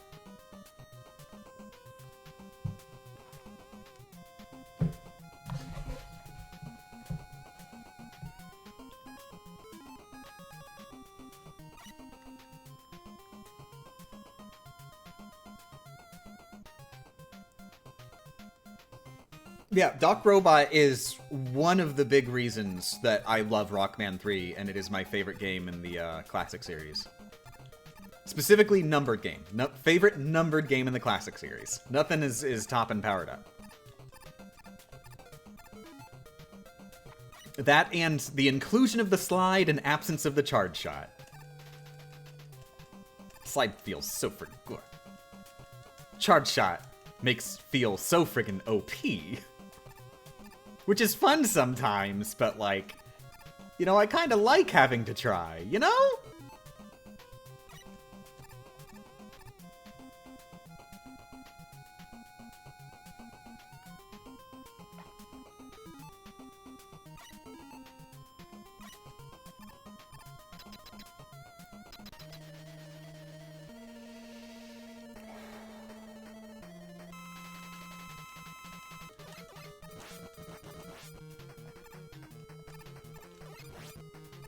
Oh crap. Oh crap. Jesus.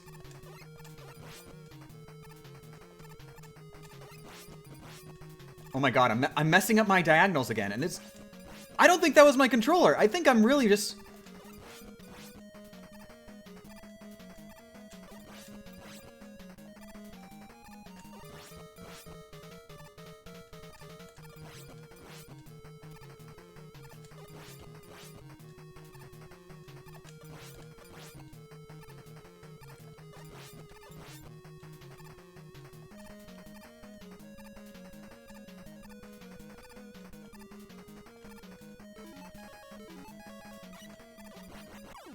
I think there's something about the way I very specifically do my inputs while I'm fighting Flashman that is making me press only up sometimes instead of upright. This is really weird.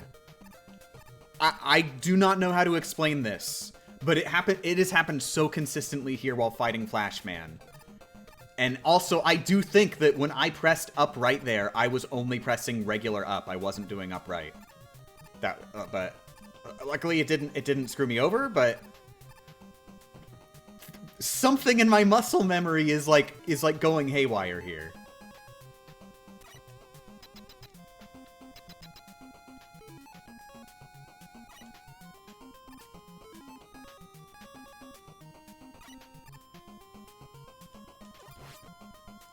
It could also be a combination of just like the D-pad has been worn down and I have to press top upright more forcefully than I'm used to. Something like that. I feel like that... I feel like there is something like that going on with this controller. Because it seems like the way I use it, I do have to press harder than I remember. But I don't think that's the only thing happening in the Flashman fight.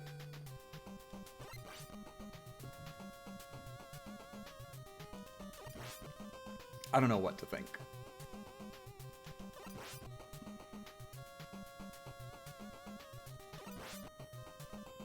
Resist the temptation. I don't need the RNG.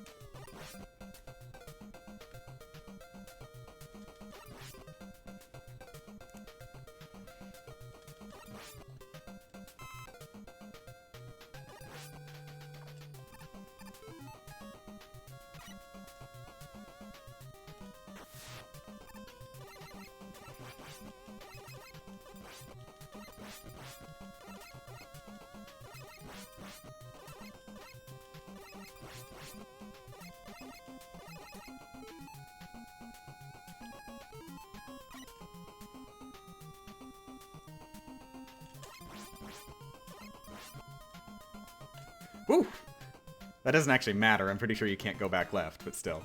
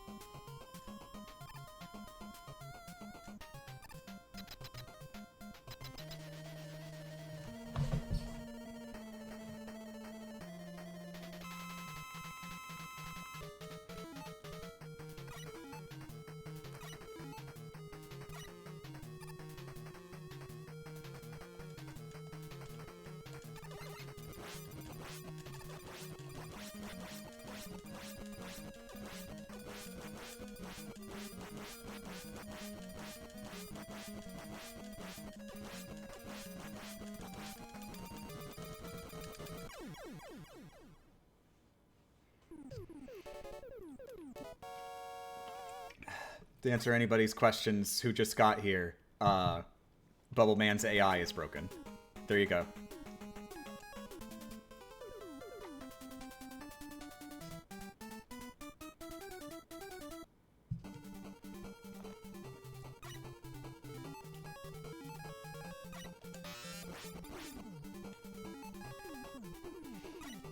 Bubble Man is he's only allowed to enter the next phase of his attack pattern when Rockman is grounded, is the way it works. Because the devs just, for whatever reason, did not think maybe they use Rush Jet. I'm willing to bet that if you use Rush Marine, then he will still do stuff. Because they couldn't have not realized that players might try to use Rush Marine in the water boss area, right?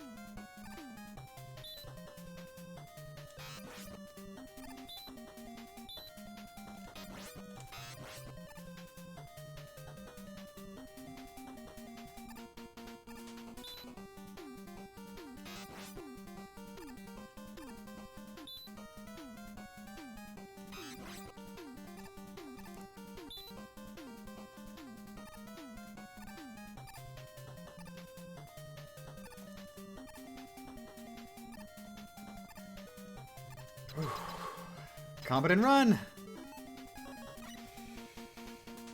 Okay, we've had one run get past quick today. Odds are we're not going to get another, but hey, let's see if we got some good odds.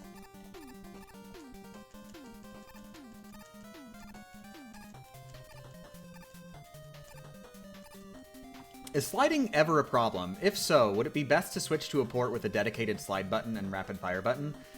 Well, number one, there is rapid fire in this game, and I don't use it because I want to do everything as was in the original Famicom release. Two, is there an official release of Rockman 3 with a dedicated slide button? Did the PS1 version have that? I'm pretty sure PS1 had button swapping for all of the weapons, like L and R. So I'm not sure if it had a dedicated slide button. Also, thank you for the 100 bits, Valtris. But either way, like, I feel like I'd really prefer to do the Famicom version of the game. Of course, this is legally distinct from an emulation of the Famicom version of the game, but it's a Famicom ROM of the game, running on something that emulates the NES hardware, apparently.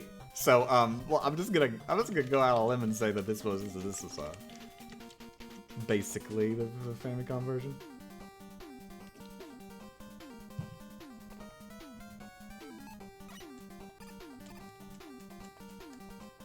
I want them to explain that. I really, really want them to explain the semantics that they are using to say this is not emulation.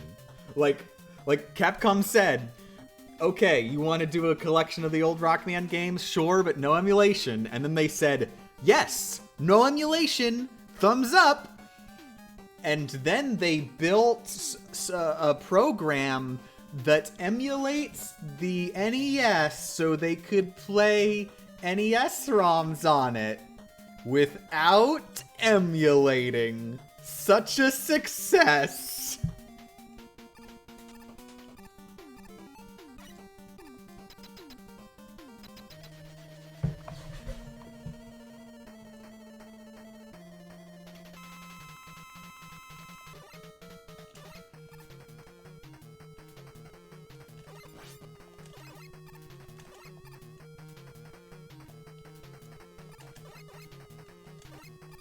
Oh my god!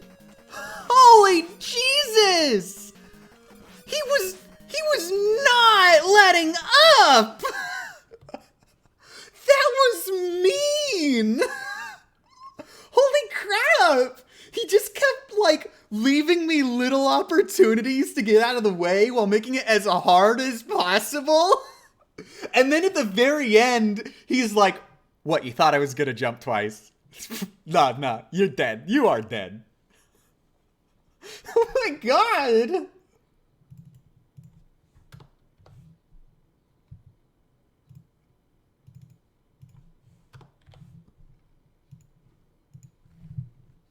Did we get hit? Yes, in like the most humiliating way possible. Not in the sense that I messed up, but in the sense that Quickman just completely styled against me. Just on purpose. He was being controlled by an actual human developer of the game, I am betting. Somewhere out there, programmed in like the absolute most sassy Quickman that could possibly exist.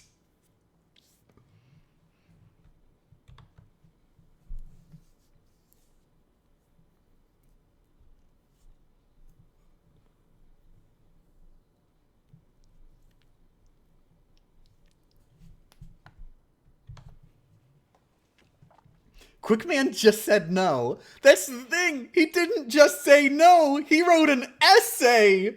The conclusion of the essay was no.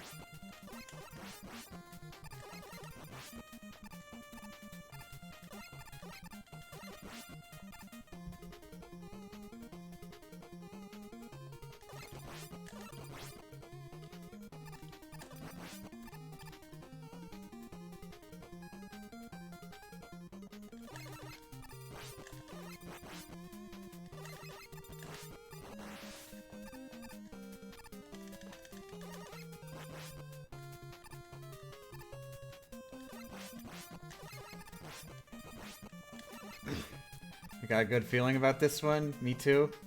Yeah, I abstain from saying whether or not I have a good feeling about any run in particular, because God knows that that's gonna jinx it. I think there's just a rule in my brain that if I say I'm going to do a thing, then it doesn't happen.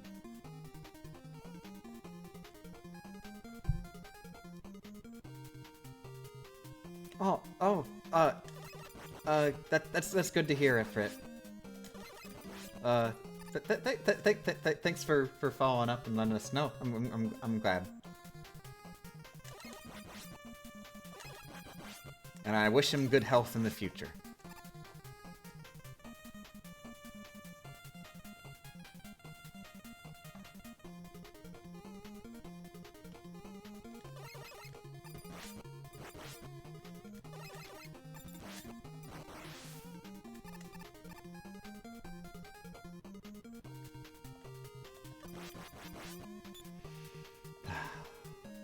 It feels nice losing another run completely due to Quickman, as opposed to just losing the run from me making a mistake. Because at that point, then getting a winning run is just a matter of time. But if I'm constantly messing up, then it's like, oh god, how am I ever gonna do this?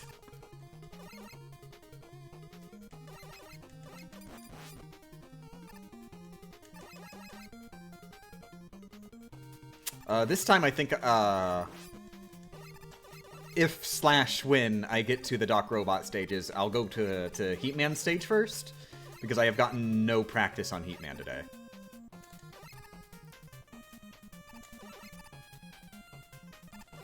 And of course, Heatman has ended the run a couple times before.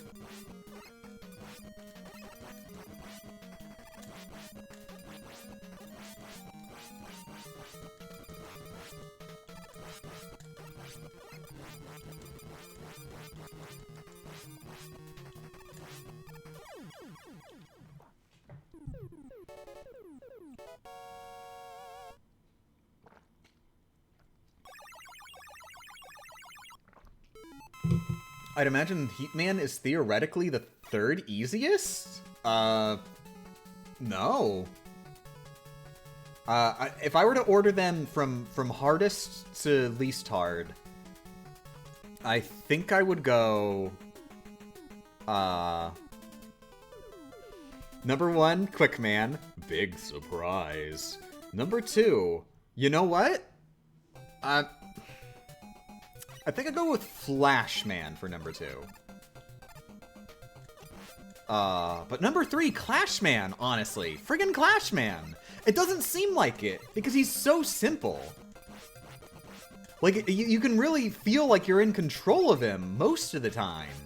But what he does is he just will always, every single moment, he has a random chance that he will decide to jump on his own without you making him by shooting. And that will just completely throw a wrench. And you could very well totally lose control there. Especially if he decides to do it multiple times in a row.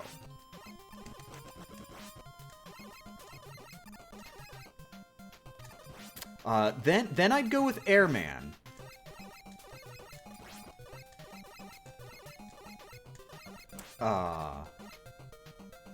After Airman, Heatman. So Heatman is number 5 from hardest to easiest.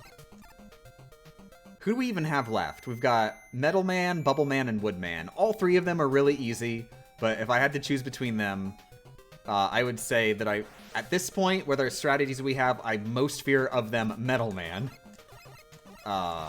Followed by Bubble Man. And then finally at the very bottom, Woodman.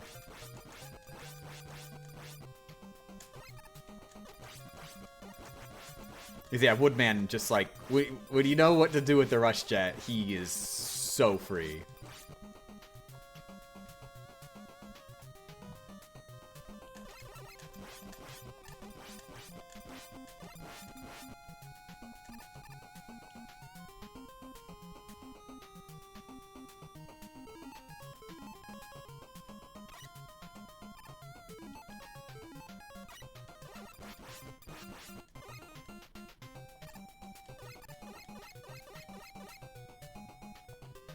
Oh my god.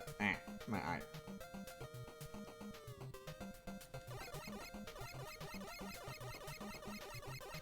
Also, no, Moladat. You cannot easily... I mean, let me know. If you know of a strategy that can easily, quote-unquote, gimp Airman, please let me know. Because I am unaware of a strategy. As far as I'm aware, you've really just got to use Rush Jet and then, like, hope for good RNG. And, like, he's rolling for RNG constantly. So it's pretty ridiculous. And some of the RNG is, like, you've got to squeeze into these really tight spots.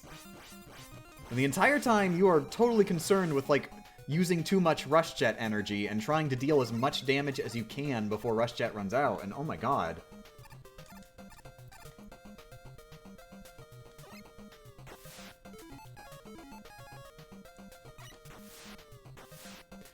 Unless he's weak to Spin Top. Is he weak to Spin Top?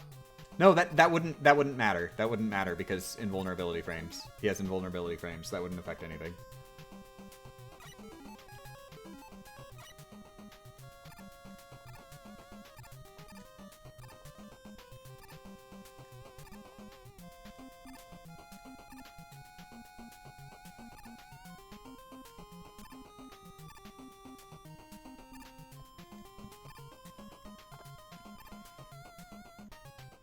You could totally logic that he's weak to Spin Top, though. Because he shoots out air gusts, right? So you could logic it that, like, you're spinning in the opposite direction and, like, totally, like killing the jive of his wind gusts.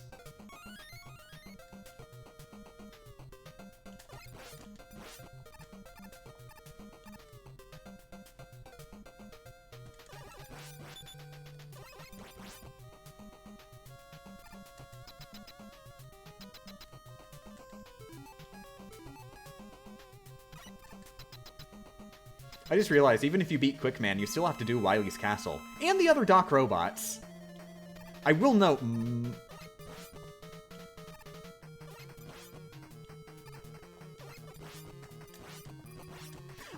most of Wily's Castle is pretty easy. Like, way easier than the Doc robot stuff.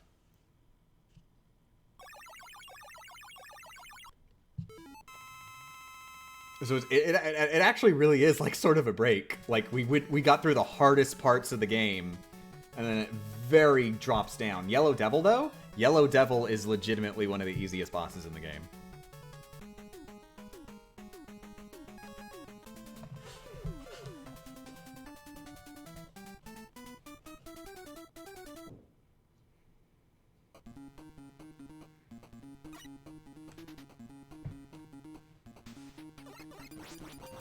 I think Millie farted. Dag-nabbit, Millie.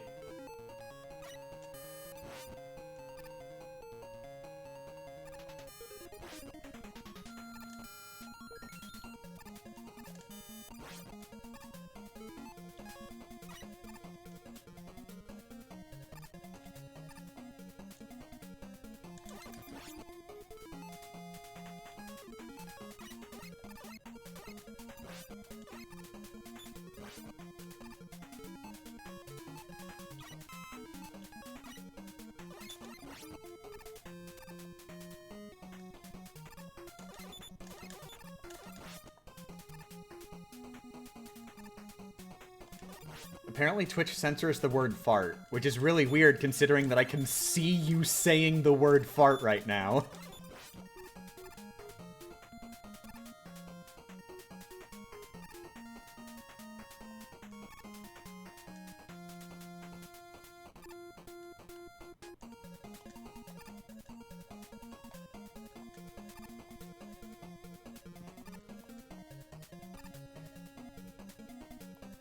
Are you sure you don't have like the like, I'm not sure what the proper word for it is, for lack of thinking of the proper word, the censorship settings on Twitch? Are you sure you don't have them set to show all words, or at least all words that go through like the basic filter of like the really gross stuff?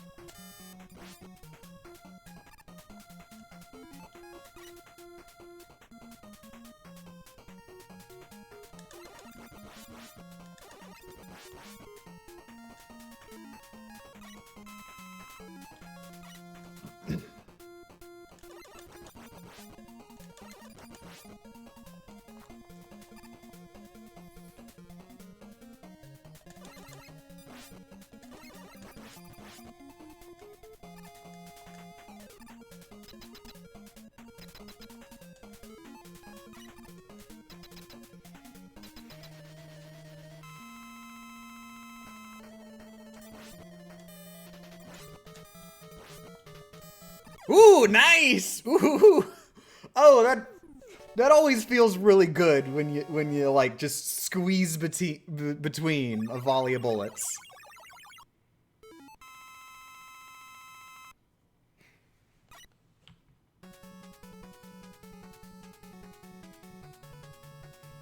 I'm starting to think that wasn't a fart. I'm gonna check if somebody didn't bury their stuff in the litter box.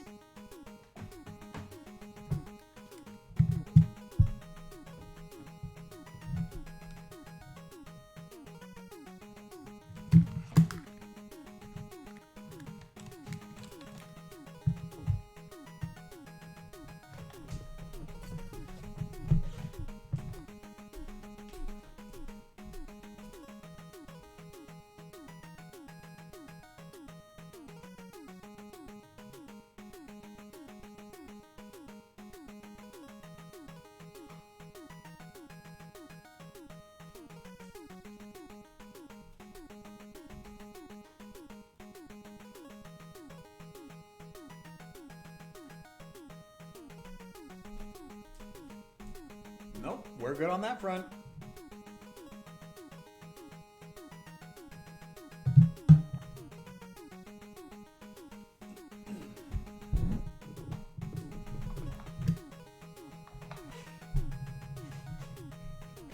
Robin killing Bruce's parents is better than I thought it would be. No context.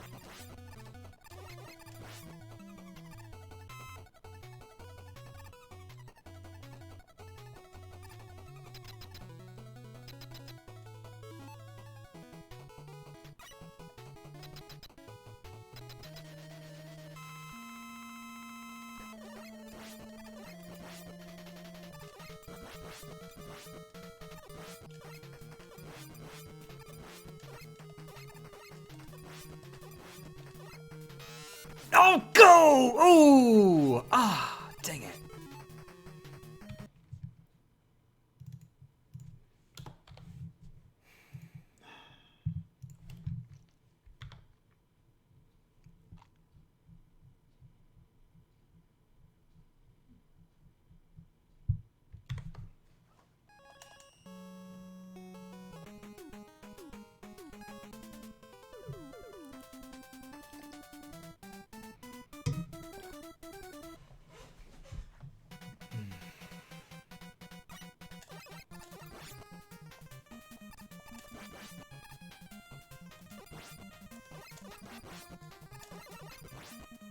It's weird, I was doing Shadow Man so consistently. Like when I think I was doing like everything more consistently. When like on the very first couple days when I started doing these runs again.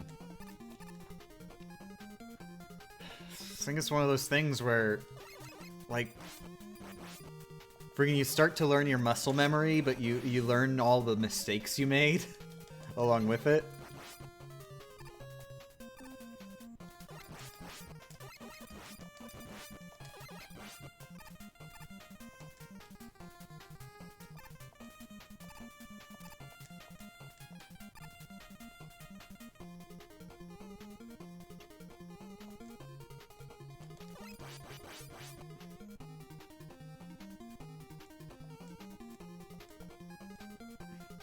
At this point, runs that have gotten past Quickman, like, I want to say about 10.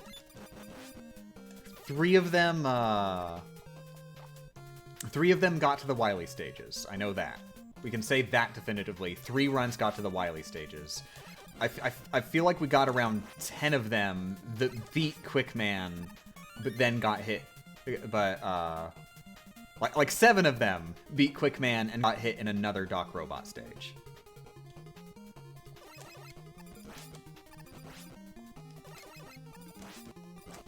That's just, like, me, like, guessing out of the friggin', like, I don't know, numbers, though.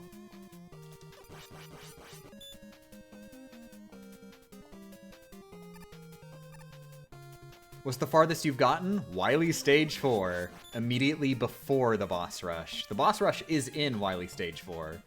I got hit by, like, one of the very small number of enemies before you reach the boss rush room.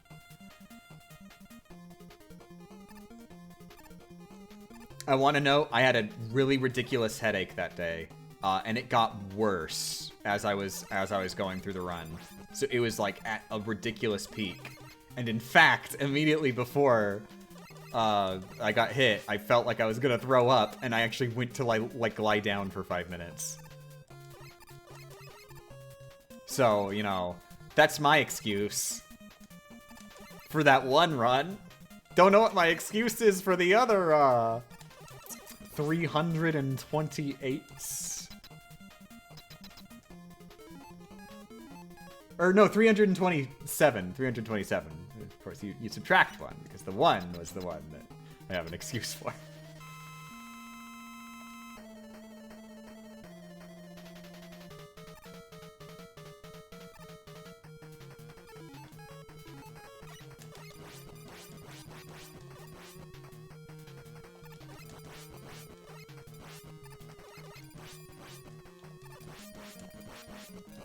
God, wouldn't it have been so poetic if I finally did the run while I had an absolutely killer headache?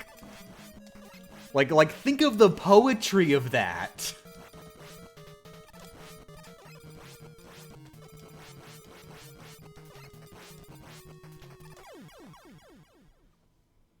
You see, you have Gamer Champ literally giving herself a headache by being bad at video games on purpose.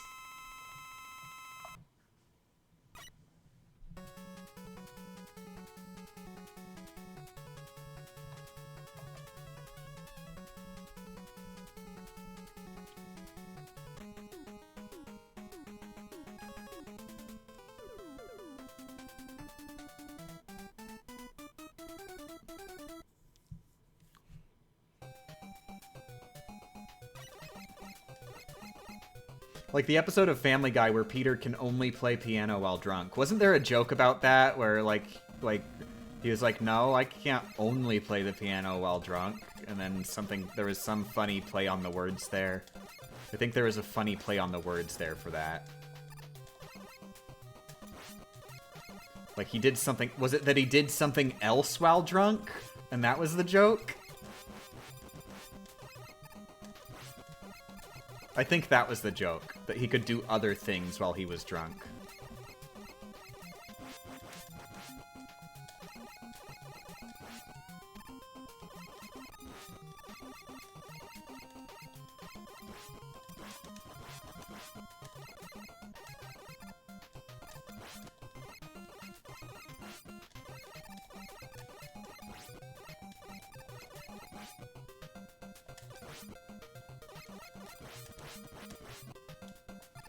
I should get back to watching Family Guy.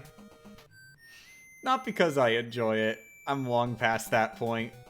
But I am honestly just very curious where it goes.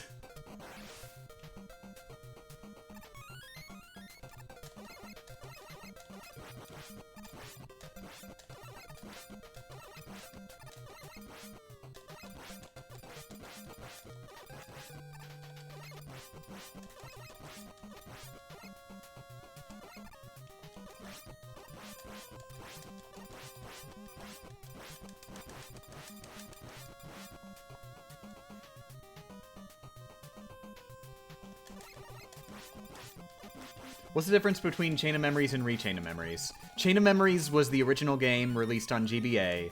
Rechain of Memories is a 3D remake that was developed for the PlayStation 2 as a pack-in with the special edition version of Kingdom Hearts 2 Final Mix. I want to be very clear. I'm not saying that Final Mix was the special edition version. I'm saying a special edition version of Final Mix.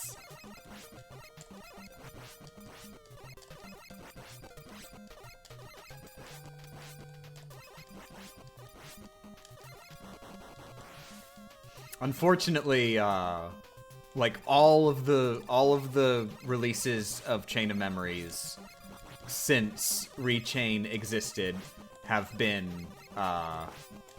they've been ports of Rechain, which I've always been very sad about because I love GBA Chain of Memories. It is one of my favorite games in that series. One of my favorite games, period. I will note. Chain of Memories good. Rechain. Rechain. Oof.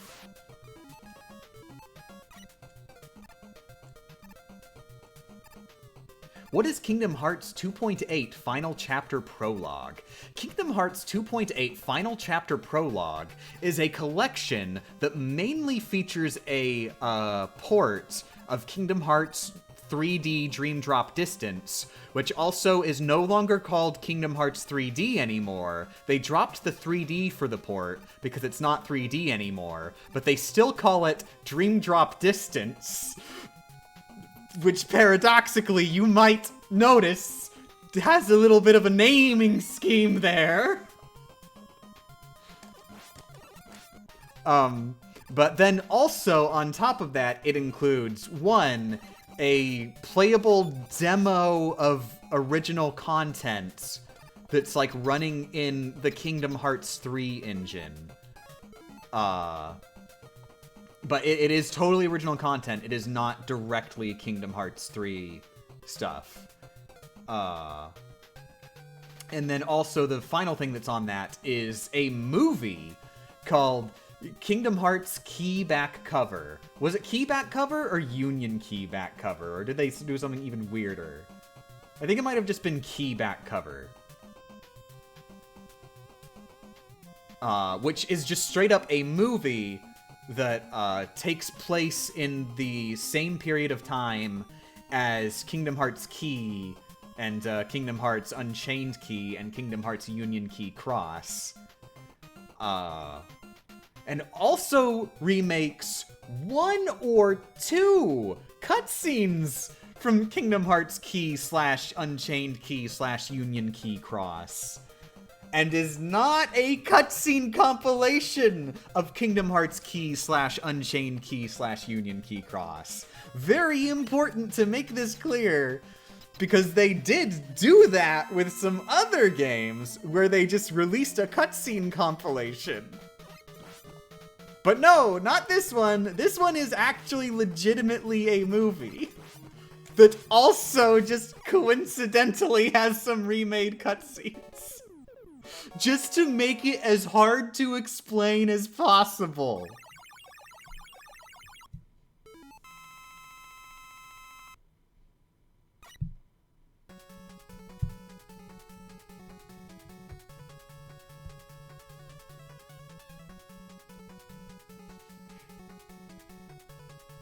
Oh, I should note that the name of the Kingdom Hearts 3 demo thing is called Kingdom Hearts 0.2 Birth by Sleep, a fragmentary passage. Almost dropped it there at the end, but picked it back up.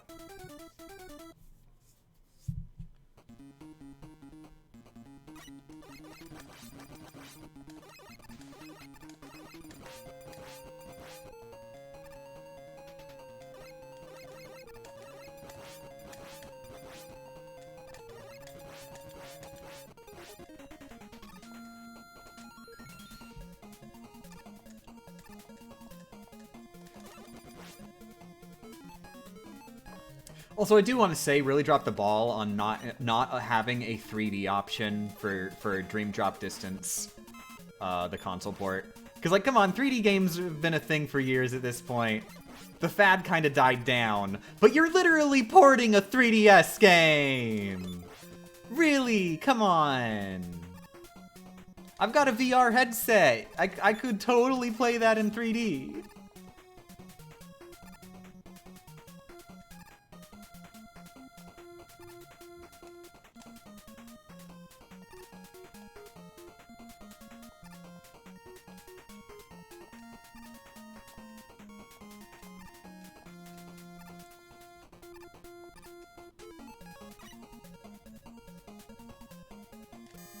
Run Citra on your VR headset.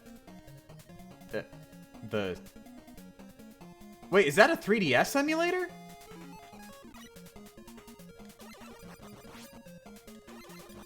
Okay, that is the 3DS emulator. Okay. Huh. Well, it doesn't have achievements, is the thing. So that kind of out of the gate is just a flat no. Where are my achievements, dagnabbit? They're on the friggin' console port is where they are. Like, if I have to choose between the 3D and achievements, I'm gonna go with the achievements. I'm sorry, 3D, I love you, but I need to be a gamer.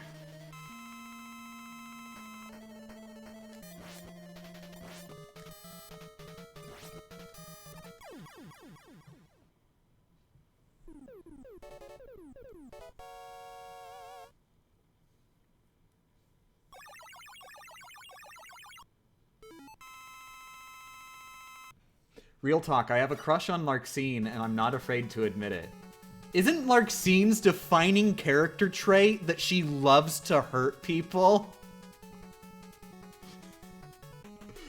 I'm not gonna judge, but I will note, please don't do this to yourself.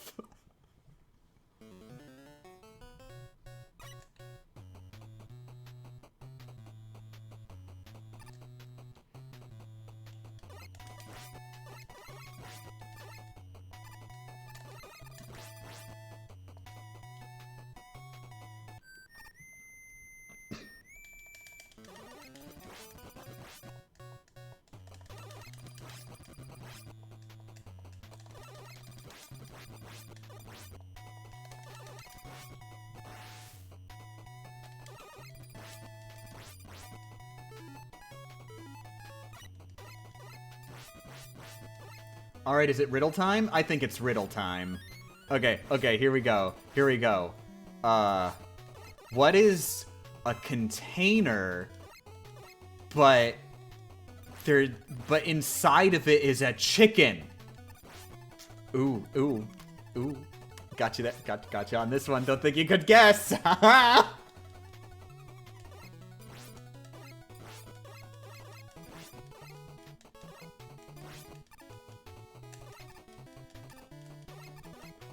Dang it, Meme got it! How could you?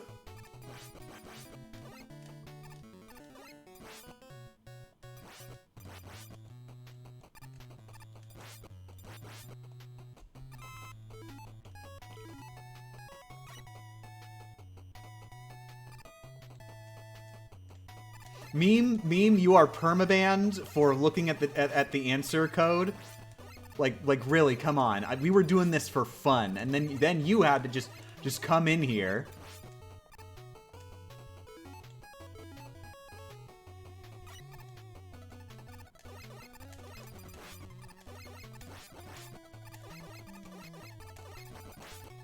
What starts with E, ends with E, and has one letter in it.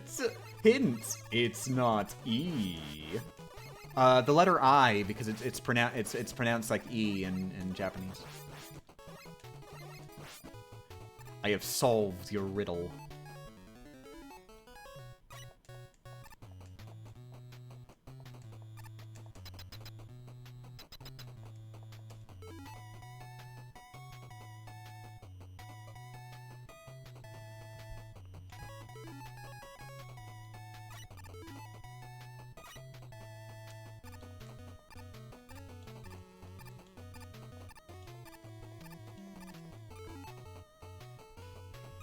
Also, people are saying envelope, but that can't be correct because envelopes don't necessarily have one letter in them. Like, there's nothing stopping you from putting multiple letters in them. In fact, if they've got text, they've got a lot of letters in them. So, like, friggin', like, don't just guess at these. Try and think about it. Like, it's gonna be something clever.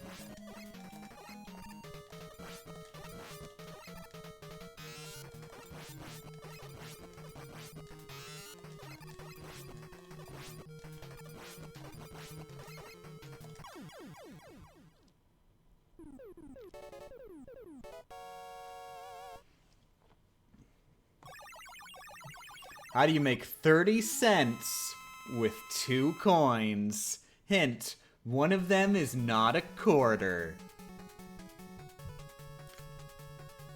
You go to 30 people and tell them, I will give each of you 2 coins if you make some sense. Bam! Oh, yeah. Friggin' just, like, out of the park with these.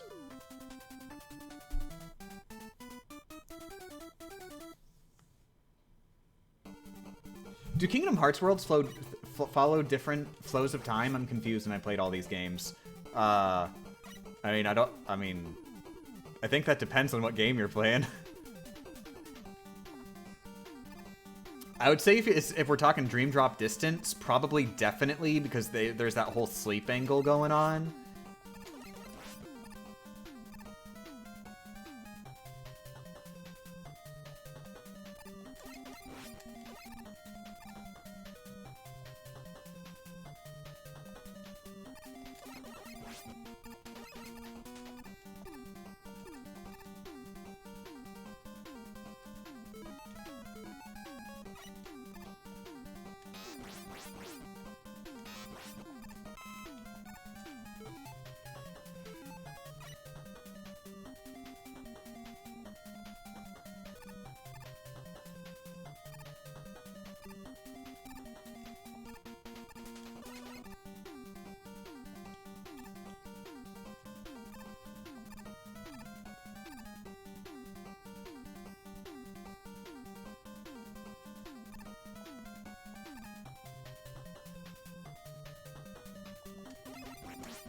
I thought Unchained was decades before Birth by Sleep, but then I remember Belle and Beast are in Unchained in Kingdom Hearts 2. There is, Ifrit, have you played Key and Unchained Key and Union Key Cross? Have you played those?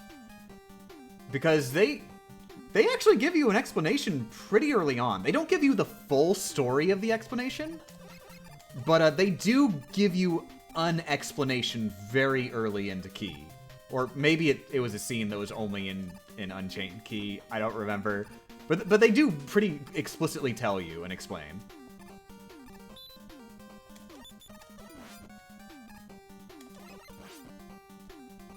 There is one part that they don't really explain, though. I'll just go ahead and say it because I wouldn't consider it a big spoiler. Just the bit that they tell you really early. I will not say the bit that they tell you later, because that's definitely a spoiler. But, like, the main gist of the story is that you are not actually visiting the worlds themselves. You are visiting, like, recreations of the worlds. That, like, basically let you hunt for Lux. Like, the Heartless are tricked into going to these fake worlds. Which, as far as the player is told, early on, they're just dumb fake worlds so you can gather Lux without having to, like, worry about actually going to places with tons of Heartless or whatever. And without tons of Heartless actually having to be in those places. Basically, you're just participating in this organized machine that's just grinding for Lux.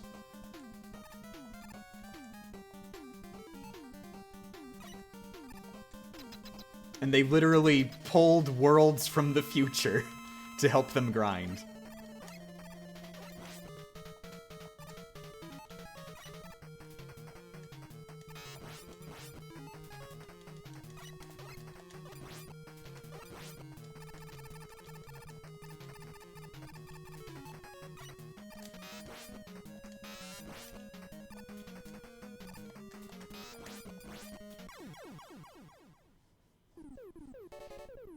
I do want to say, as terrible of a game as Unchained Key and Union Key Cross are, like friggin' just terrible gacha game, I think that it does a really good job of integrating the gameplay into the lore.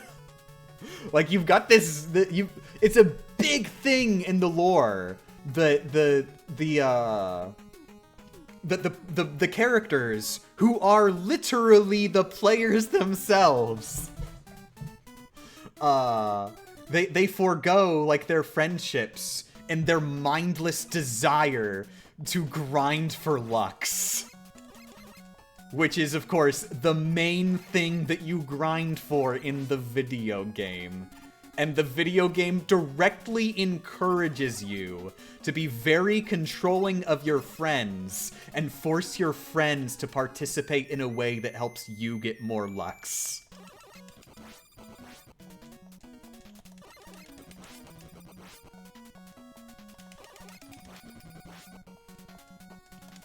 So yeah, the players who take the game way too seriously and just optimize all the fun out of it in their mindless search for more EXP, they are part of the lore. They are actually what causes the apocalypse. I want to be really clear that causing the apocalypse part, that's not a spoiler. That is, you know that's happening when you go into the game.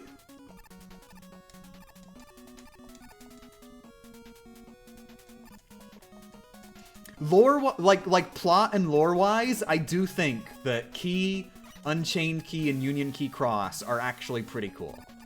It is such a shame that it is, like, irrevocably tied to this dumb, stupid slot machine simulator.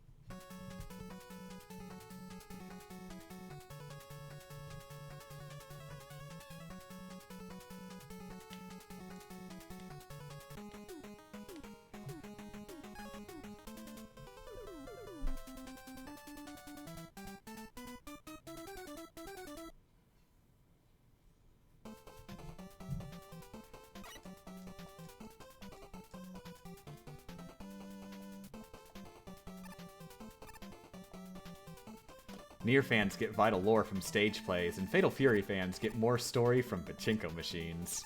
Of course. I'm sure this was in the original development document of the first Fatal Fury game.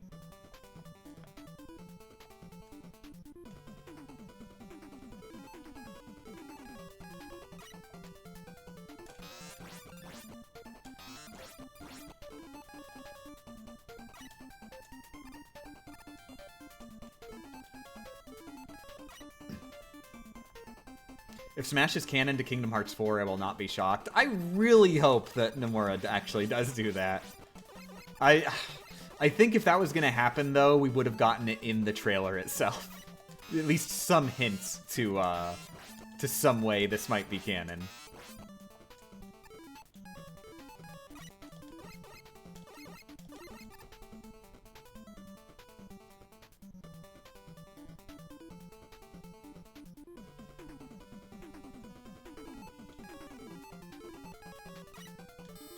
Have you ever played FTL?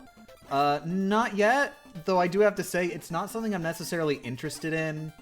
Because from what I've seen, it looks like sort of like one of them real-time management simulators, which like I've never really vibed with very much.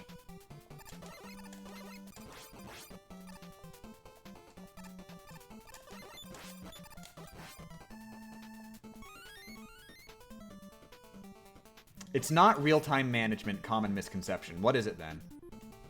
Like, are you serious that I have gotten the game's genre absolutely incorrect?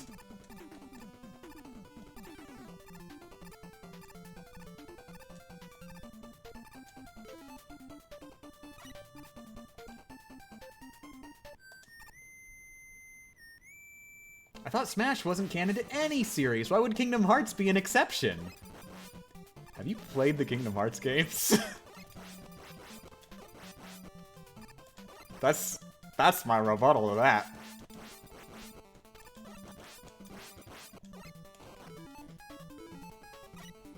I think it's also very important to know that Kingdom Hearts revolves entirely around the base universe that Kingdom Hearts sets up is that there are like an uncountable number of totally separate worlds out there that are all like they have their own separate universes and lore to them, and also they just happen to be licensed franchises.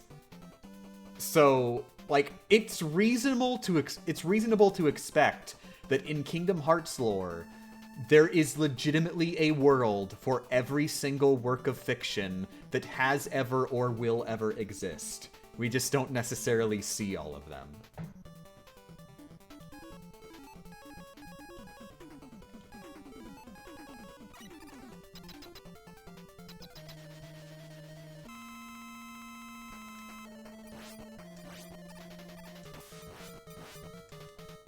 Like, this isn't like getting into weird, ooh, what if stuff. This is just like baked in the text of the game.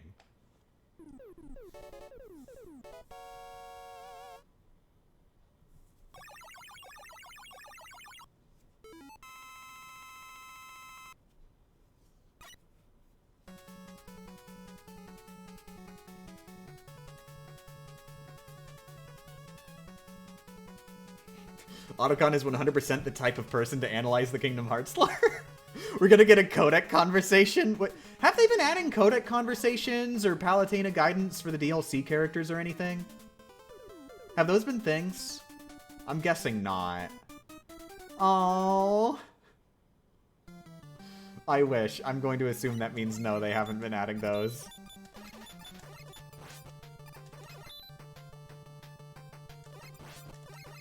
Palutena they do? Oh, okay.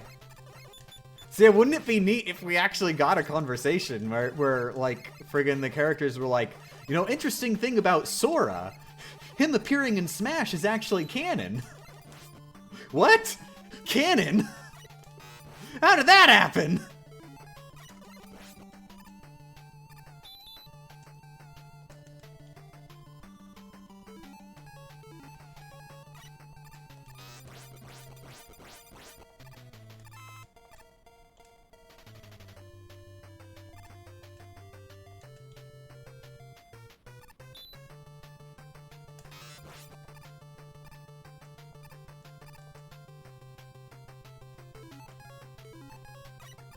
Snake didn't even get new codex in base game. Yeah, I thought that was the case. Well.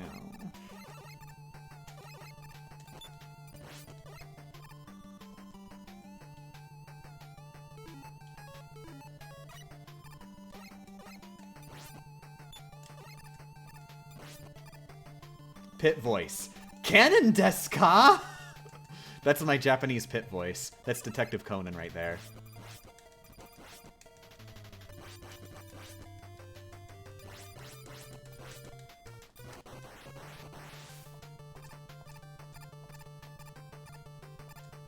Cannon, you mean those things that fire big bullets at me? Yep, that sounds about right for Uprising.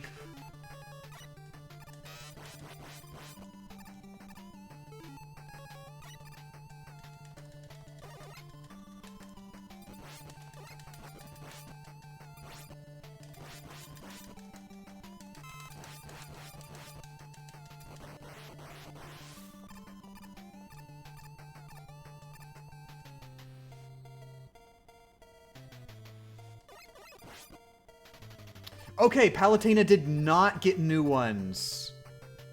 She had a new one for Piranha Plant, but not for any of the Fighters Pass characters.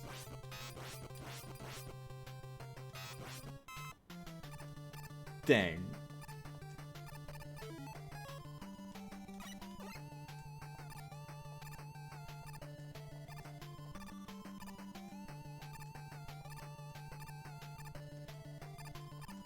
Wait, was I wrong to assume that Metal Gear Solid is the only Metal Gear games? There are actually a decent number of Metal Gear games that are not in the Solids. So yeah, Metal Gear 1 and 2 for MSX. And then you say Metal Gear Acid. Metal Gear Acid is, those games, Acid 1 and 2 are, they are a separate canon from the main series. That is very important to know. Though Acid 1 and 2 are, I won't say anything on that. Let's just say they're separate canon from the main series. And then there's Ghost Babel. Ghost Babel is an alternative sequel to Metal Gear 1, which is an interesting choice there. Throw out all the lore you know that you learned from Metal Gear Solid. Like all that stuff about Big Boss, that you learned in Metal Gear Solid, just pretend that doesn't exist, because this Ghost Babel was written as if we had Metal Gear 1 and that was it, and that was the lore of the Metal Gear universe, and then goes from there.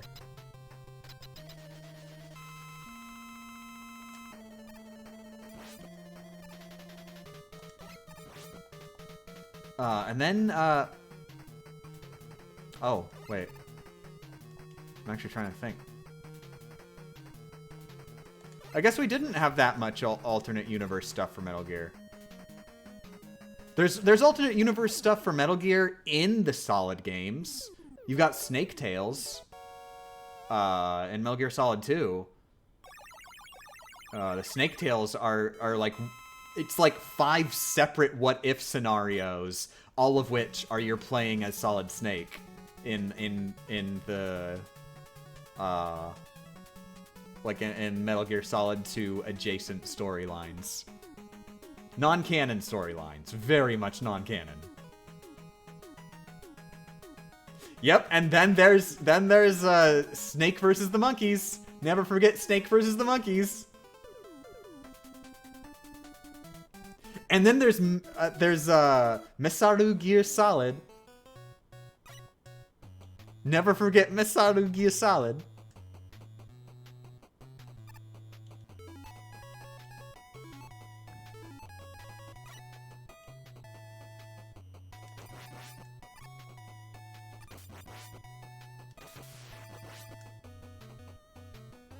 Why did they localize it as Metal Gear Solid? Because that makes a lot less sense than Mesaru Gear Solid.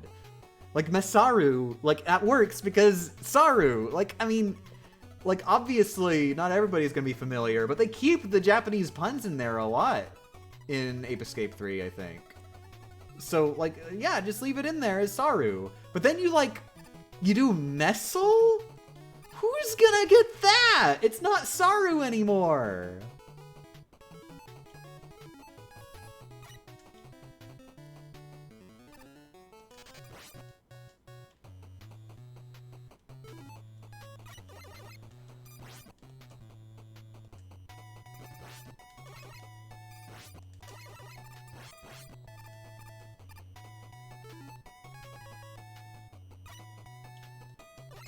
Yeah, at that point, just call it Monkey Gear Solid. If you're gonna change the name, call it Monkey Gear Solid. That'd still work.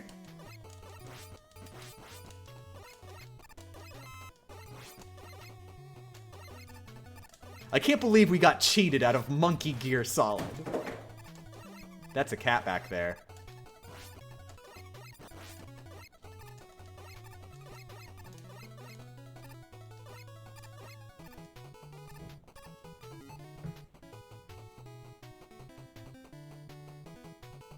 Hi there, Han. Hi there. How are you doing?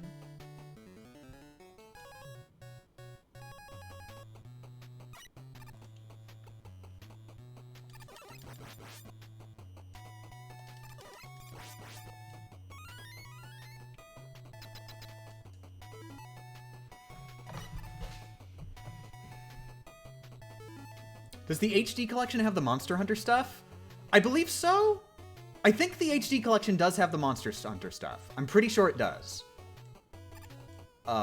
It does not have Mountain Dew or Doritos. But the Mountain Dew and Doritos were they were still present in the game as just non-branded items. Like, I think the Mountain Dew t-shirt was just changed to a blank t-shirt. I'm not sure if there were any logos on it at all anymore. And then the Doritos were changed to just, like, really generic tortilla chips. You guys are just trolling me at this point. Japanese Peace Walker had Mountain Dew and Doritos. They're just in the game. Oh, and the Mountain Dew, like, the actual Mountain Dew that you'd get was just renamed to, like, was it, like, just lime soda or something like that? Something like that. I forget exactly what it was called.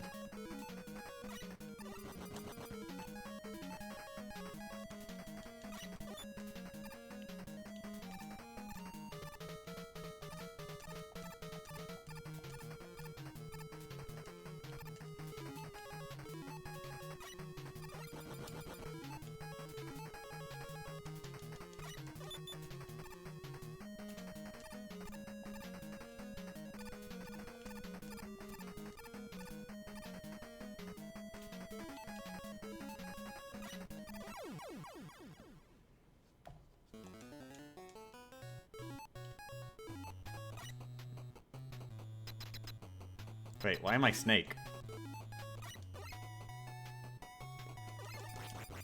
Colonel, why am I Snake?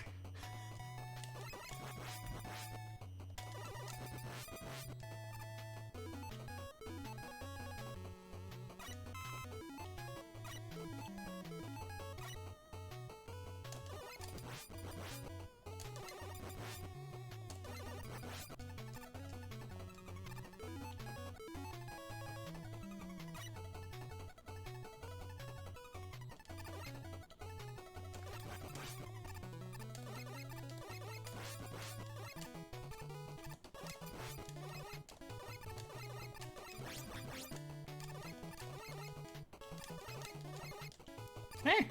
Ah! Stop it! Get out of here!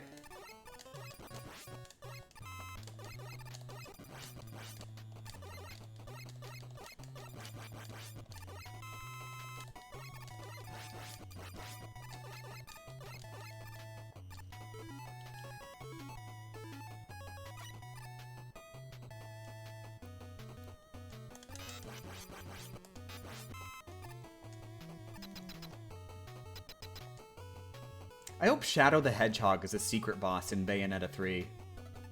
Because he killed Eggman. Wait, what? Okay, you're actually being serious. I thought you were talking about some other character in Bayonetta lore named Shadow.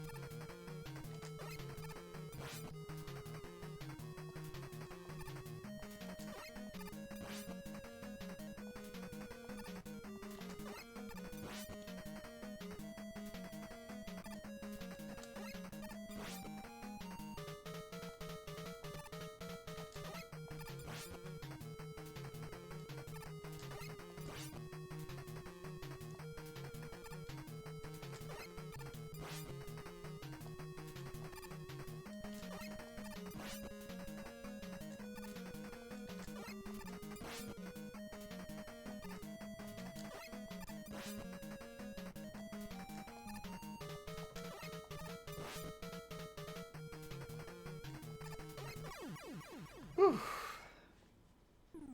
That's good. Did it first try. We hadn't even gone to this stage today.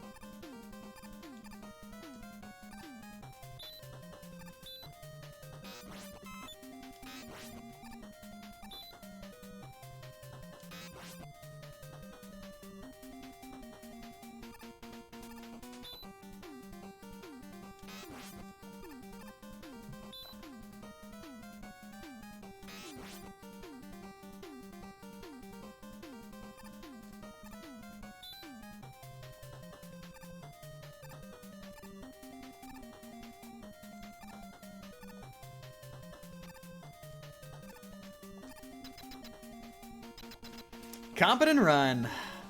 Cool. One more for the day. Whew. Okay, I do want to note it's 7 o'clock.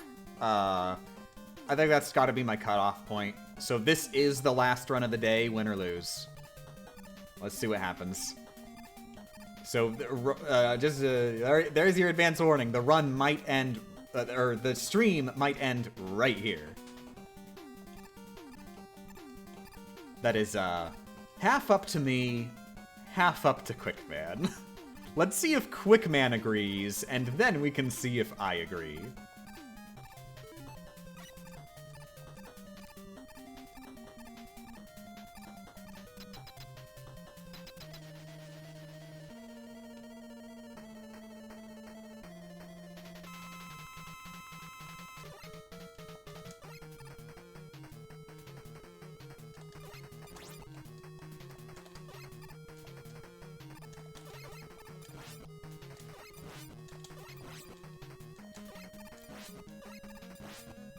Holy Jesus, that was close! That was really close! Holy crap!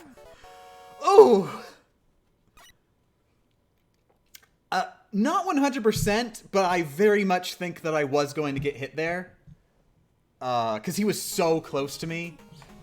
Yeah, no, I was gonna get hit. I think I was definitely gonna get hit there. Like, he would have been too close for me to jump over him at that point. Oof. Alright, who am I more afraid of?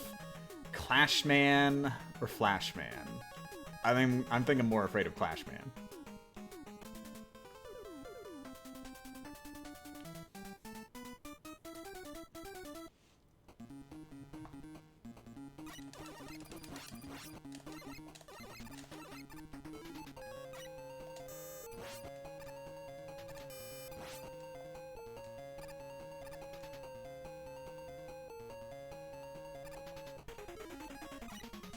What? Oh, oh, I wasn't paying attention. Which is a bad sign?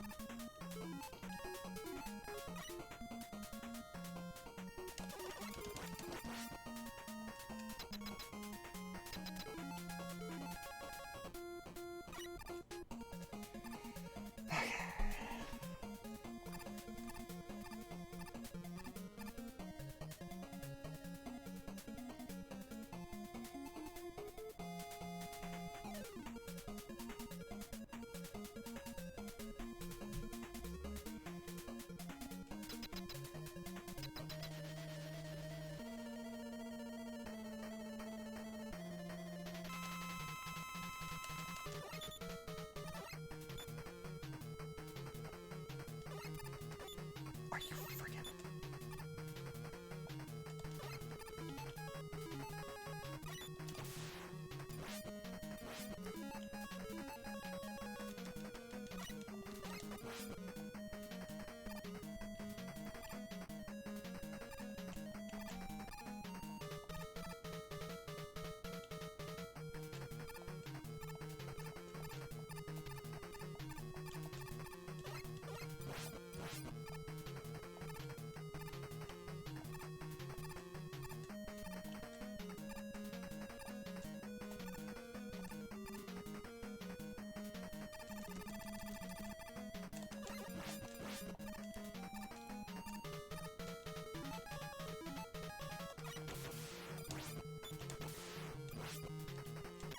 Whew, good. He totally was giving me such bad RNG that I had to take a risk at the end. Like, I had to hope for good RNG at the end, and he gave it to me. Because Rush Jet was just way too low to play it safe anymore.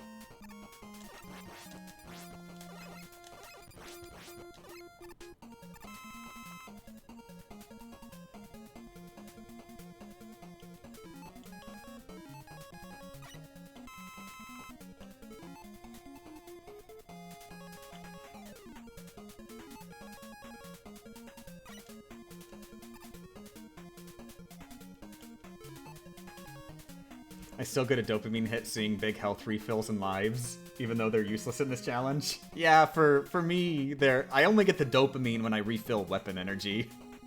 Everything else, just like, it just... My brain has been filtering them out, mostly.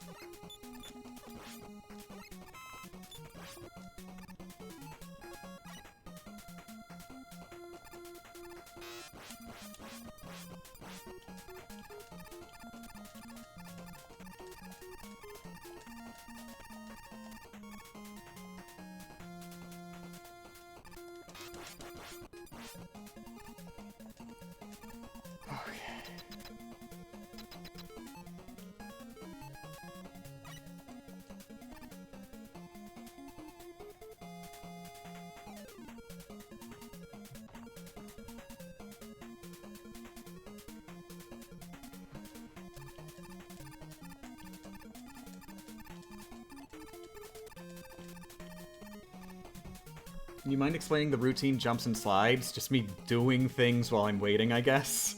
Or thinking?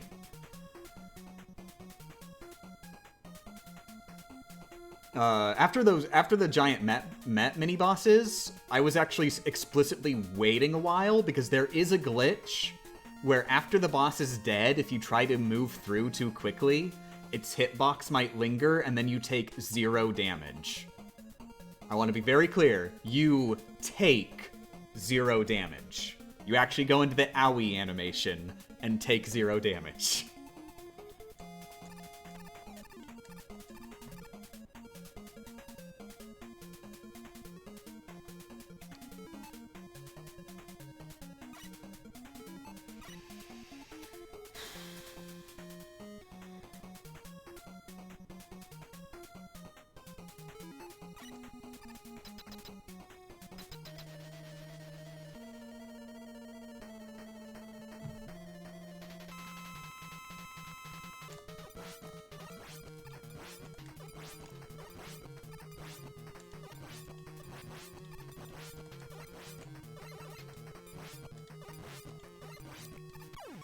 There we go. Got past Clash Man. Was afraid of him. Oh god. I don't think he ever jumped on his own. I think that was all me.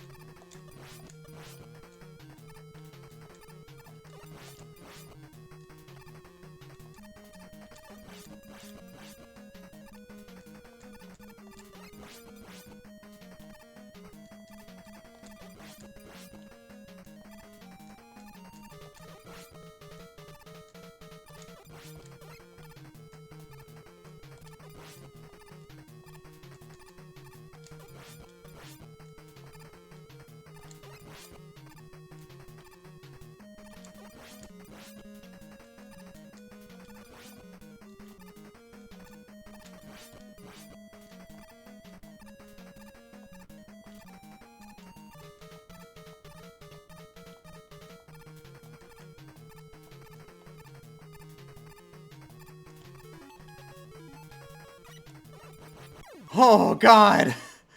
Oh, I messed up really bad in there. Oh.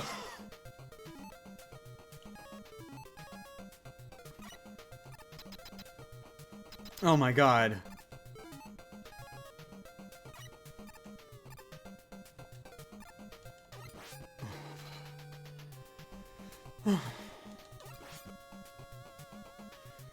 Forgot to breathe. Me too. Jesus.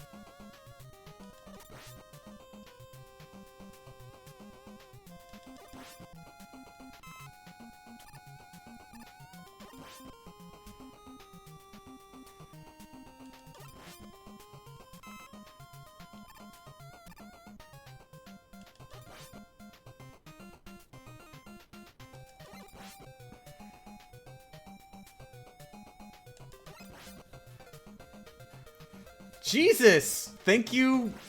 I guess I'm being forced against my will to say your name. Thank you, Mega Man Speedruns, for the 63 raid party. For the record, your name is censored. Your name is Rockman Speedruns from now on. I figured I should probably say what your name is real quick.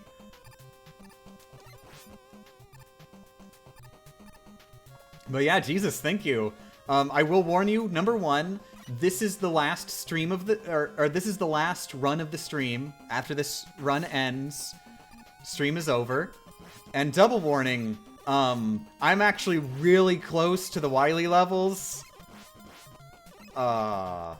This is actually the last, the last Doc Robot stage.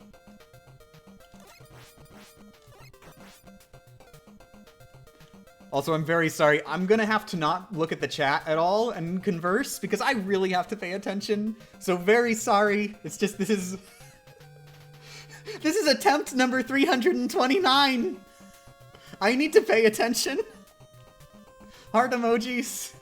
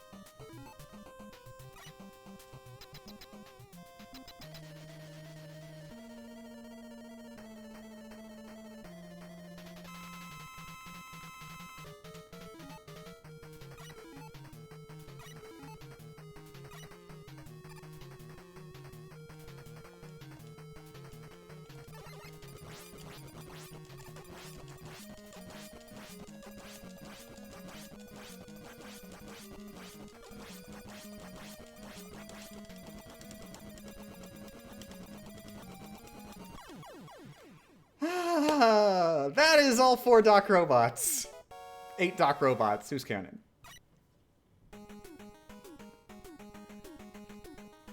I want to point out of 329 attempts, this is the 4th attempt that got to the Wily levels.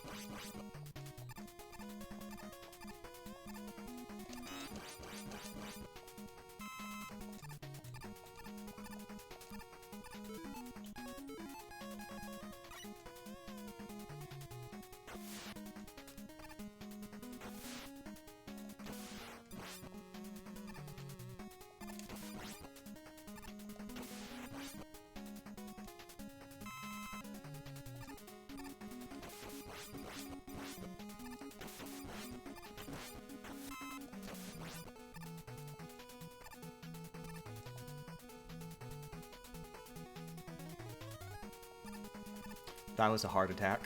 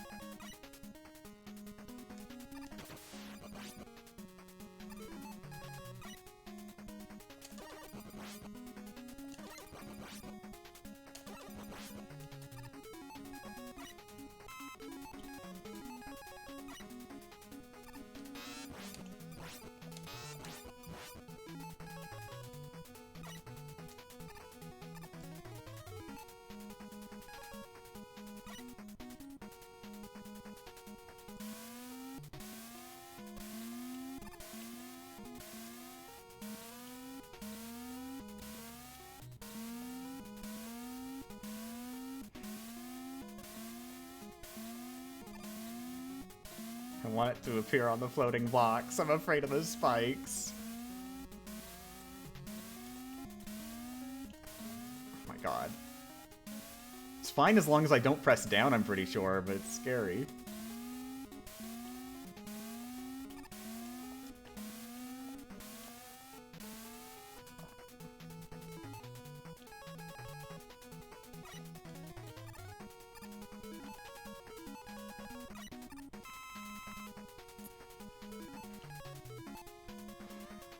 Yeah.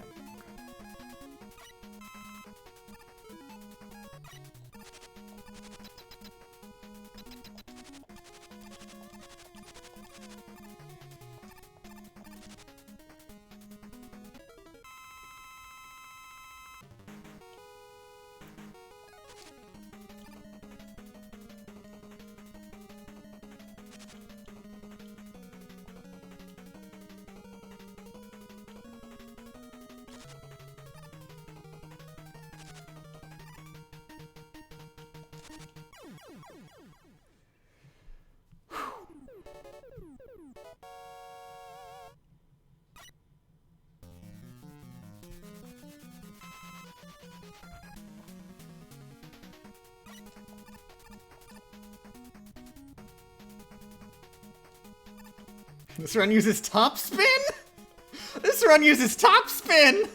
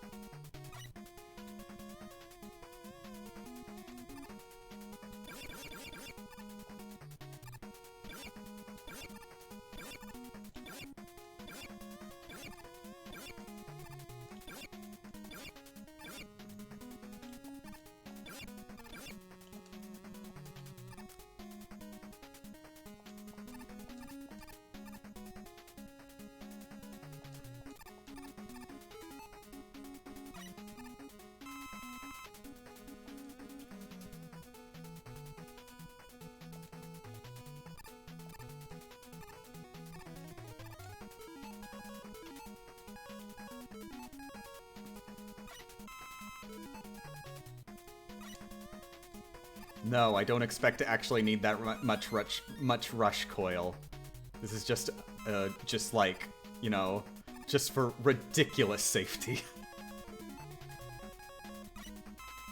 Or spinning top. Not gonna use that much.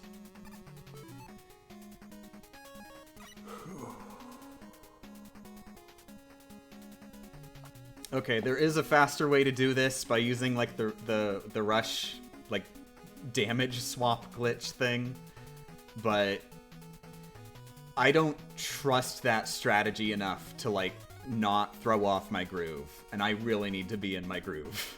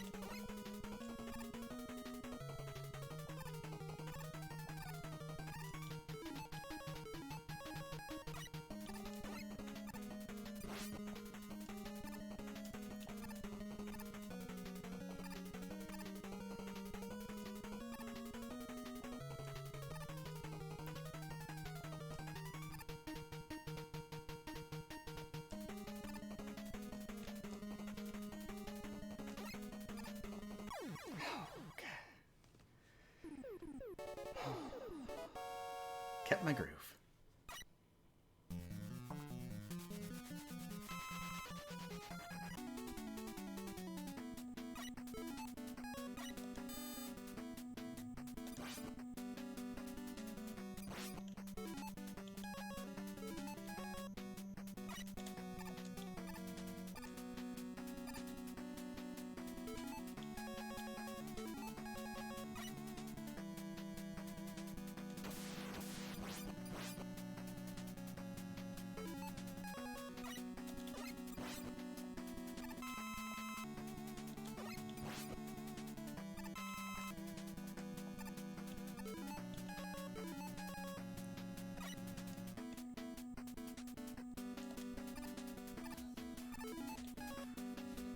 Oh, Jesus, thank you, Nuokart, for the raid! Ooh. Very much thank you, heart emojis. I am very close to the end of the game. I will not be paying attention to chat. Many, many heart emojis. Thank you, heart emojis.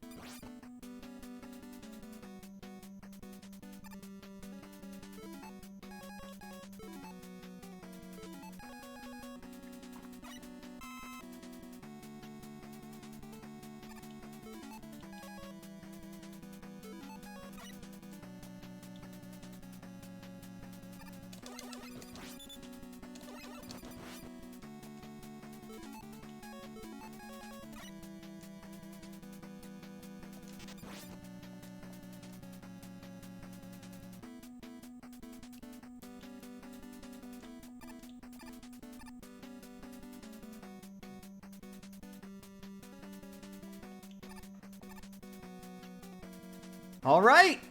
Okay!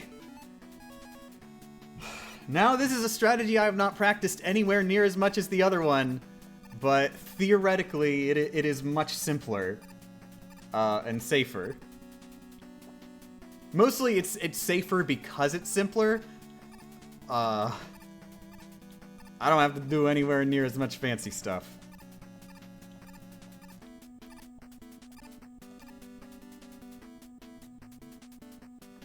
Okay, so I use Rush Coil. I mash Rush Coil while I'm waiting for the health to fill up.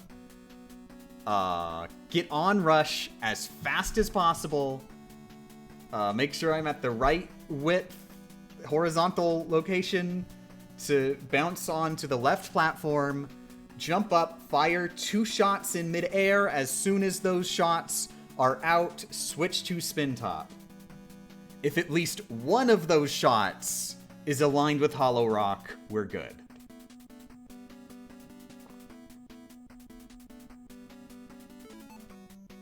That seems complicated. You should see the other strat!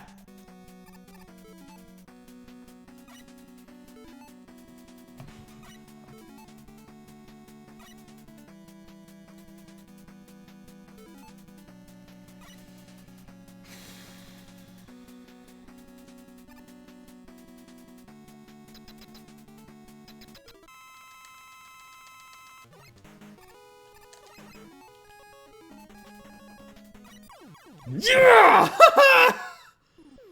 Oh!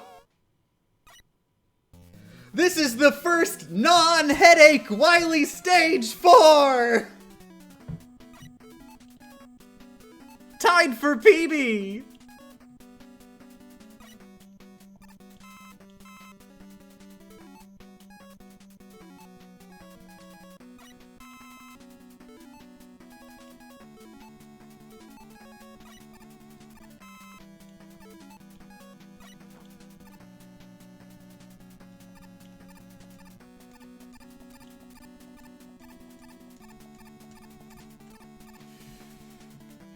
Jesus, Jesus, Jesus, Jesus, Jesus, Jesus.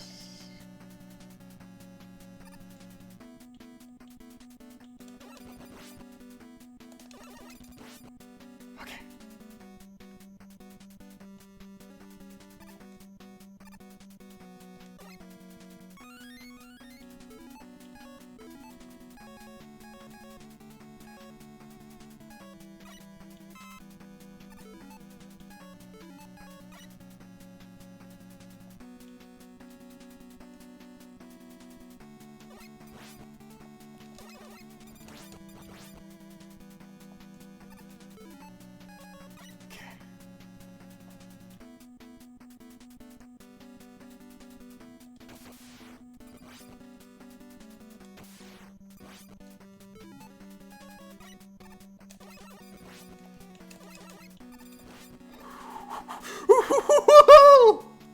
First boss rush!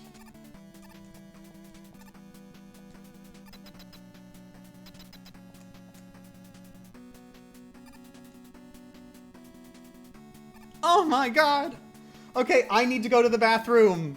Very much need to go to the bathroom. I will be right back.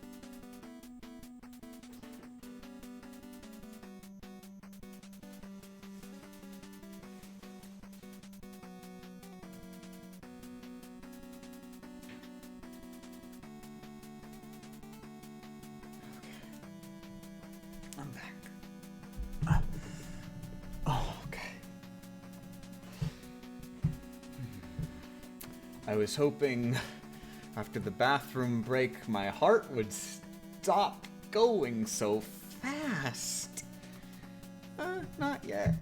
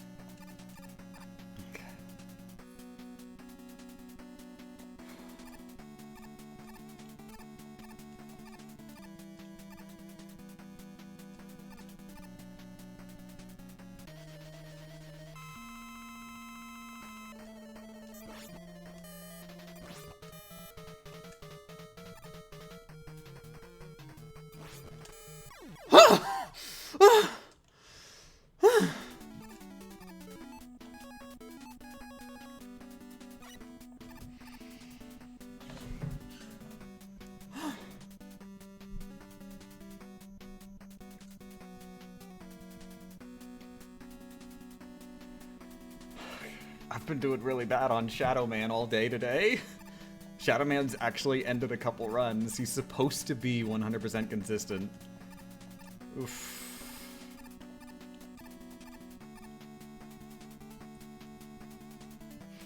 Gotta play it safe, count each of his jumps. Make sure I am counting every one of his jumps, and I'm always ready to go on the other side of him, and if he gets too close to the wall, then I go to the opposite wall.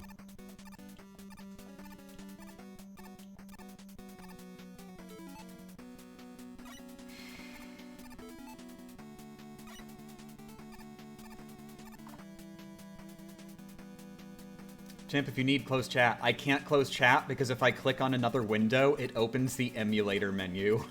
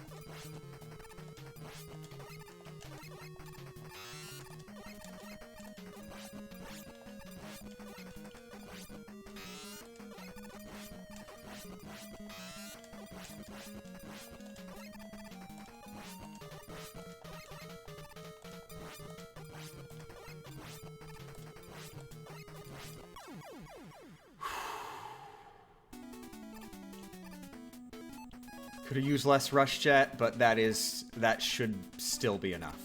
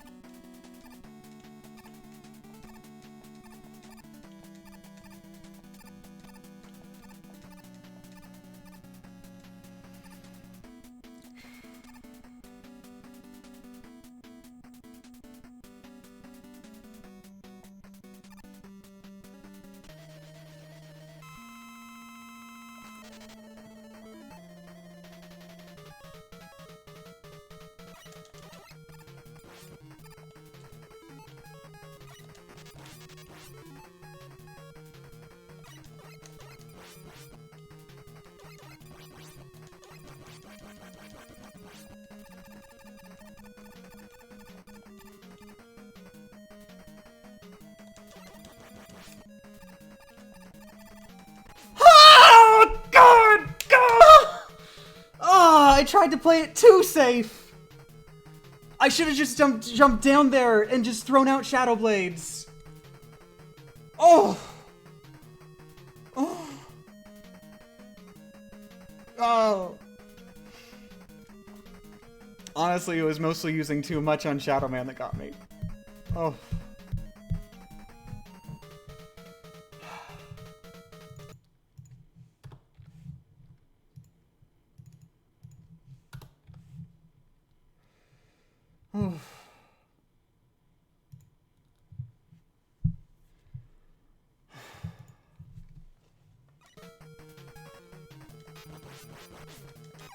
He had so little health.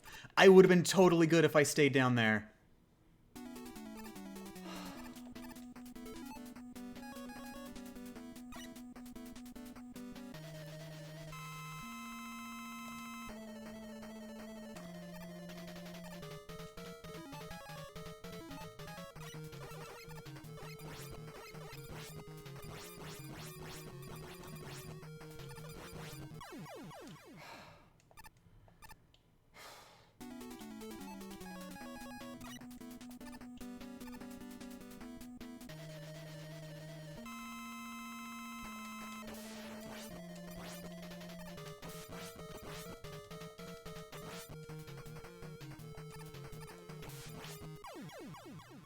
Oh.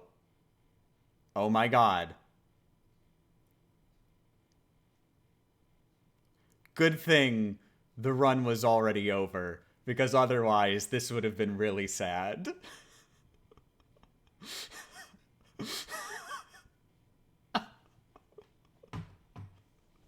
It didn't matter anyway. Keep in mind, I was going into this fight much faster without any prior thought than I would have in the actual run. I probably would have remembered to avoid the soft lock if the run was still on.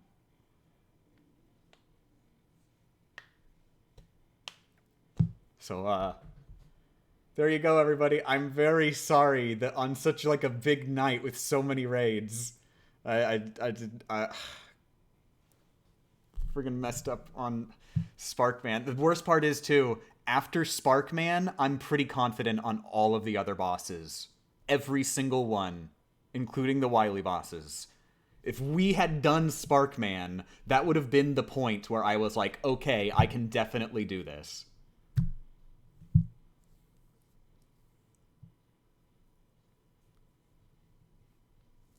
Oh.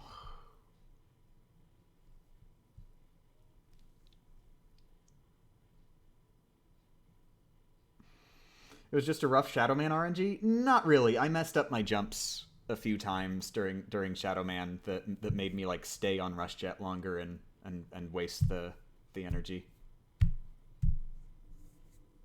That is what I blame most of all. That and just like not being brave enough to go down and just spam at Sparkman. I would have been good if I just spammed there.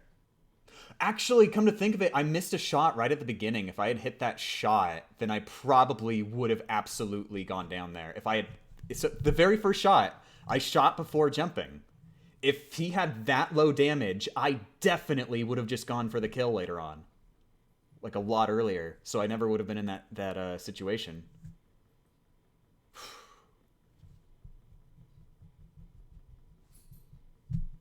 Maybe we should develop new strats to use less Rush Jet. I mean, the thing is, if I was using other strats that use less Rush Jet, they'd probably be harder. We use Rush Jet because it's easier.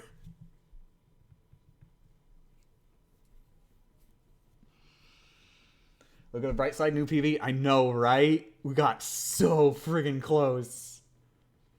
Ooh. Literal, the last boss that I have hesitation about. The absolute last one. Every one of the other bosses I have completely down and have no excuse to get hit by.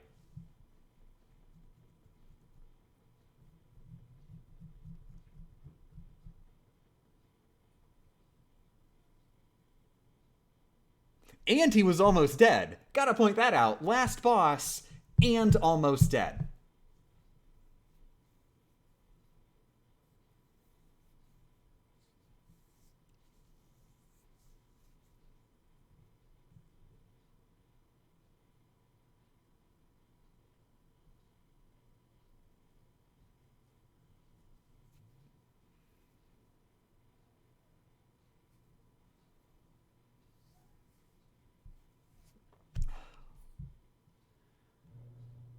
Okay, yeah.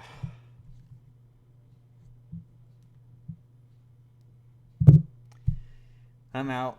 So many heart emojis. Since we got so close, screw it. I'm betting all my chips all in. This is this month's video, or else I'm not making a video this month. That's what it's come down to. We are doing Rockman 3 for October 2020 friggin' 1. Oh my god.